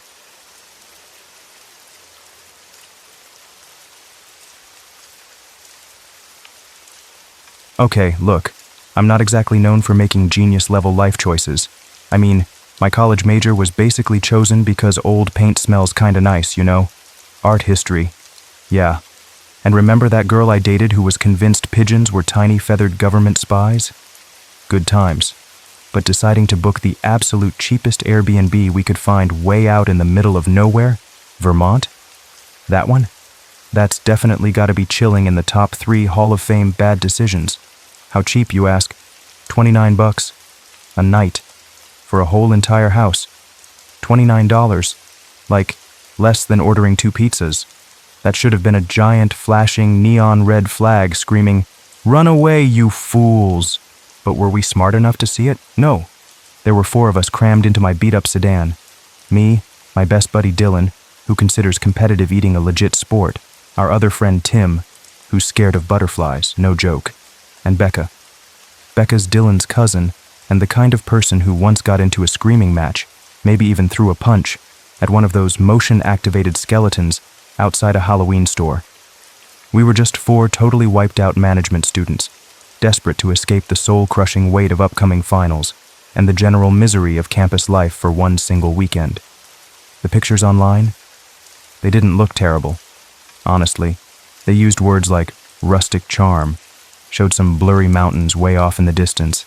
It had that whole cozy wood-paneled cabin thing going on. Looked like a decent place to just chill, you know? Play some board games, maybe hike if we felt ambitious. We wouldn't. But then, buried way down in the fine print, tucked under the usual "no smoking inside" and "leave your furry friends at home," was this little gem. Please do not interact with the ghost residing in the upstairs bathroom. He tends to be overly dramatic. We laughed. Like, actually laughed out loud. Had to be a joke, right? Some weird attempt at quirky marketing? trying to stand out in the crowded world of vacation rentals? Maybe the owner was just a bit eccentric. Yeah, that had to be it. Spoiler alert, it wasn't a joke, not even a little bit. We pulled up around 6 in the evening, maybe closer to 6:30. The sun was already starting to dip behind the trees, and this thick, heavy fog was everywhere, clinging to the branches like soggy, gray spider webs. It made everything feel quiet and kind of muffled. The house itself looked old. Definitely old. Not quite Chainsaw Massacre old, but like it had seen a few hard winters, maybe a few dozen. The wood was weathered, the paint was peeling a bit around the windows. It gave this massive groan when we hauled our bags up the porch steps. But hey, so does my dorm room bed when I just sit on it. Old houses creak. That's normal. Inside it smelled like dust, old wood, and maybe a hint of pine sol from a long time ago. We dumped our stuff, claimed bedrooms. I got the one with the water stain on the ceiling that looked vaguely like Abraham Lincoln, and broke out the Cards Against Humanity. Things were feeling pretty normal, almost relaxing. We were making terrible jokes, eating gas station snacks, feeling like we'd actually escaped. Then around 9 o'clock, disaster struck, or rather Dylan struck. He emerged from the downstairs bathroom looking pale and guilty. Guys?" he mumbled, shifting his weight. "So, funny story. The toilet. It might be clogged." We all looked at him. Dylan has a history with plumbing and burritos. He'd inhaled something the size of a small football from Chipotle on the drive up. "Dude, what did you do?" Becca asked, already sounding annoyed. "Nothing. It just wouldn't go down," Dylan insisted, avoiding eye contact. "Guess I gotta use the one upstairs." He shuffled towards this narrow, steep staircase tucked away in the corner of the living room. Now why did I follow him? I don't know. Maybe it was just boredom setting in. Maybe I had this tiny, stupid flicker of curiosity about the whole dramatic ghost thing. Maybe deep down, I kinda hoped something would happen so I could mock it later. Whatever the reason, I found myself trailing him up the creaking steps. The upstairs hallway was dark and narrow. There was only one door besides the bedrooms. The bathroom. Dylan pushed it open. Inside, it looked completely ordinary. Old clawfoot tub stained a bit yellow, a pedestal sink with rusty spots around the faucet, a big, slightly fogged-up mirror over the sink. Nothing spooky, nothing out of place. Dylan went inside and closed the door. I just stood there in the dim hallway, listening to the house settle around me. The wind whistled faintly outside. I could hear the muffled sounds of Tim and Becca downstairs, probably arguing about who played the most offensive card. And then, the single light bulb hanging from the ceiling in the hallway flickered. Once, twice. It buzzed faintly. Okay, weird. Maybe the wiring's old. Suddenly, from inside the bathroom came the distinct sound of the toilet flushing. Loudly, aggressively almost. Dylan hadn't flushed it. I knew he hadn't. Before I could even process that, the lights flickered again, more violently this time, and then a voice echoed from inside the bathroom. It wasn't Dylan's voice. It was deep, resonant, and dripping with the kind of over-the-top theatricality you hear in old black-and-white movies. "Who dares trespass within my porcelain domain without the common courtesy of knocking?" My heart leaped into my throat. I swear, it felt like it was trying to escape. I stared at the closed bathroom door, frozen. Then, I heard Dylan yelp inside. A second later, the door flew open, and he stumbled out, eyes wide as dinner plates. "Did you hear that?" he whispered, grabbing my arm. Before I could answer, we both looked back into the bathroom. The mirror above the sink, which had been clear just moments before, was now completely fogged over. As we watched, letters started appearing, traced by an invisible finger in the condensation. Rude, just that. R-U-D-E. Okay, maybe not a joke. Maybe $29 a night comes with strings attached, or ectoplasm. That night was our official, terrifying introduction to Chester, the ghost of the upstairs bathroom. He sort of manifested later while Becca was attempting to take a shower. She let out a shriek that probably scared birds off trees 5 miles away. Apparently, he'd shimmered into existence right next to the shower curtain. He looked, well, exactly like you'd picture a ghost designed by someone who watched way too many daytime soap operas and maybe dabbled in community theater. He had this faded, almost translucent look, wearing some kind of flowing, vaguely velvet-looking robe that might have been fancy a century ago. His hair was slicked back, ghostly style, and I swear he was wearing faint traces of eyeliner. He even had this slight, kinda posh accent, maybe British, maybe just trying too hard. Becca, after her initial scream subsided into pure, unfiltered rage, remember the Halloween animatronic, started yelling at him. He yelled back. Then, and I am not making this up, he started sobbing. Actual ghostly tears, which looked weirdly like little blobs of shimmering ectoplasm, rolled down his translucent cheeks. Why? Because Becca hadn't complimented his hauntingly ethereal presence when he appeared. "You're not even scary," Becca shouted, throwing a shampoo bottle that sailed right through his chest. "You're just annoying," Chester gasped, clutching his spectral heart. "Scary? Madam, I trod the boards. I was the toast of the Riverbend Community Theater. My portrayal of Macbeth was hailed as adequately menacing by the local newspaper. How dare you?" To emphasize his point, he dramatically flung open the medicine cabinet with ghostly force. A shower of Tylenol, ancient-looking Band-Aids, and maybe a fossilized tube of toothpaste rained down into the sink. He then dissolved into more pathetic sobs. Over the next day, we sort of adjusted, which is weird to say, I know. But what else could we do? We couldn't get our $29 back. Chester became this bizarre, unwanted roommate. He'd materialize by the dinner table while we were eating lukewarm pizza to critique our chewing habits. Must you masticate with such gusto? He'd float into the living room and loudly complain about Becca's music choices. "This repetitive thumping lacks soul. Where is the Puccini?" He insisted we stop using the cheap air freshener we brought because, apparently, aerosolized lavender gave him afterlife asthma. He wasn't exactly malicious, mostly just incredibly needy and theatrical. He'd pop up, deliver some dramatic monologue about the injustices of his spectral existence, maybe rearrange the towels into a shape he found more aesthetically pleasing, and then vanish with a sigh. We started talking back to him, rolling our eyes, telling him to knock it off when he tried to critique Tim's shaky drawing skills. It was surreal. We were actually getting used to the dramatic ghost in the upstairs bathroom. It was almost funny.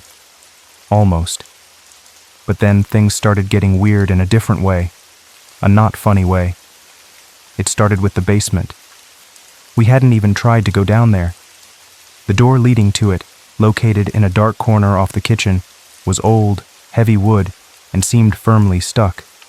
Jammed shut. We figured it was just storage, probably full of spiders and mouse droppings, and ignored it. Then we started hearing noises, not Chester's dramatic sighs or pronouncements. These were different.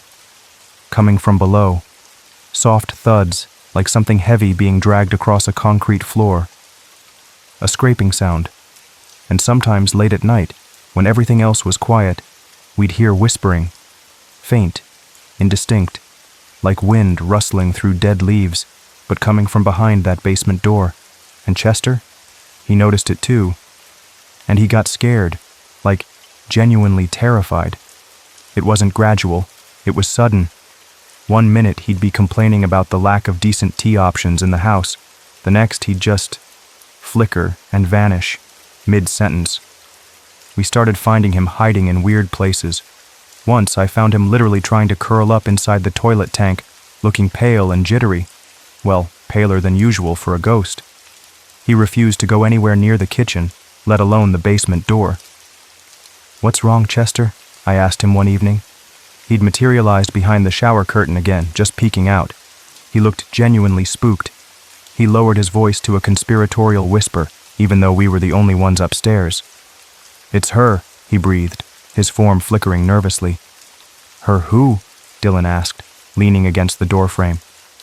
Chester shivered, looking towards the floor as if he could see through it. "The other one," he whispered, his voice trembling. "The quiet one. Downstairs. She hates laughter." Well, that sounded ominous, and of course hearing that there was another ghost, a quiet one who hated laughter and lived in the basement. What did we brilliant college students decide to do? We decided we absolutely had to open the basement door, because apparently our collective survival instinct was lower than our budget for this trip. We were idiots. Glorious, curious, potentially doomed idiots. It took all four of us. The door was swollen tight in its frame. We pushed, we pulled, we rammed it with our shoulders.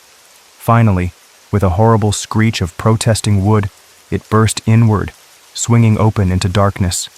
Instantly, the air changed. The slightly musty, old house smell was swallowed by a sudden, biting cold. It felt like stepping into a walk-in freezer. The single bare bulb hanging from a wire just inside the doorway flickered erratically, buzzed loudly, and then popped, plunging the stairwell into absolute blackness. "Okay, maybe this was a bad idea," Tim stammered, his voice shaky. No, we couldn't back out now. We fumbled for our phones, switching on the flashlights. The beams cut through the oppressive darkness, illuminating a steep, rickety wooden staircase leading down into blackness. And the walls. Oh God, the walls. They were covered in writing, scrawled everywhere, on the stone foundation, on the wooden supports, even on the underside of the stairs. It looked like chalk, maybe? Or something paler, drier. I really didn't want to think about what it might be. Bone dust? The thought made my stomach clench. The messages were unsettling. Short, frantic phrases, repeated over and over. "Don't wake her up. Keep laughing and you'll scream next. Silence is safe. She hates jokes. Get out." The flashlight beams danced nervously over the words. My skin prickled. This wasn't dramatic Chester energy. This felt cold, mean. We crept down the stairs, the flashlight beams wobbling. The basement was damp, smelled like earth and something else. Something metallic and faintly rotten. Cobwebs hung like macabre decorations. There wasn't much down there. Old broken furniture draped in white sheets like lumpy ghosts, piles of junk. And then we saw it. Sitting in the center of the room, perfectly illuminated by Dylan's flashlight beam, was an old wooden rocking chair. And sitting in the chair was a ventriloquist dummy. It was horrifying. Cracked porcelain face, peeling paint, one creepy glass eye staring blankly ahead, the other missing, leaving a dark socket. It wore a faded, moth-eaten little suit. Its painted smile looked less like happiness and more like a permanent, chilling sneer. "Nope," I said instantly, already backing towards the stairs. No, absolutely not. Dummy in a basement? That's horror movie 101. We leave." But Tim, bless his easily startled heart, edged closer. "It's just a doll," he whispered, though his voice cracked. "Dude, don't touch it," Becca warned, her flashlight beam fixed on the dummy's face. Did Tim listen? Of course not. He reached out a trembling finger and poked the dummy's wooden arm. Nothing happened. For a second. Then slowly, silently, the rocking chair began to move. Back and forth, creaking faintly in the dead silence of the basement. And the dummy's head? It swiveled, just slightly. Its one good eye seemed to fix directly on Tim. Tim let out a high-pitched shriek that echoed horribly in the enclosed space. He scrambled backwards so fast he tripped over his own feet, landing hard on the dusty floor. I think he might have peed a little. I didn't blame him. I felt like I might too. We didn't need any more convincing. We practically clawed our way back up the stairs, slammed the basement door shut. It closed much easier this time, ominously enough, and wedged a chair under the knob for good measure, even though we knew it was probably useless. The atmosphere in the house shifted completely after that. The air felt heavy, thick. The playful annoyance of Chester was gone. He completely vanished, didn't show up to critique our nervous, whispered conversation, didn't complain about the silence, because the house was silent now, eerily silent. Not a peaceful quiet, but the kind of quiet that presses in on your ears, makes you feel like you're holding your breath constantly. Every creak of the floorboards sounded like a gunshot. Every shadow seemed deeper, longer, potentially hiding something. The laughter was gone. The jokes stopped. We just looked at each other, eyes wide, fear sinking into us like the damp cold from the basement. We found Chester later that night. He was hiding, almost completely faded, behind the toilet in the upstairs bathroom. He looked terrified, more translucent than ever. "Chester, what is going on?" I asked, keeping my voice low. "Who is down there?" He wrung his ghostly hands. "It's Marla," he whimpered. "My sister." "Sister?" This got weirder. "The one who hates laughter?" Becca asked, peering around the doorframe. Chester nodded miserably. She never had a sense of humor, even when we were alive. Thought jokes were frivolous. Sinful, even. He shuddered. "This house, it was ours, decades ago. We were performers." "Performers?" Dylan echoed. "Like you and your sister?" "I," Chester declared, drawing himself up slightly, a flicker of his old drama returning, "was an acclaimed thespian. Shakespeare, Molière, Marla." He trailed off, his form flickering again. "Marla tried comedy. Amateur night down at the Old Town Hall." He paused, looking genuinely pained. "There was an incident, a routine involving slapstick, a strategically placed banana peel." He shuddered violently. "It didn't end well. Freak accident, right there on stage." "So, she died slipping on a banana peel?" Tim asked, incredulous. "It sounds absurd, I know," Chester cried defensively. "But she blamed comedy, blamed laughter, her bitterness. It anchored her here. And mine." He gestured vaguely at himself. "I followed soon after. Tripped over a prop pie plate during a dress rehearsal for a farce. The humiliation, it was binding." "So wait," I said, trying to piece it together. "You're both ghosts, haunting this house?" "Yes, but she's different," Chester whispered, glancing nervously at the floor. "She's strong, full of rage. Hates my flair, hates my performances, hates anyone having fun. That psychic, the one who listed the house before, she couldn't banish Marla. Too anchored, too angry. So she did the next best thing. She performed a binding ritual, locked me up here, in the bathroom." "Locked you up?" I asked. "Why?" "To protect me," Chester wailed. "And maybe to protect others. My dramatic energy, my joie de vivre," he said the French words with a flourish. "It apparently counteracts her negativity, annoyed her, kept her contained downstairs, simmering in her silent rage. As long as I was performing up here, she mostly stayed put. But you stopped laughing, you went downstairs, you disturbed her." As if on cue, a freezing cold draft swept through the upstairs hallway, extinguishing the single flickering bulb again, plunging us into near darkness, lit only by the weak moonlight filtering through a dusty window. The temperature dropped dramatically, and from downstairs we heard a slow, heavy dragging sound. Getting closer. "She's coming," Chester squeaked, trying to fade into the wall. "She hates laughter. She wants to end it." Marla was coming upstairs, and we were trapped in a house with a furious comedy-hating ghost and her terrified, overly dramatic brother. This vacation had officially gone from weird to terrifying. Panic started to set in. Real, ice-cold panic. We huddled in the dark hallway, listening to the slow, deliberate sounds from downstairs, getting closer to the staircase. "What do we do?" Tim whispered, his voice trembling. "We need to leave," Becca said, stating the obvious, but her voice lacked its usual confidence. "How?" Dylan asked. "She's between us and the door." My mind was racing. Chester's words echoed. "She hates laughter.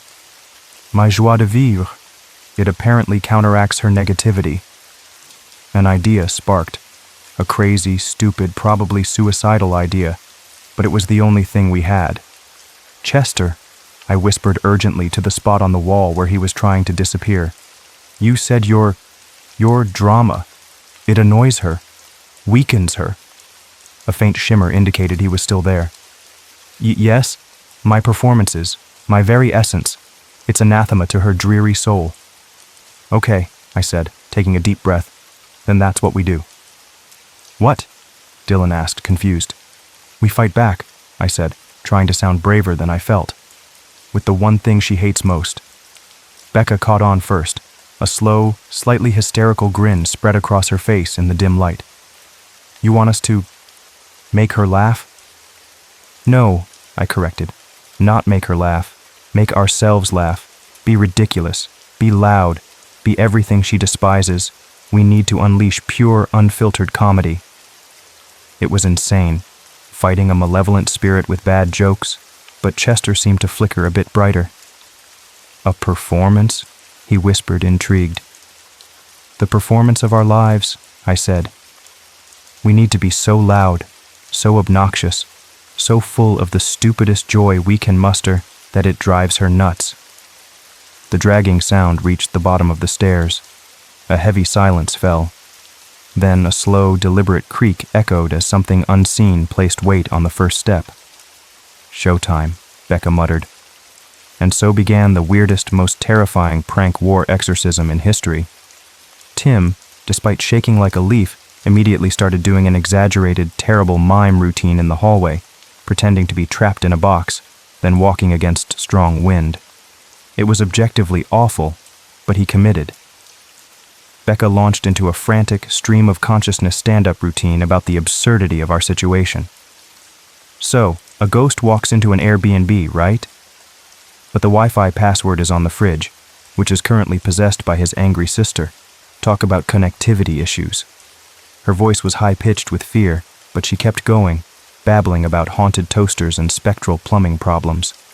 Dylan grabbed a pillow from the nearest bedroom and started hitting himself in the face with it, making exaggerated oof sounds. It was dumb, but it was loud. I found a dusty lampshade shaped vaguely like a clown's hat.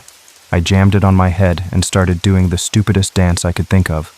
A combination of the robot, the chicken dance, and just flailing wildly. Downstairs, the creaking stopped. A low groan echoed up the stairs, filled with rage. The temperature dropped even further.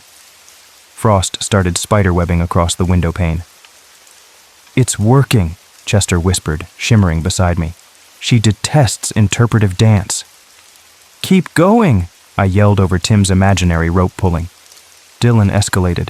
He ran downstairs, a risky move, and came back seconds later with 2 cans of whipped cream from the fridge. Apparently Marla hadn't possessed it yet. He proceeded to spray huge clouds of it into his own face, shouting, "Who wants pie?" Marla hated it. A blood-curdling screech ripped through the house, vibrating in our bones. The remaining light bulbs downstairs shattered simultaneously. We heard furniture crash below. "She's getting madder," Becca yelled, switching to terrible puns. "Why don't ghosts like rain? Because it dampens their spirits."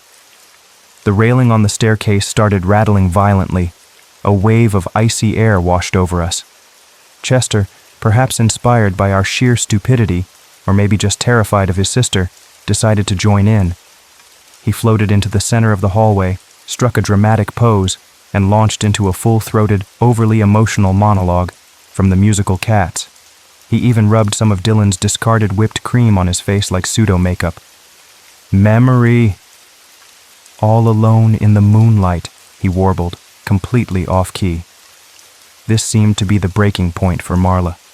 The whole house began to shake. A furious, spectral wind howled through the rooms, whipping our hair and clothes. The fridge downstairs roared like a beast, and suddenly, projectiles started flying up the stairs.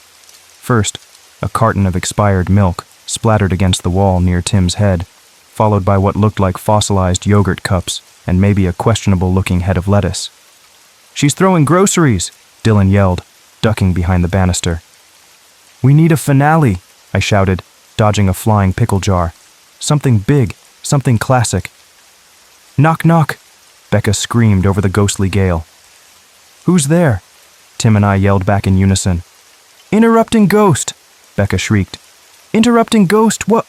Chester suddenly bellowed, abandoning Cats and delivering the punchline with all his spectral might. right as a final furious wave of cold energy pulsed from downstairs.